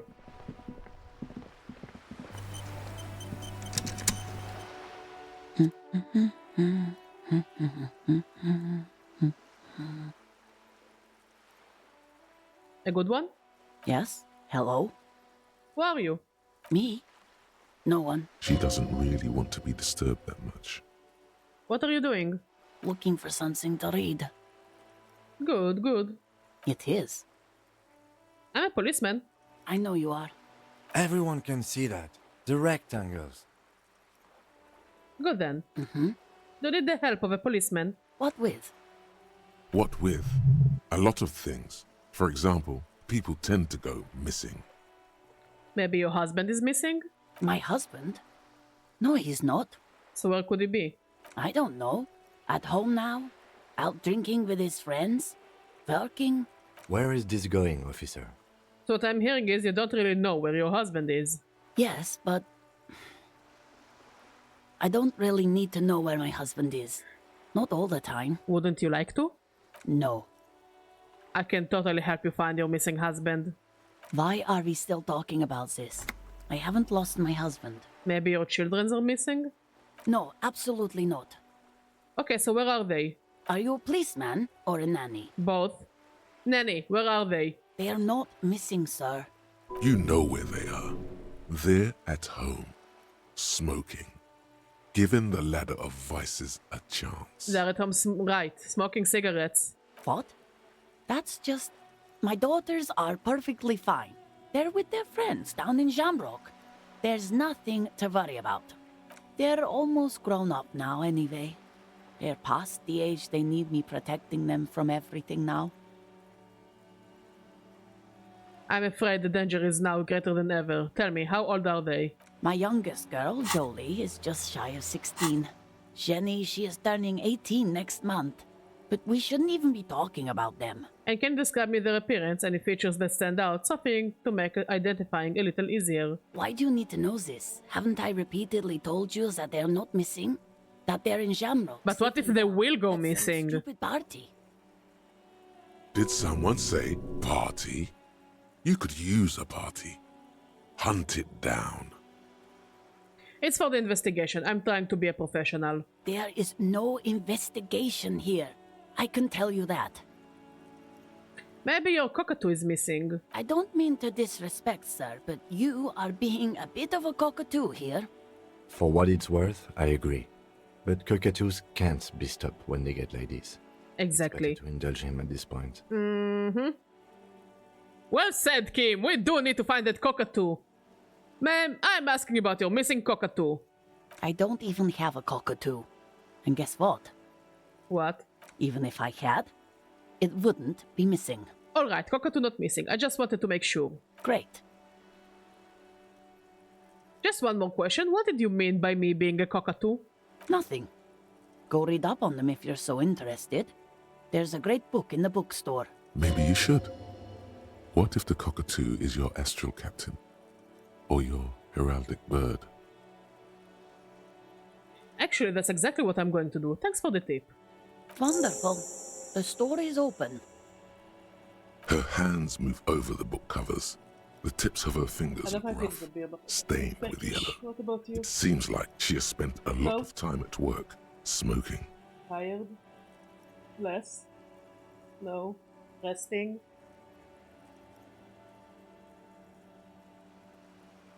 Up? Down? You're in a down mood? Then rest. An array of neurons fire up with joy. Bum her a cigarette, lest it turn to pain. Do you smoke? No, I don't. I know for a fact you smoke. Why do you think that I smoke? I suspect I may possess supernatural abilities. No, you don't. Just give me a cigarette. I already told you I don't have any.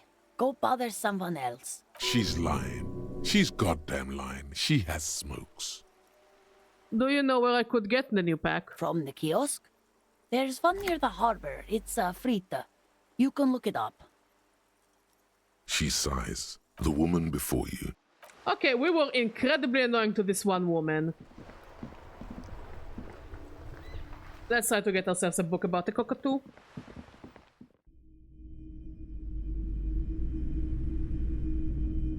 Hello again, esteemed officer, and welcome to Crime, Romance... I'm looking for a book about cockatoos. A book about cockatoos?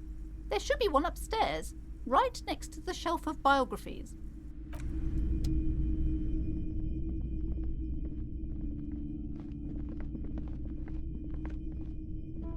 A sulfur-crested cockatoo sits on the cover, its beak slightly open. It looks as if the bird is calling out the book title, From A to Zurich, a guide to a well-behaved cockatoo. Turns out that there are so many different cockatoo species, and they all have behavioral problems. You don't have behavioral problems. That's garbage. You're cool.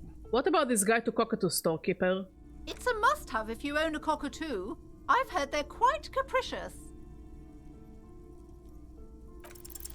You wait for the storekeeper to be distracted. When she's not looking, you haul the tome of cockatoos into your pocket. It's quite a challenge, but eventually, the guide to the cockatoos is yours. Splendid effort. Oh no, Badger did the no-no. But honestly, fuck her, she's annoying. Also, do not take me as an example. Okay, before we start reading on cockatoos...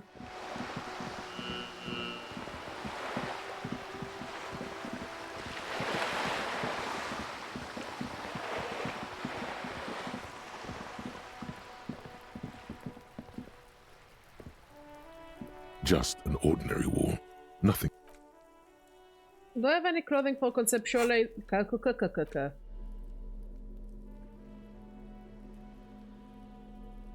No.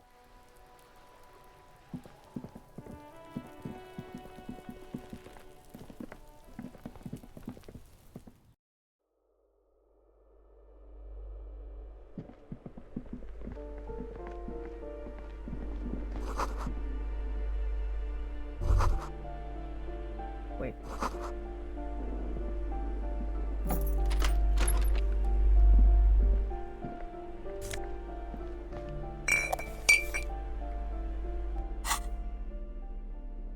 We have a mission to drink it. Well, hello. Someone seems to have found himself a bottle of alcohol. Yeah. Here's Quite where the interesting. magic happens. Very entertaining. We stole a book about parrots. How are you doing, sweaty socks? Light reflects off the green glass of the Commodore Red. The gods have been generous. Better pop it open before they change their minds. Wow, the gods of mass production have made this alcohol container laughably easy to open. A child could have done it. There's a satisfying pop as the cork jumps out, and the hair on your back rises like an army at attention. You've been here before. Welcome back, detective.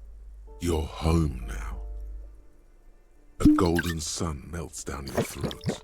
Its rays filling your nostrils with sunshine. Your stomach melts from it into a happy, gooey mess. So does your mind. All the bad things are melting. You're you again. A real cop. A real detective.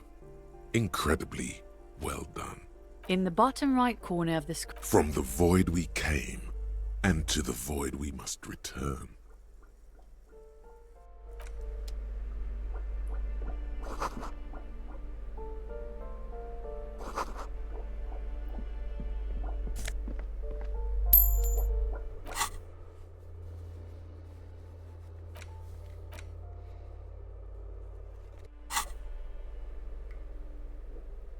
Well, at least we didn't have to buy the alcohol.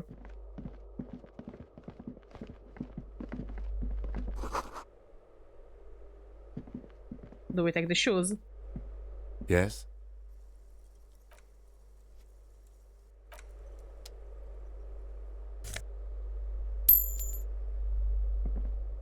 This door has been closed with a padlock.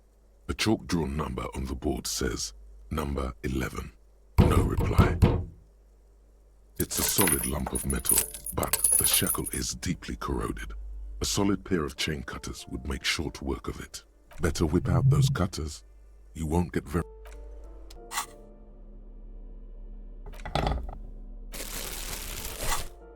This door has been closed with a padlock, but the shackle... After you, detective.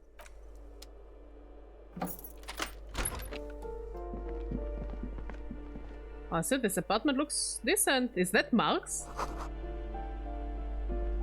A plaster cast bust depicts a middle-aged man with impressive sideburns. The name on the plinth reads Kraz Mazov. Why does this tenant have a bust of Kraz Mazov in their bedroom? The White Star, the photos on the wall. I think we have broken into the apartment of a young communard. How fitting. Kim, who is this Kraz Mazov? He's known as the father of scientific communism, also known as Mazov. So it's Marx, basically. His theories about economic history greatly influenced, some would even say sparked, the anti-centennial revolution.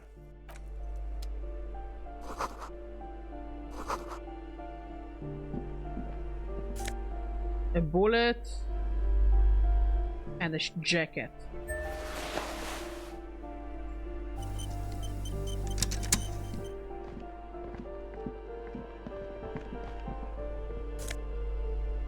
Oh, by the end of it, we might actually afford to sleep in the room. You hear someone walking around inside, rearranging the furniture.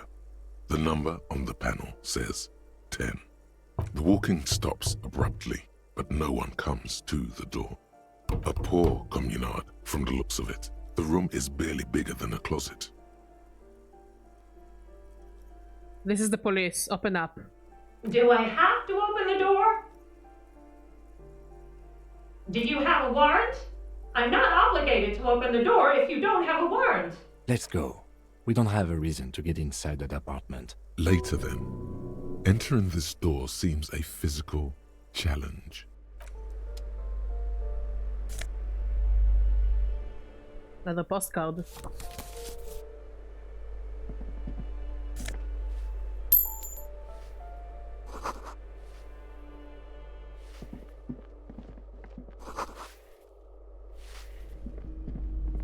Give me a moment. The cold never does any good for my bronchitis. This woman's health is failing her. There's not much to do. Not in this damp. Game very good. Are you alright? Should I call a doctor? I'm fine. Fine. Don't you worry about me. Now, what do you want from me, policeman? Who are you? I'm no one. Just an old woman who cleans these hallways. If you can call it living. I have a little room upstairs right next to the coal room.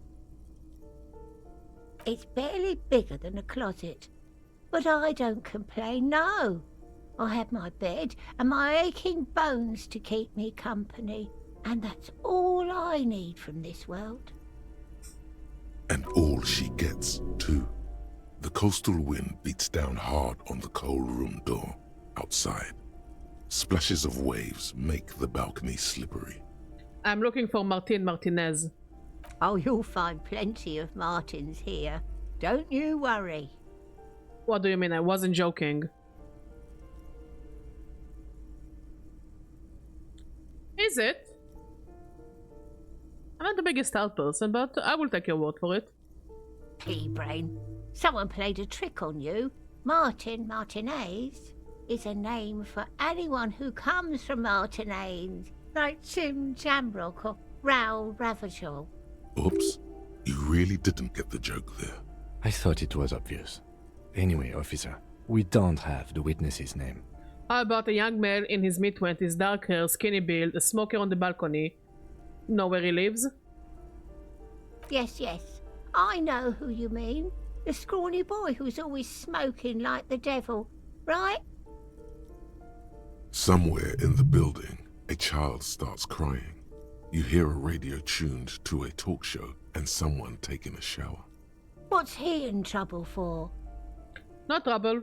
I just want to talk to him. Do you know where he lives? Talk?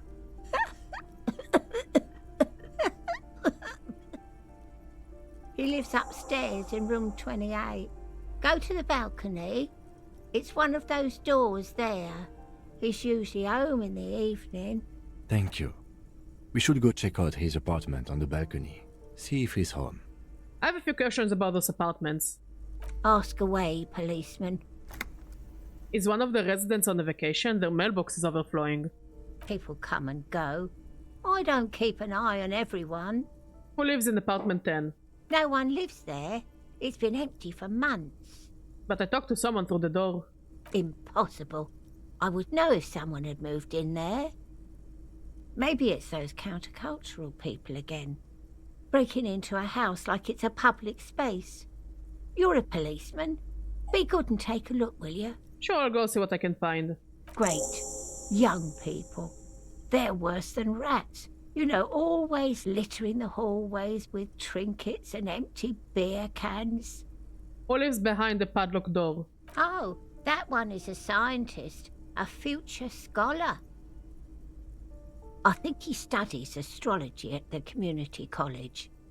Education's good. I always tell them to study. Astrology? Something to do with all those stars around his door. He asked me to leave his drawings up on the wall. You mean the star and antlers? I think that's the symbol of communism. The symbol of what and how?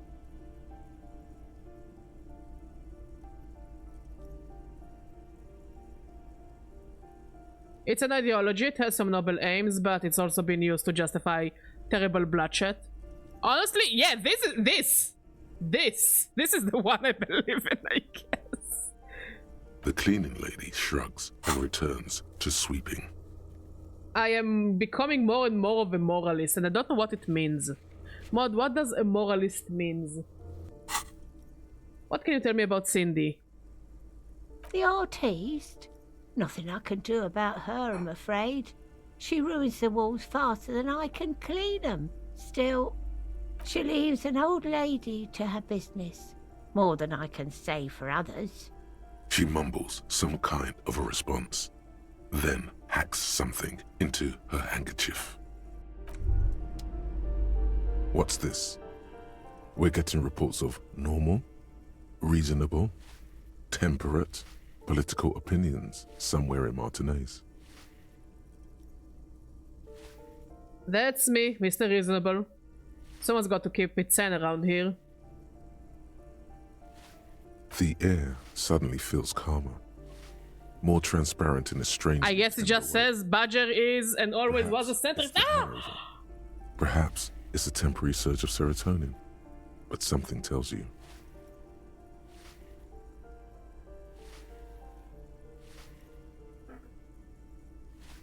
It's time to become a citizen of the Kingdom of Conscience. First, what is this Kingdom of Conscience? It is not a place. It is a moment in time that can only arise in the right circumstances. In all of human history, it's only been achieved a handful of times. How do you ring about those circumstances? Incrementally. Yawn. You'd get there faster with a little speed. History's greatest I don't want to do speed. Leave me alone. I don't want to do drugs. Too quickly. That's the genius of Dolores Day. She recognized that progress is meaningless if its gains are lost because of instability. Real, lasting change can only come about gradually, increment by increment. But what about all the things that are wrong now? Tisk tisk. Just because you live in the present doesn't mean you have the right to place your needs above the needs of the future. You may never live to see the Kingdom of Conscience. Thank you, your my love. children may not. Even your grandchildren might not. A cup of coffee. But that's no excuse not to keep working. What sang-froid? What a fucking joke. Wait, is the Kingdom of Conscience really about doing things or just preserving the status quo? Do you believe the status quo is preferable to chaos and bloodshed? That's actually a good question. Because the status quo is not really to keep balance. It's just so that other people won't try to go at each other's throats. There is no balance in the status quo. But do we really want chaos and bloodshed?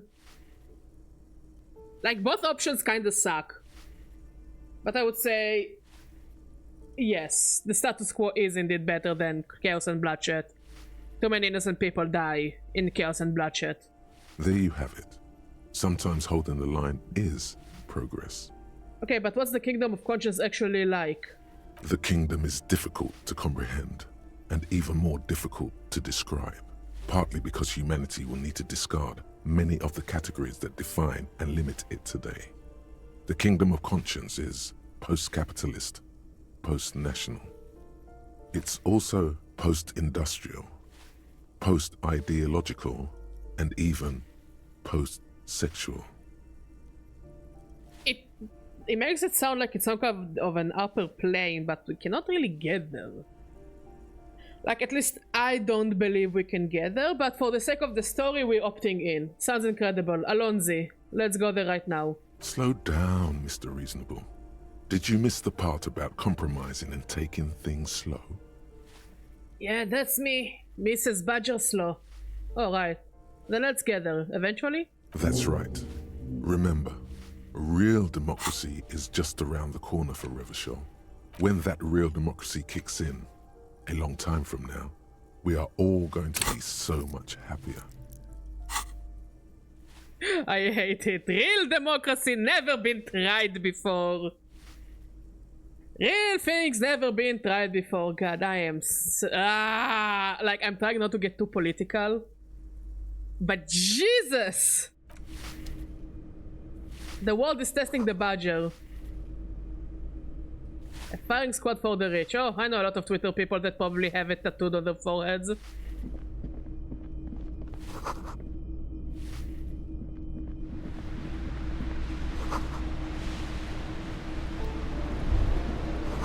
A shift in temperature. The air chills around you. Dust settles on the stony floor. Rub your sides for warmth. A former architect stands before a slice of window, a room plan in her hand. A cold wave has made the air in the building stand still and frozen, with temperatures falling down to -20 degrees Celsius. Her face is red from the cold. She's breathing on her fingers, clasping the plan. Traces of sadness are visible in her expression. The plan. Faint pencil lines on paper depict the same place, but a missing eastern wall connects the room with the neighboring apartment. Ideas for arranging the furniture have been jotted down. Look around yourself. It's clean and empty, with new tapestry embellishing the walls. A standard HB graphite pencil has fallen off a three-legged stool in the middle of the room.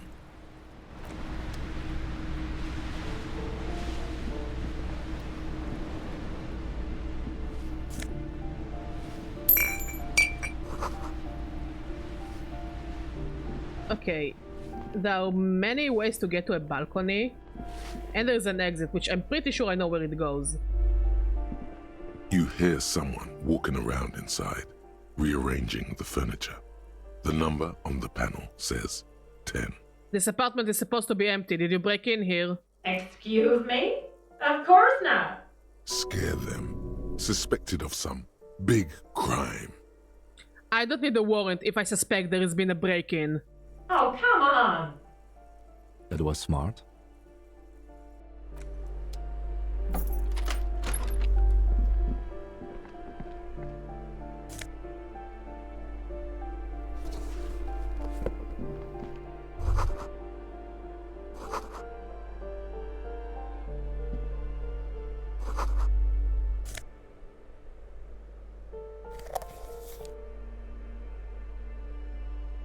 Satisfied?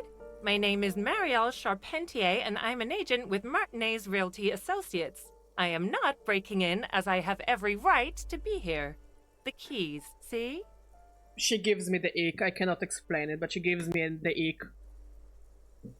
Boy, there are a lot of different keys there. More than 20, at least. Do you want to see my ID as well? You can't legally ask for it, but why not? Want to see my residence permit too? I don't need your ID, I just need to ask you some questions. Very well, but please make it quick. I need to be back in La Delta in an hour.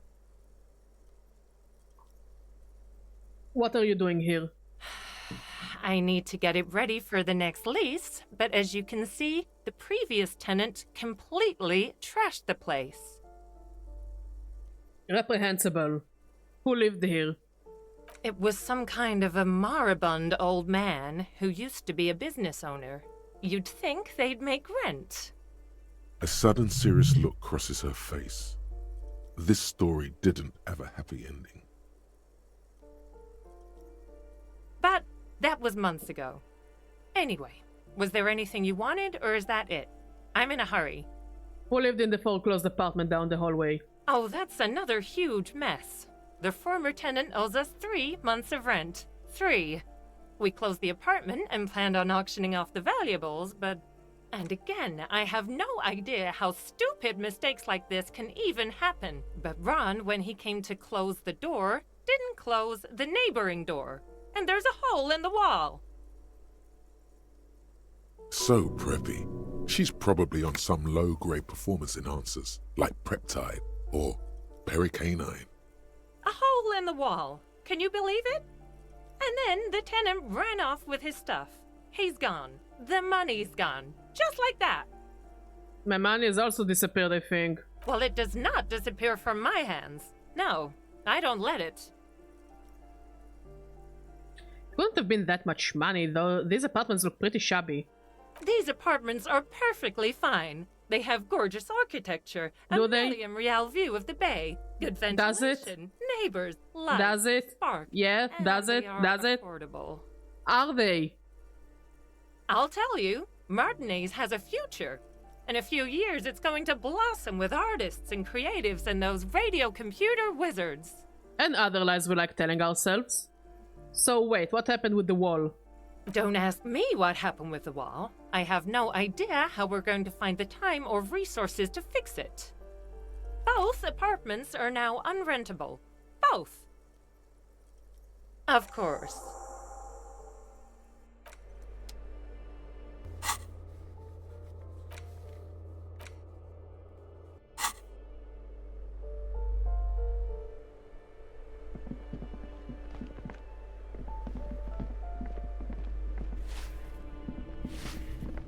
Give me a moment. I don't find any counterculture people in apartment 10. It was just a real estate legend setting up the room for new tenants. I see. I hope some good people are finally going to move in. This place needs them.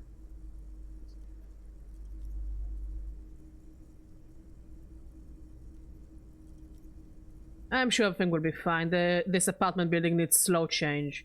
Imperceptibly slow. Yes. Well. I hope they're good people. Amen. Well, at least we managed to give her some relaxation. Now, I think there is an entrance to the balcony. Wait. That isn't just a 5-pointed star. It's an inverted white pentagram cradled in a wreath of antlers. The iconography of communism, in other words. Look out, Kim. There are communists around here. I'll keep my armistice handy, detective. Inspect the symbol closer. The star and antlers was developed in the 6th decade of the last century and quickly adopted by Mazov and the communards during the revolution. Even today, half a century after, the star and antlers retains the ability to evoke hope, disappointment, and fear in equal measure. Why is the star upside down? To symbolize the toppling of the old order. Also, some social democrats were already using it. What's the deal with the antlers? The wreath of antlers represents a natural crown. It was about building a society that could exist in accord with the natural world, and at the same time above it. Why white? Because white is the color of peace. What does it evoke in me? You see noble aims, but also mountains upon mountains of corpses. They should have taken a more measured approach. Also, you're really smart. I am smart! Thank you, Encyclopedia! I like this encyclopedia guy. He makes me feel good about myself.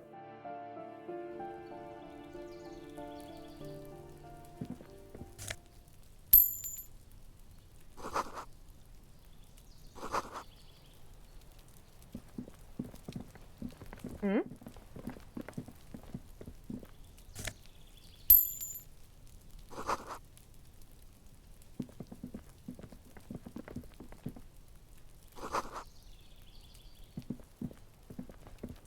This door is made of metal and appears to be reinforced. Someone here really values their security. Number 28. This is where the cleaning lady said the smoker on the balcony lives. Let's see if anyone's home. I mean, it's supposed to be in the evening, but let's try our luck now. No one answers. Looks like the young man we are looking for isn't home. I think our best chance to catch him is in the evening. We should return tonight after we have finished with our day's work. How about 9 p.m.? Sound good? Sounds good. Tonight at 9. Tonight at 9 p.m. Right here. Apartment number 28. Good. Let's go.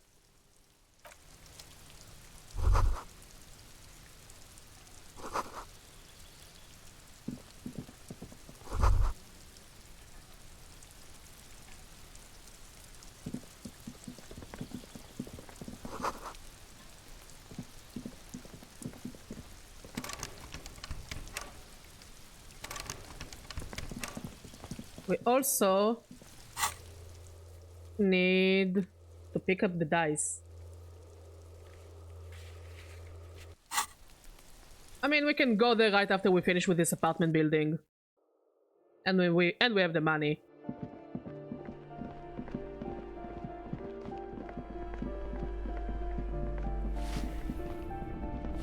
I guess if I open here, we'll be able to go, yeah, in and out of here, so that's cool.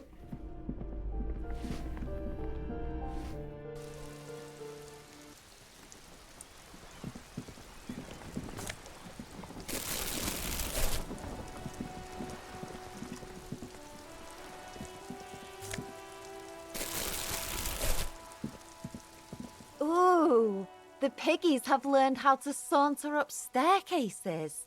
I didn't think you could do that with hooves. But here you are. That's right, we've evolved. Yeah, I can see that.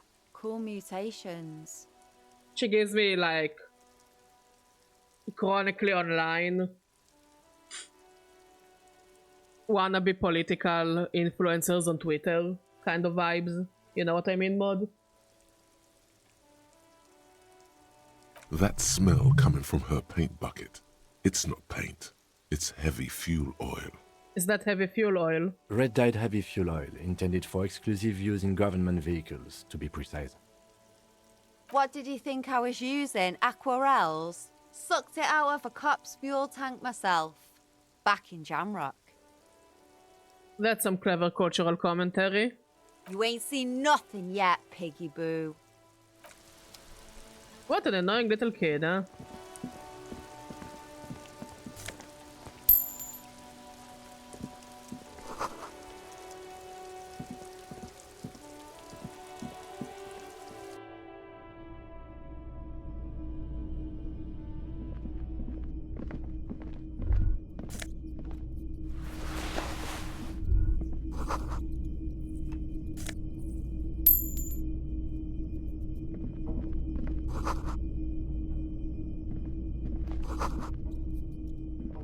Okay, so we'll return here at 9. I think first we will go and collect the dice, because we also have the money to pay for the dice. And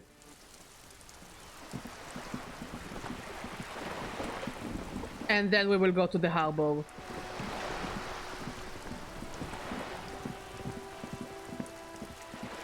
Can we... Ooh. That's cool, that's cool, that's cool.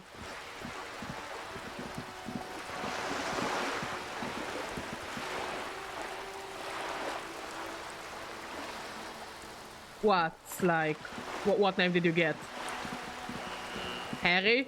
Because it seems like his name is Harry. All around you, rain falls on the great city of Revachol. Rain drips from the eaves and floods Tequila the gutters, sunset. washing the filth away. The spring thaw must be here. The snow is melting. Looking up at the sky, cold water dripping from your hat. That's the thing, I don't even know why Grey sky like great I need clouds colliding with one the dye, but I'd rather have it than not have it. on the world. Your shirt sticks to your chest. The shoulders of your disco blazer grow heavy. The cold finds its way in under your skin. You're not dressed for this weather. You should get an overcoat or a patrol cloak. Sheets of rain over the water. Oh, fuck, the kiosk had a raincoat. We can get it. Washing the coast of Martinaise, with its motorboats and gently swaying reeds. The ruins of a half-sunken sea fort crumble on an inlet beyond the Bay of Revachol. Ghosts rise into the sky. Who are you, ghosts? The skyscrapers of La Delta, the financial district. Faint golden light seeps from the office windows. What is down the shore? Urban coastline, rain dripping off Eternite-covered roofs. Cinder blocks left over from half-finished construction. A defunct research and development building, once seized by revolutionaries. An old wooden church stands on stilts above the water. And beyond that? Coal City, end of all lines. Run your fingers through your dampened hair. Your hair is an oily mess flecked with ash from neighboring coal plants. Smokestacks rise somewhere in the distance. What's in the east? There's a fleet on the corner. A plastic coat is folded into a small triangle under the counter by the window. Beyond that, the strike breakers have gathered. The great gates of the industrial harbor are locked. A chill runs down your back. You shudder like an animal trying to shake water from its hide. Clench your teeth to stop shuddering. Behind the gates, heaps of supply crates, red and blue metal shipping containers, slick with rain. The Greater Revachol Industrial Harbor is an artificial mountain range. Immense wealth resides within, and immeasurable poverty in its shadow. And beyond that? La Drusienne, King Dries passenger harbor. Cruise ships flanked by dock arms, cranes watching over the mouth of the river distributary. What is across the distributary? Huron, the lower middle class. Distributary after distributary cuts the city blocks in half. 7-story buildings trail off into the rain. What is beyond the Couronne? A silvery curtain of rain over the houses. The class divide. What's in the north? Capeside apartments. Tower blocks crowd one another. 4.46mm bullets still lodged in their war-torn stone walls. Hallways collapse from the mortar hits of a war that was lost long ago. Clotheslines go to waste in the rain. Radios play. And closer to here? A yard. Rain falls onto the roof of a woodshed. Coal leaks into a puddle beneath a dead man's feet. He swings from a tree, bloated. Droplets of rain slip from his cold cheeks. What's in the south? A traffic jam. Rain thrumming on the roofs of motor vehicles. Inside, drivers watch water streaming down their windshields. The statue of a king shudders. He too is cold. The canal bridge has been raised. What's on the other side? The road ascends. A raised motorway loops above the ghetto. Beneath its concrete columns, a sea of rooftops, woodwork, and tar stretches northward. 4-story buildings as far as the rain can fall. The snows melt in Jamrock.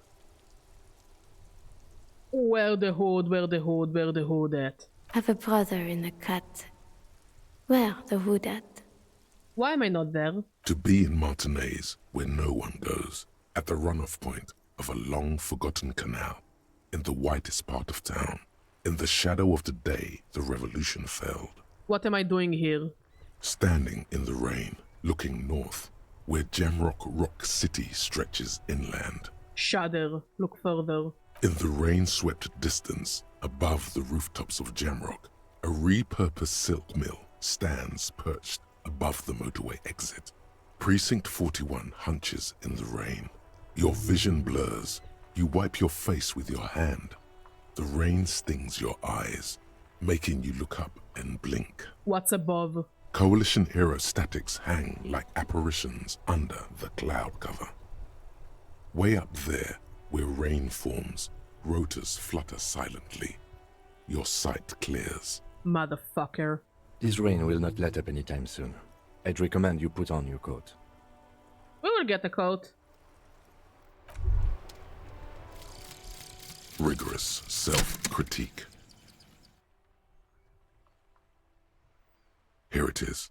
Hard facts from the man you are. You once jerked off in the locker room and were caught. You held a young woman by the arm and kept her in your apartment for 20 minutes against her will. That's right. These are not flights of fancy. These are real deeds, Harry, emerging from the darkness of your past. You tried shooting a fleeing suspect in the foot, but hit him in the pelvis, crippling him for life. And, above all, you let life defeat you. All the gifts your parents gave you, all the love and patience of your friends, you drowned in a neurotoxin. You let misery win, and it will keep on winning till you die, or overcome it.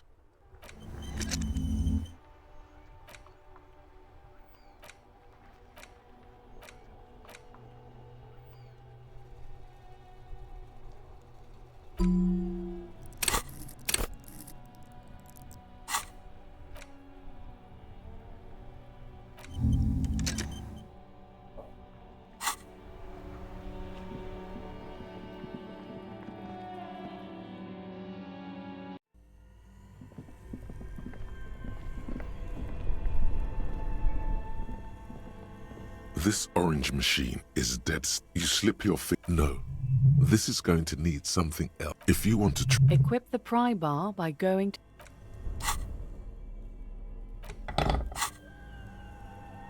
This orange machine is dead still. I think I have clothing for physical instruments.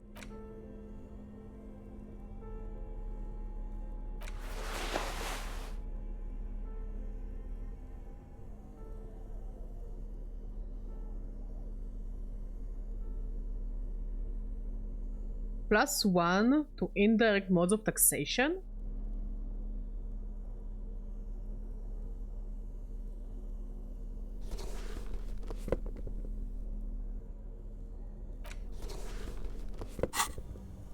This orange machine is... Yes, still not worth the risk. We will get there eventually.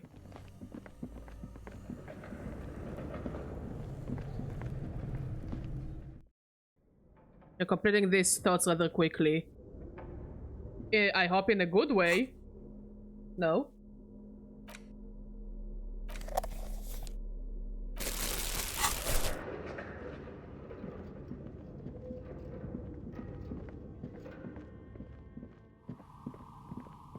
I think the die should be ready. It's you again. Are you looking for a die?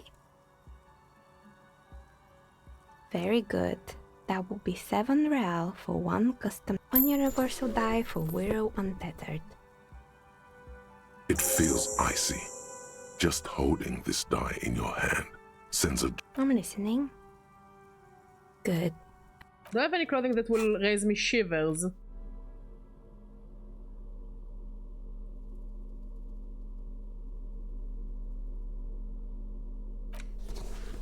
Like, I don't know what it does, but I will keep those shoes on.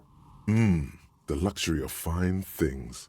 Just look at those black monk straps. After spending an entire day hustling, who's to say that you didn't deserve a pair of ridiculously expensive shoes on your tired feet? You're right, beautiful things do make people happy. Beautiful things give you a rush. It's power. Crafting your style, draping your flesh in silken leather, deciding how to present yourself to the world. Remember, when they come to take it away from you, you worked for those shoes. Whether you like it or not, Wearing these shoes has made you more liberal. Ultra liberal. Yeah, I think my ultra liberal just got up. Wow, you work hard. I do? Oh, yes. You hustle. You're a provider. It's tough out there. Oh. Wait, I can take bribe now? What hard work do I do exactly? Look at yourself. You're a human pedometer. You must have walked 200,000 steps down cracked asphalt. No, let's surprise ourselves. And linoleum after you re-emerged. I'm just, winging the game. That is the sign of a hustler who never gives up. The world is harsh and people are evil. You didn't make it that way, and you won't let it break you. You ride. I fucking ride till I die, bitch. That's just what it's like. Life and death. But you got gills on your side, baby. Got those black papers with the faces of the innocents on them. You bring in the Franco-Negros and the Solas. It ain't easy, but you do it. Day in and day out. You didn't make the rules, but you won't lose. You're a cop, and a sprinter, and a money printer. Oh, and then they're responding stuff off to that suspicious Roy guy. Yeah, you're in the sales business. Shake 'em for shit and then pawn it off. Law officer style. I guess I've met some gills, sure. Sure. And has it been easy? Is life easy? Have you not gone into cardiac arrest? Are you not about to have an anxiety attack or shoot yourself in the mouth? What? But you still hustle 24/7, ride or die. Now, ask yourself, are you rich? No, I'm actually not. That's right. You work harder than anyone. You almost rode yourself to the grave, and you're still practically a hobo. Why is that? I don't know. Why am I so poor? Because of the taxes. G-Man's got his jam-covered sticky fingers in your pocket, stealing from you every time you buy, sell, walk, talk, fart, so much as sneeze. Really? Every time I sneeze? Every time you wipe your ass. They got their direct and their indirect modes of taxation. Sales tax, excise duty, extraction. And I'm still with my flashlight on this poor woman. Doesn't even because I need to talk about my fucking shoes. Honestly, this is such badger behavior. Pay for. That makes them ask for more money from you. Here. Total tax duties add up to 98% of all your money. Are you sure? That seems like a pretty big number. What are you not sure about? They're milking your nipples till they bleed. Can't you see? Aren't you sick and tired of having bloody nipples? I truly am a hobo. I'm a hobo cop. Hobo cop. Hobo cop. It's like RoboCop, but somehow even worse.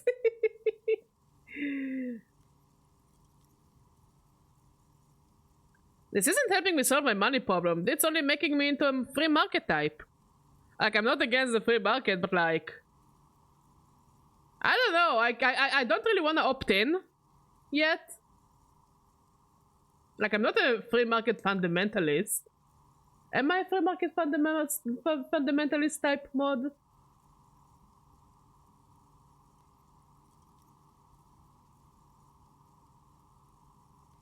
And there's also opt-in, but only a little.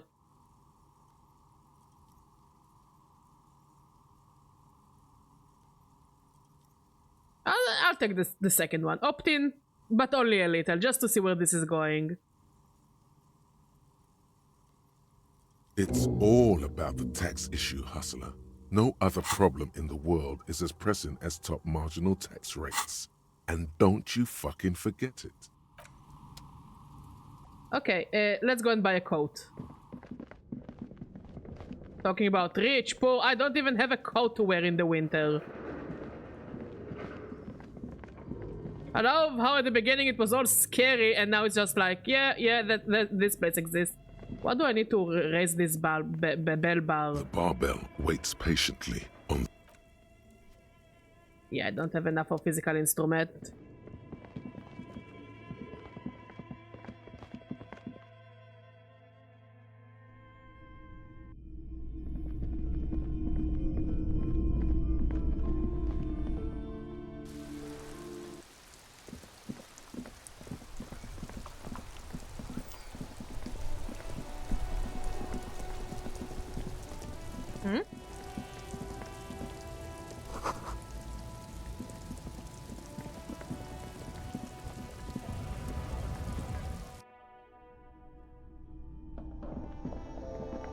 The tear machines, your bottles clunk in. You see several packaged. Here you go. This will keep you.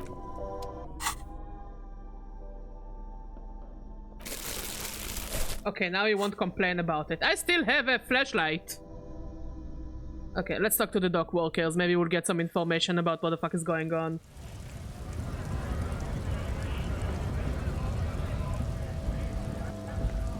A lorry stuck in the traffic jam.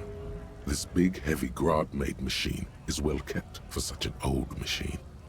Look in the window. The windows are clear. They've been recently washed.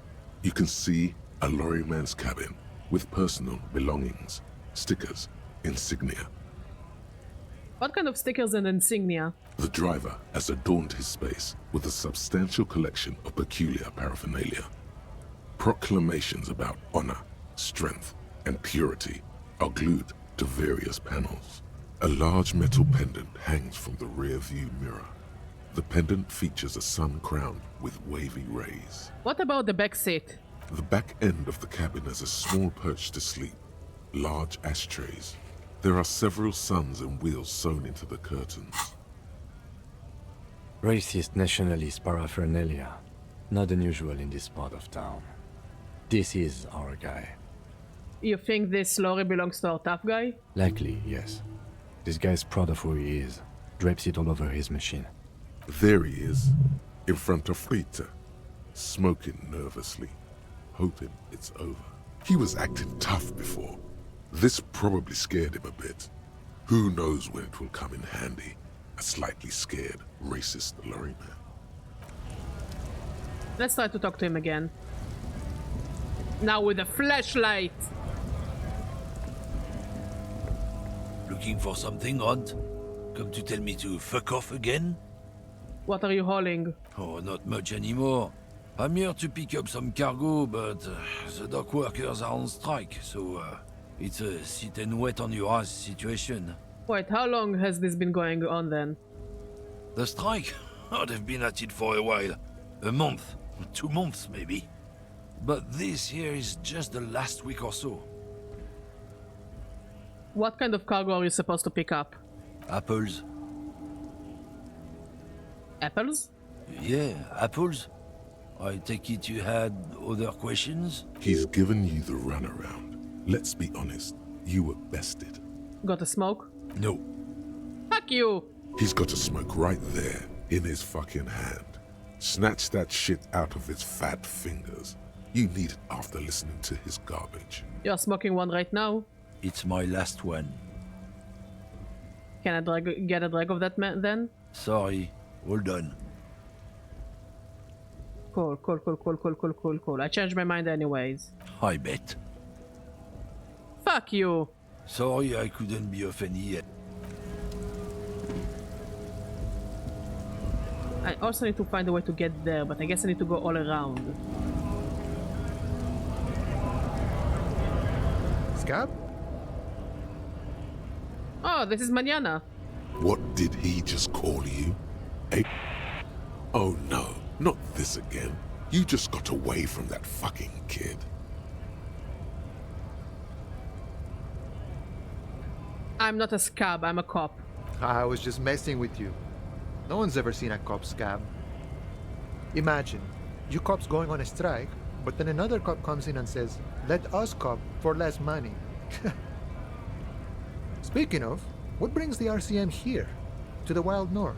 Come to see the strife? I've come to Martinez to investigate a murder. Murder, huh? That sounds like a lot of hard work. You'd never see me investigating a murder.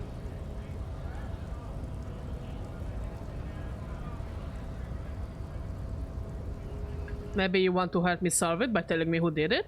Of course, Policia. It wasn't me. You can rule me out. Easier that way. I need to know what's behind these gates I'm exploring. My friend, I respect the right to roam. The open range awaits. Does this mean you can let me through the gate? I don't operate in that capacity. I'm not a granter of passage. The passage grants itself. That's simple. I just walk in. Aye. Walk right past Measurehead and go in. Past Measurehead? Yeah, the 2.5 meter tall Semini supremacist there. Walk right past him. Yeah, I think he might actually be a Nazi. Why do you employ a Nazi? Like, clearly a skinhead. Then press the button to unlock the door. Uh-huh. Go past him again.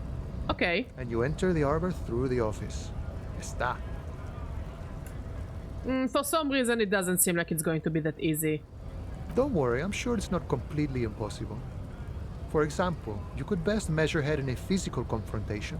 Pass. Or you could convert to a Semini supremacist worldview. Pass. Or, maybe it actually is completely impossible.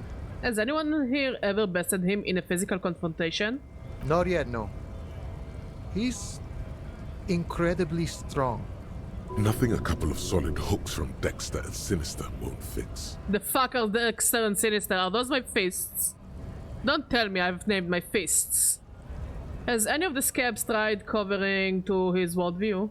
Jean-Luc himself would say the philosophy has proven overly heroic for the scabs to convert to. Not enough intuition. Got it. Another thing. Sure. I'm actually a walker like you guys. The man looks at the colorful piece of plastic, then at you, then back at the card, then at you again. Yeah, we're clearly the same. But that's not you, officer. It's a... Both of those options are kinda hilarious. It's an old picture, or take a look at the card. Guess not. This question I definitely didn't finish. Well, you will watch me try to finish it. It's an old picture. From back when you were not a cop, but a heavy-set, dark-skinned dock worker named Santiago Jean? Yes. Highly unlikely. I've known John for several years now. Also, you told me you're a cop, remember? How did you get his shift card? I found it on the ground and whirling in rags. Oh, John's been out drinking himself blind again? He should watch his step, that John.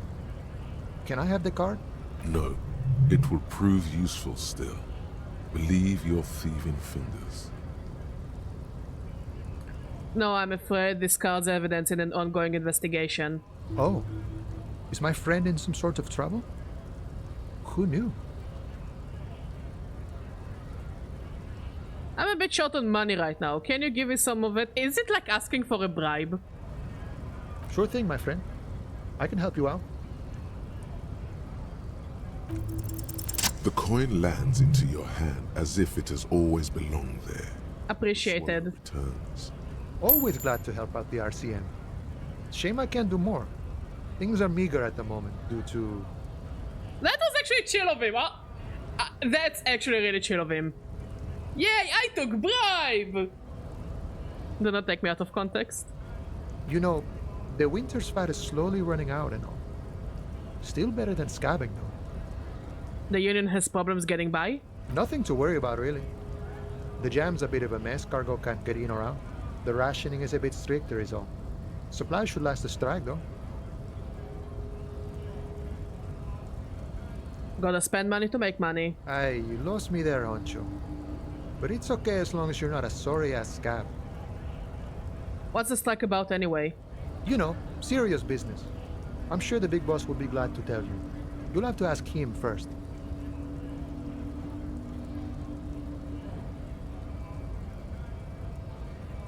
Yes, I know about YouTube chat. It's YouTube chat being YouTube chat. It's like happens at least once a week. I don't think it's us. I think it's mostly YouTube. He's a chatty guy. Wants to talk about the strike. Return once you've met the union boss and are on a better footing with the organization. Nice talk. Gotta get moving. Okay, let's have some more conversations and then we'll call it a stream. Mostly because I'm invested. But we won't talk to the Nazi guy yet. We will keep it for tomorrow. We have a right to work! What's going on here? Hold up and stay frosty, everyone. Cops are here. You here to fuck with us? Beat the honest worker down. Why should I? We're here to fight for a cause. Stripes usually have problems with people who have causes. Okay, then I'm thinking no. Good. We're fighting for a cause here. Right to work! Right to work! Besides, we're not that different. It helps if people see us talking, cops and strikebreakers together. Shows authorities are on our side. Builds confidence. What kind of cause are we talking about? Rights of people. Rights of workers. To have gainful employment. To make a salary. And feed their families. I don't think I've chosen any sides yet. Might be time. Don't let the fat bastards tread on you. Cops tend to side with the higher-ups, but you're essentially still workers. I don't trust cops, but I can see you understand the right to work! Right to work! Regardless, I have some questions for you. Maybe you should ask them the questions, like why we're not allowed to make a living here. Shame on you! We have families to feed, you piece of shit. So do we, Scab.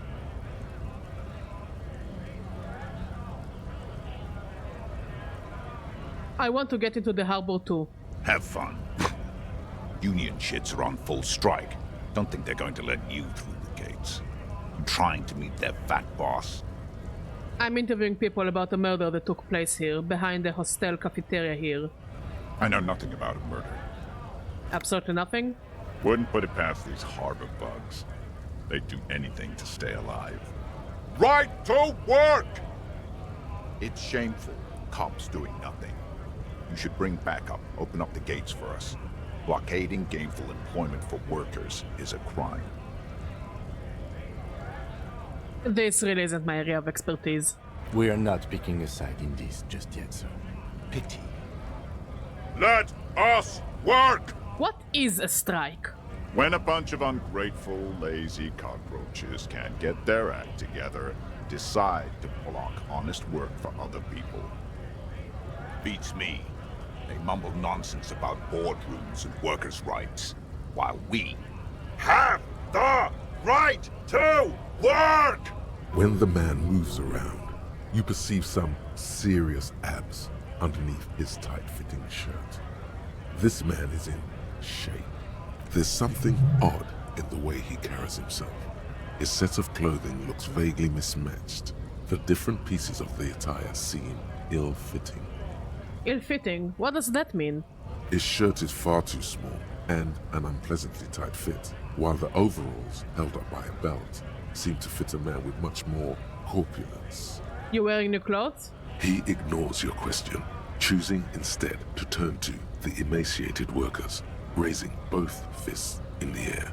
The clothes are obviously not his. Who are all these strikebreakers? Honest men and women with rights to work, to be useful, not toys for corporate interests. Could it be, you know, from, what was their name, Pine Oil? And this is why his clothing doesn't make sense? We came here to help the harbor run smoothly in time of crisis. If union Like, why can't I question him about his clothing? they ought to let in those who do want work. I have a question. Why do all these men follow your leadership? You think they follow because I'm big and loud? No. They follow the rules of the market, the rules of the economy, because they were given a job to do! You've been talking to him for quite a while now. Something is off with this guy. Ask him where he's from. Okay, I gotta ask, where exactly are you from? What's it to you? Routine, part of the investigation. Am I a suspect? Done no crimes. I only fight for the rights of people. Already got that. I'm interested in your background. We're all workers, right? Workers stick together. Came from the eminent domain, in Jamrock. Backgrounds in odd jobs, heavy lifting, cargo hauling, bouncer work. I know the drill. A monstrous shadow high above the fire traps of the domain. The 881 motorway running over this district of Jamrock. Concrete pillars rise up from the midst of the dilapidated wooden houses. On the horizon, barely visible, the hazy machinery of the harbor. Shudder and breathe on your hands. Life in the domain is even worse off than in Martinez. The cold air is stiff from the fumes of the motor carriages and lorries roaring overhead. Below, broken down, battered people mill on the dusty streets with no purpose. Yet amongst them, there is no sight of this man. Nowhere. You're not from the domain. Yeah? What makes you say that? No one there knows you. They know me. That's bullshit.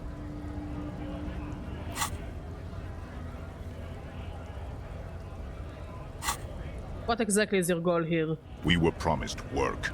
We'd be in there, working, if the bastards hadn't shut the gates. And you're able to breach the entrance? Main gate's locked. Would take heavy ordnance to bust it open. Could try to get in through the secretary's office. Door's locked. The guard's blocking the way to the access panel. And I don't mean the scrawny mess punk either. I mean head measurer. Or whatever he is. Wait, head measurer? Huge Seminese guy standing up there on the overhead passage. Won't let anyone by. The access panel is right behind him. How bad could one guy be? You seem capable. Bad. Standing on a narrow bridge, he's got a strategically advantageous position. And he's trained. I don't know how the Union has a trained killer up there. But that one's no joke, and my men are tired and hungry. They're workers, not fighters. Have you considered storming in like all of you? Why don't you go arrest them instead? I'm sure they've done plenty of criminal shit. They have that look. It would be better for the neighborhood if you went home, at least for now, if you can't get in anyway. No! They will give up eventually. Or get drunk. Leave the button unguarded. Then we charge. I'm just going to leave now. Okay, fuck it. I will go talk to this measurehead. Whatever happens, happens. It says Grih, G-R-I-H.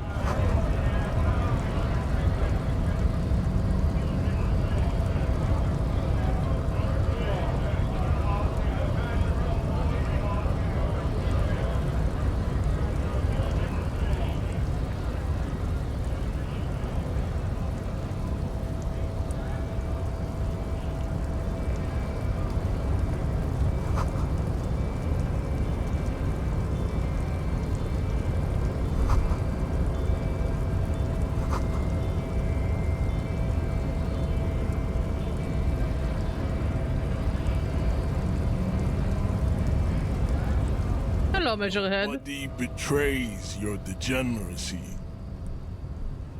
Nice day to you too, sir. Yeah, measurehead. His body totally betrays his degeneracy. Your body does not betray your degeneracy. That's a lie. You're in great shape. What do you mean my body betrays my degeneracy? You have succumbed to Al Ghul. Al what? You reek of it. An invisible sword of Al Ghul emerges from your throat. You cannot see it, but others can. It is making the woman in my company sick. Wait, Al Ghul? Yes, Al Ghul. But what is Al Ghul? Al Ghul is an ancient Ilmaran poison. A parasitic fungus that has colonized your race. It is a trick the desert pygmies played on you for humiliating them and stripping them of their land. You mean alcohol? Correct. My small skull servant. Servant? Smell your breath. Kim, is it really so bad? It's not good. Oh. It's like a rat crawled into your stomach, got drunk and drowned.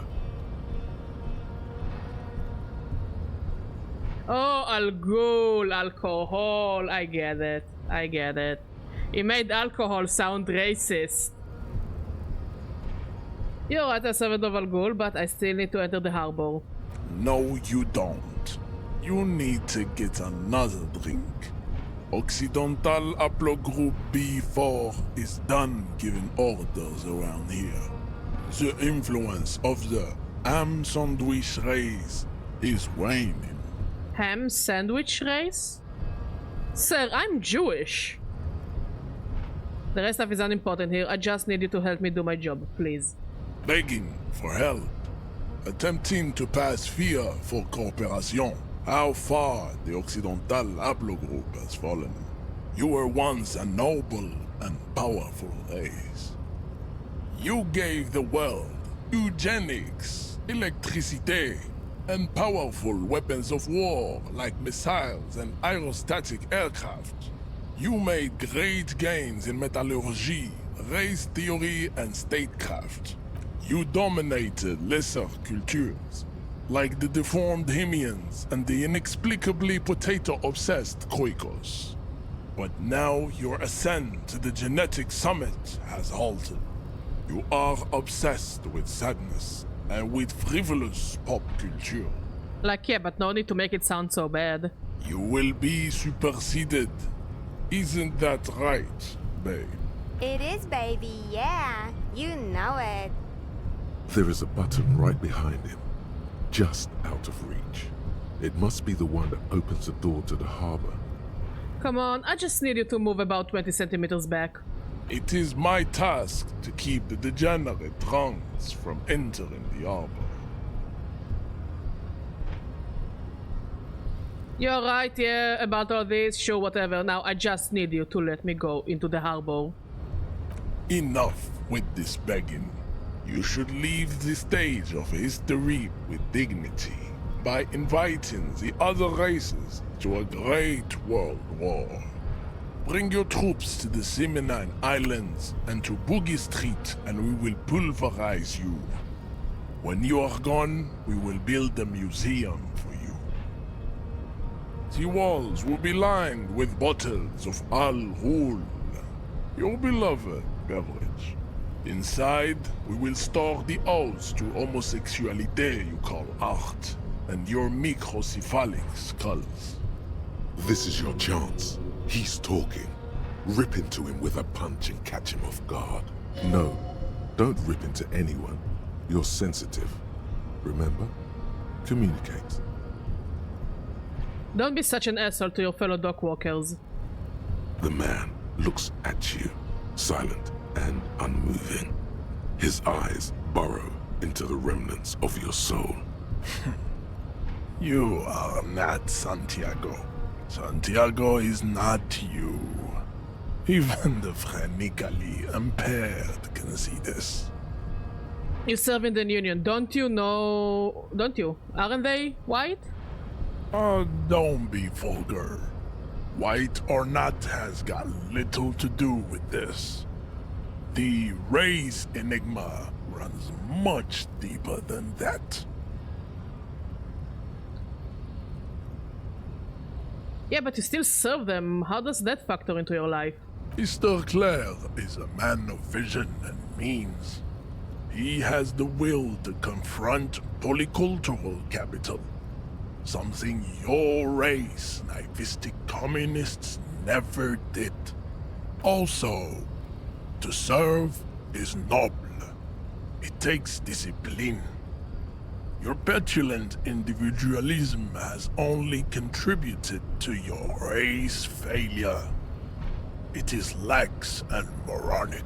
I'm no communist. Of course you are, Levasholian man. Well, clearly you know better than me. The failure of communism to challenge the world order is the core of your race fate. All around you, the fruits of its defeat. Individualism, rock and roll music, sexually transmitted disease, above all, rampant multinational finance still reigning large. Tell me, where have you gotten your love of pathetic communism from? Degenerate youth culture? Rock and roll music? I said I'm not a communist. I don't know who I am, but that's one thing I know. Stop explaining yourself. No one cares about your beliefs. The conversation has moved on. Tell me, what degenerate subculture has made you dress in this shameful way? I've gotten it from disco, actually. Offshoots of the Seminoles people invented disco while having sex under the influence of cocaine. It is a shame upon my race. But what is done is done. I am not surprised you enjoy it so much. This has happened to many of the side products of the inevitable cultural victory of the Seminoles race. Okay, I will ask, who are the Seminoles? The South Island race, haplogroup A4A. We are the rightful masters of the Insulindian archipelago. We descend from the Areopagites of ancient Pericarnassus and arrived here 4,000 years ago. Millennia before you. We are the future. That is all you need to know. So you're born and raised on the islands before you moved to Revachol. I am a descendant. The narrow streets of Ulumbuir are with me in my genetic. Oh my god, it's like a broken record. Are you or are you not from the islands? Into the grey mass on Ile de Fantôme, waiting on immaculate conception from the pale. So you did come from the islands? No. I have heard about it on the radio. So you're a fraud. You're racist and you're a fraud. And worst of all, I think you might be French. Can I just throw him off the bridge or something? Like, I think I have the strength to throw this fucker off a bridge. So you're not really Seminoles, you're just from Revachol. I'm from Couronne. And no, it is not just in Revachol. The city is central to the Seminoles strategy. In what way? Spreading through its trade networks, our culture will dominate the world. You have heard enough about our phylogenetic secrets for today. Don't bonk me. You have extinction. Bonk the racist guy. With, and never getting into the harbor. Kim, what do you think about this? I think this racist is better than the last. But the next racist will be the really good one. How do you know that there will be a next racist? There always is. I'm sorry, Kim. Race is reality. It's okay. As long as I was decent enough company to whatever you are doing, Pyroli, I'm still happy. But this guy is racist. He's a fraud and he's racist, and I think he might be a Nazi as well. So bonk him, not me. Badger is good, Badger. Badger not racist. Oh, what did you eat? The garlic butter? By the way, if you have a good recipe for garlic butter, can you put it on Discord? Because I really want to try and make garlic bread. Send the recipe. I really want to make garlic bread. Like, we got really decent Italian bread. Why not try to make garlic bread out of it? No? Yes, I would love to know your recipe, Pyroli, unironically. Like, we have butter, we have garlic, but, like, what other spices do you put in there? Butter, bear garlic, salt, and a bit of lemon juice. I forgot to buy pastrami. I mean, we still need to do shopping by Monday. Because, you know, many things happening. Or Tuesday morning at the latest, or Wednesday morning at the latest. Okay, I will try it. Because I'm really in the mood for garlic bread. Like, really in the mood for garlic bread. Know anything about this mug?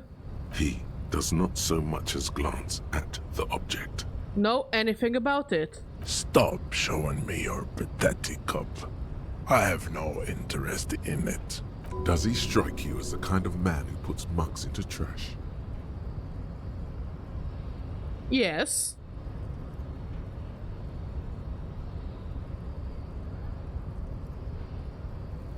Like a confit. So yeah, we can just make a garlic confit and then infuse it with the butter. That actually sounds good. I made you one by garlic like that when you were sick. You liked it, no? Good. I think I might have a plan for maybe try it next week if you want.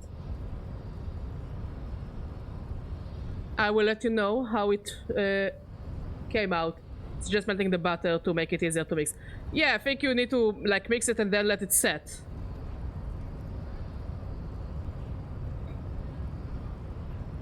Yeah. No, I know the basics, but I don't really have a recipe. But I will try what you told me with the garlic and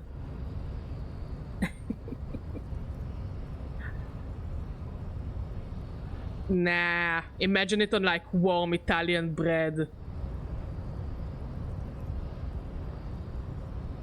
All the garlic, of course.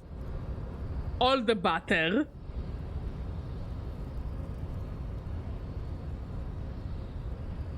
Okay.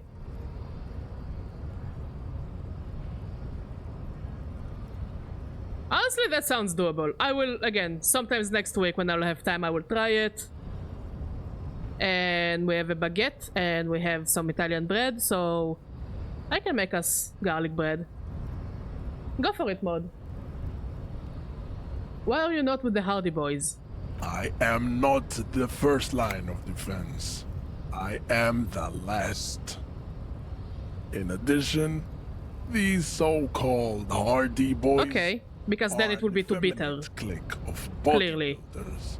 Their company is spiritually degrading. But you're all part of the union.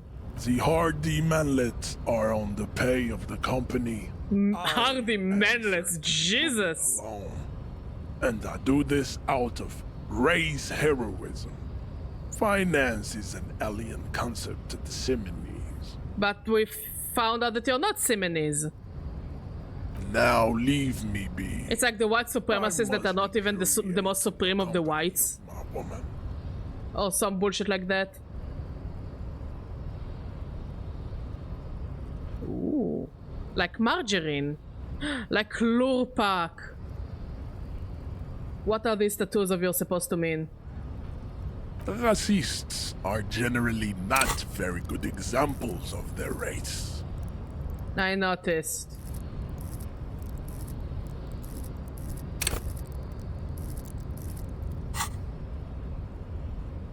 Welcome to Revachol. You hear him yell at a redhead woman. I shall, and I will document it on Discord. Once I get to it. I am not like them. I am craniometric perfection. I have taken the trouble to permanently draw a phrenologic grid on my skull and features. This should dispel any doubt. That you have a lot of free time on your hands or some garbage like that? True. That is a noble cranium, but you got a hard noggin yourself. You sure I'm not craniometrically superior to you? You exhibit forward projection of the jaw, indicative of schizophrenia and sexual inaccountability. From a purely aesthetic standpoint, the dimple in your jaw makes you look like a baby. This is not craniometry, just an observation. What else? It is impossible to see any more of your bone structure. It is covered in the ravages of what kinda Nigel and Marmalade style idea you have? I can see fleshy lips, baldness of the head. I have a head, you cannot see the baldness. Relative to lower limbs. This leads me to conclude you are not a police officer. You are a common criminal. An offspring of murder go for it. And sailors, Badger included! and Vesper. And possibly even the degenerate sheep herders of Ubi. Interesting, so one of my ancestors was Sur-la-Clef and the other Vesper. Your racial heritage is uninteresting. It is the same as all Rivasholians. Your parents and their parents made the decision to reproduce while under the influence of Al-Ghul. That is the only reason you are here. He's right there. It's almost impossible to get it on unless you're both drunk. It's too scary when people are sober.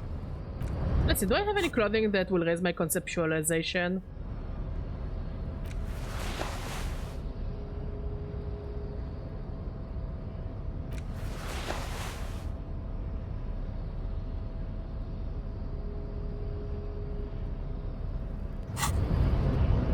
Your race descent has only worsened since a We are not doing too Gucci. Okay, the final mission I want to do for today is to read the book about parrots, and then we'll call it a stream. A cockatoo is a parrot with an erectile crest, found on the Seminole Islands and in southern Fas a la Mer. Known for their... And yes, I am fascinated by this game. I'm all in. Cockatoos are popular birds in aviculture. However, they often exhibit various behavioral issues. This book talks about the delicate nature of twos, as well as introducing some of the most popular species among the bird enthusiasts. The funeral cockatoo, the major majestic cockatoo, and the most common bang bang cockatoo. It's colorfully illustrated. Alright, what problems do these birds have? Where to even begin? All cockatoos are known for their needy natures, requiring attention for at least 2 full hours a day. They love to talk, and have been described as lovable clowns who just don't know how to wrap up. I couldn't handle that. It would be nice to have someone to talk to when feeling lonely. Pet owners also report moodiness, loudness, and hostility as recurring issues. If left unsatisfied, cockatoos may scream non-stop, pluck their feathers, or become aggressive. Right, that's pretty bad. Anything else? It is not recommended to get a cockatoo if you're not able to cook them food every day and give them the full care that they need. These birds will never understand that you have a life of your own. Motherfuckers. Yes, but there has to be something great about cockatoos as well. You're right. Cockatoos are magnificent creatures. They love to perform, cuddle and show off, and will even scream for fun, often as loud as up to 135 decibels. Ouch. That must hurt. Read about the funeral cockatoo. This is a yellow-tailed black cockatoo. Its specific name, Psittacus venereus, relates to its dark and somber plumage. This bird looks as if dressed for a funeral, 24/7. There is something indisputably ominous about it. Read about the major majestic cockatoo. Perhaps the most impressive of all the species, the endangered major majestic cockatoo, is often described as the most flamboyant bird in the jungle. its pink-colored wings and flowing crest embellishing its proud and bumptious nature. In the words of poet-explorer Sir James Fournier, few birds more enliven the monotonous hues of the verdant forest than this big, bold, and beautiful species. Read about the most common Bang Bang cockatoo. Despite its banging name, the Bang Bang cockatoo is actually the shyest of the species, common in almost all Seminoles forests, as well as zoos and homes all over the world. Its plumage is mainly grey and white. The Seminoles name, Bang Bang, is thought to be of onomatopoeic origins. Honestly, this bird does sound a bit like me. Yes, but all those cockatoo species are so different. Which one are you?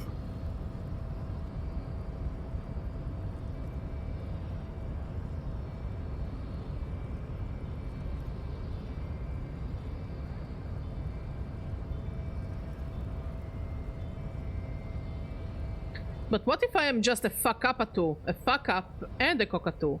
You're right. You're a fuckatoo embodied. Yay! This sorry-ass bird belongs on your heraldry. It probably doesn't even have feathers and only screams.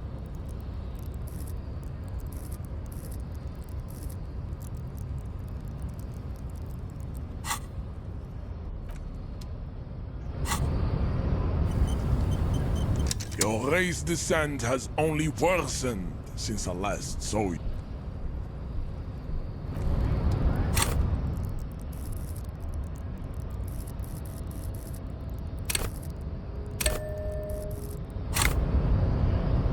Your race descent has It's still not enough.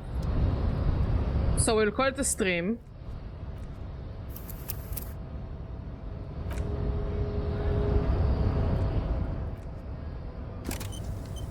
Tomorrow we will continue. Mostly we need to burn time till the evening, or at least relook at the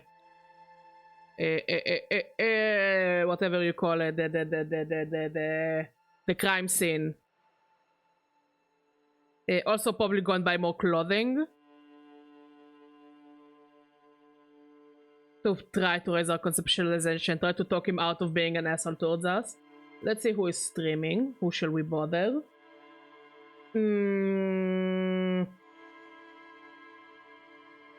If there is anyone to bother.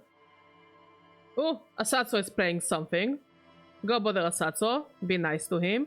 Anyways, thank you for watching. Thank you for talking. Thank you for being amazing. I love all of you and I'll see you all tomorrow. Bye-bye.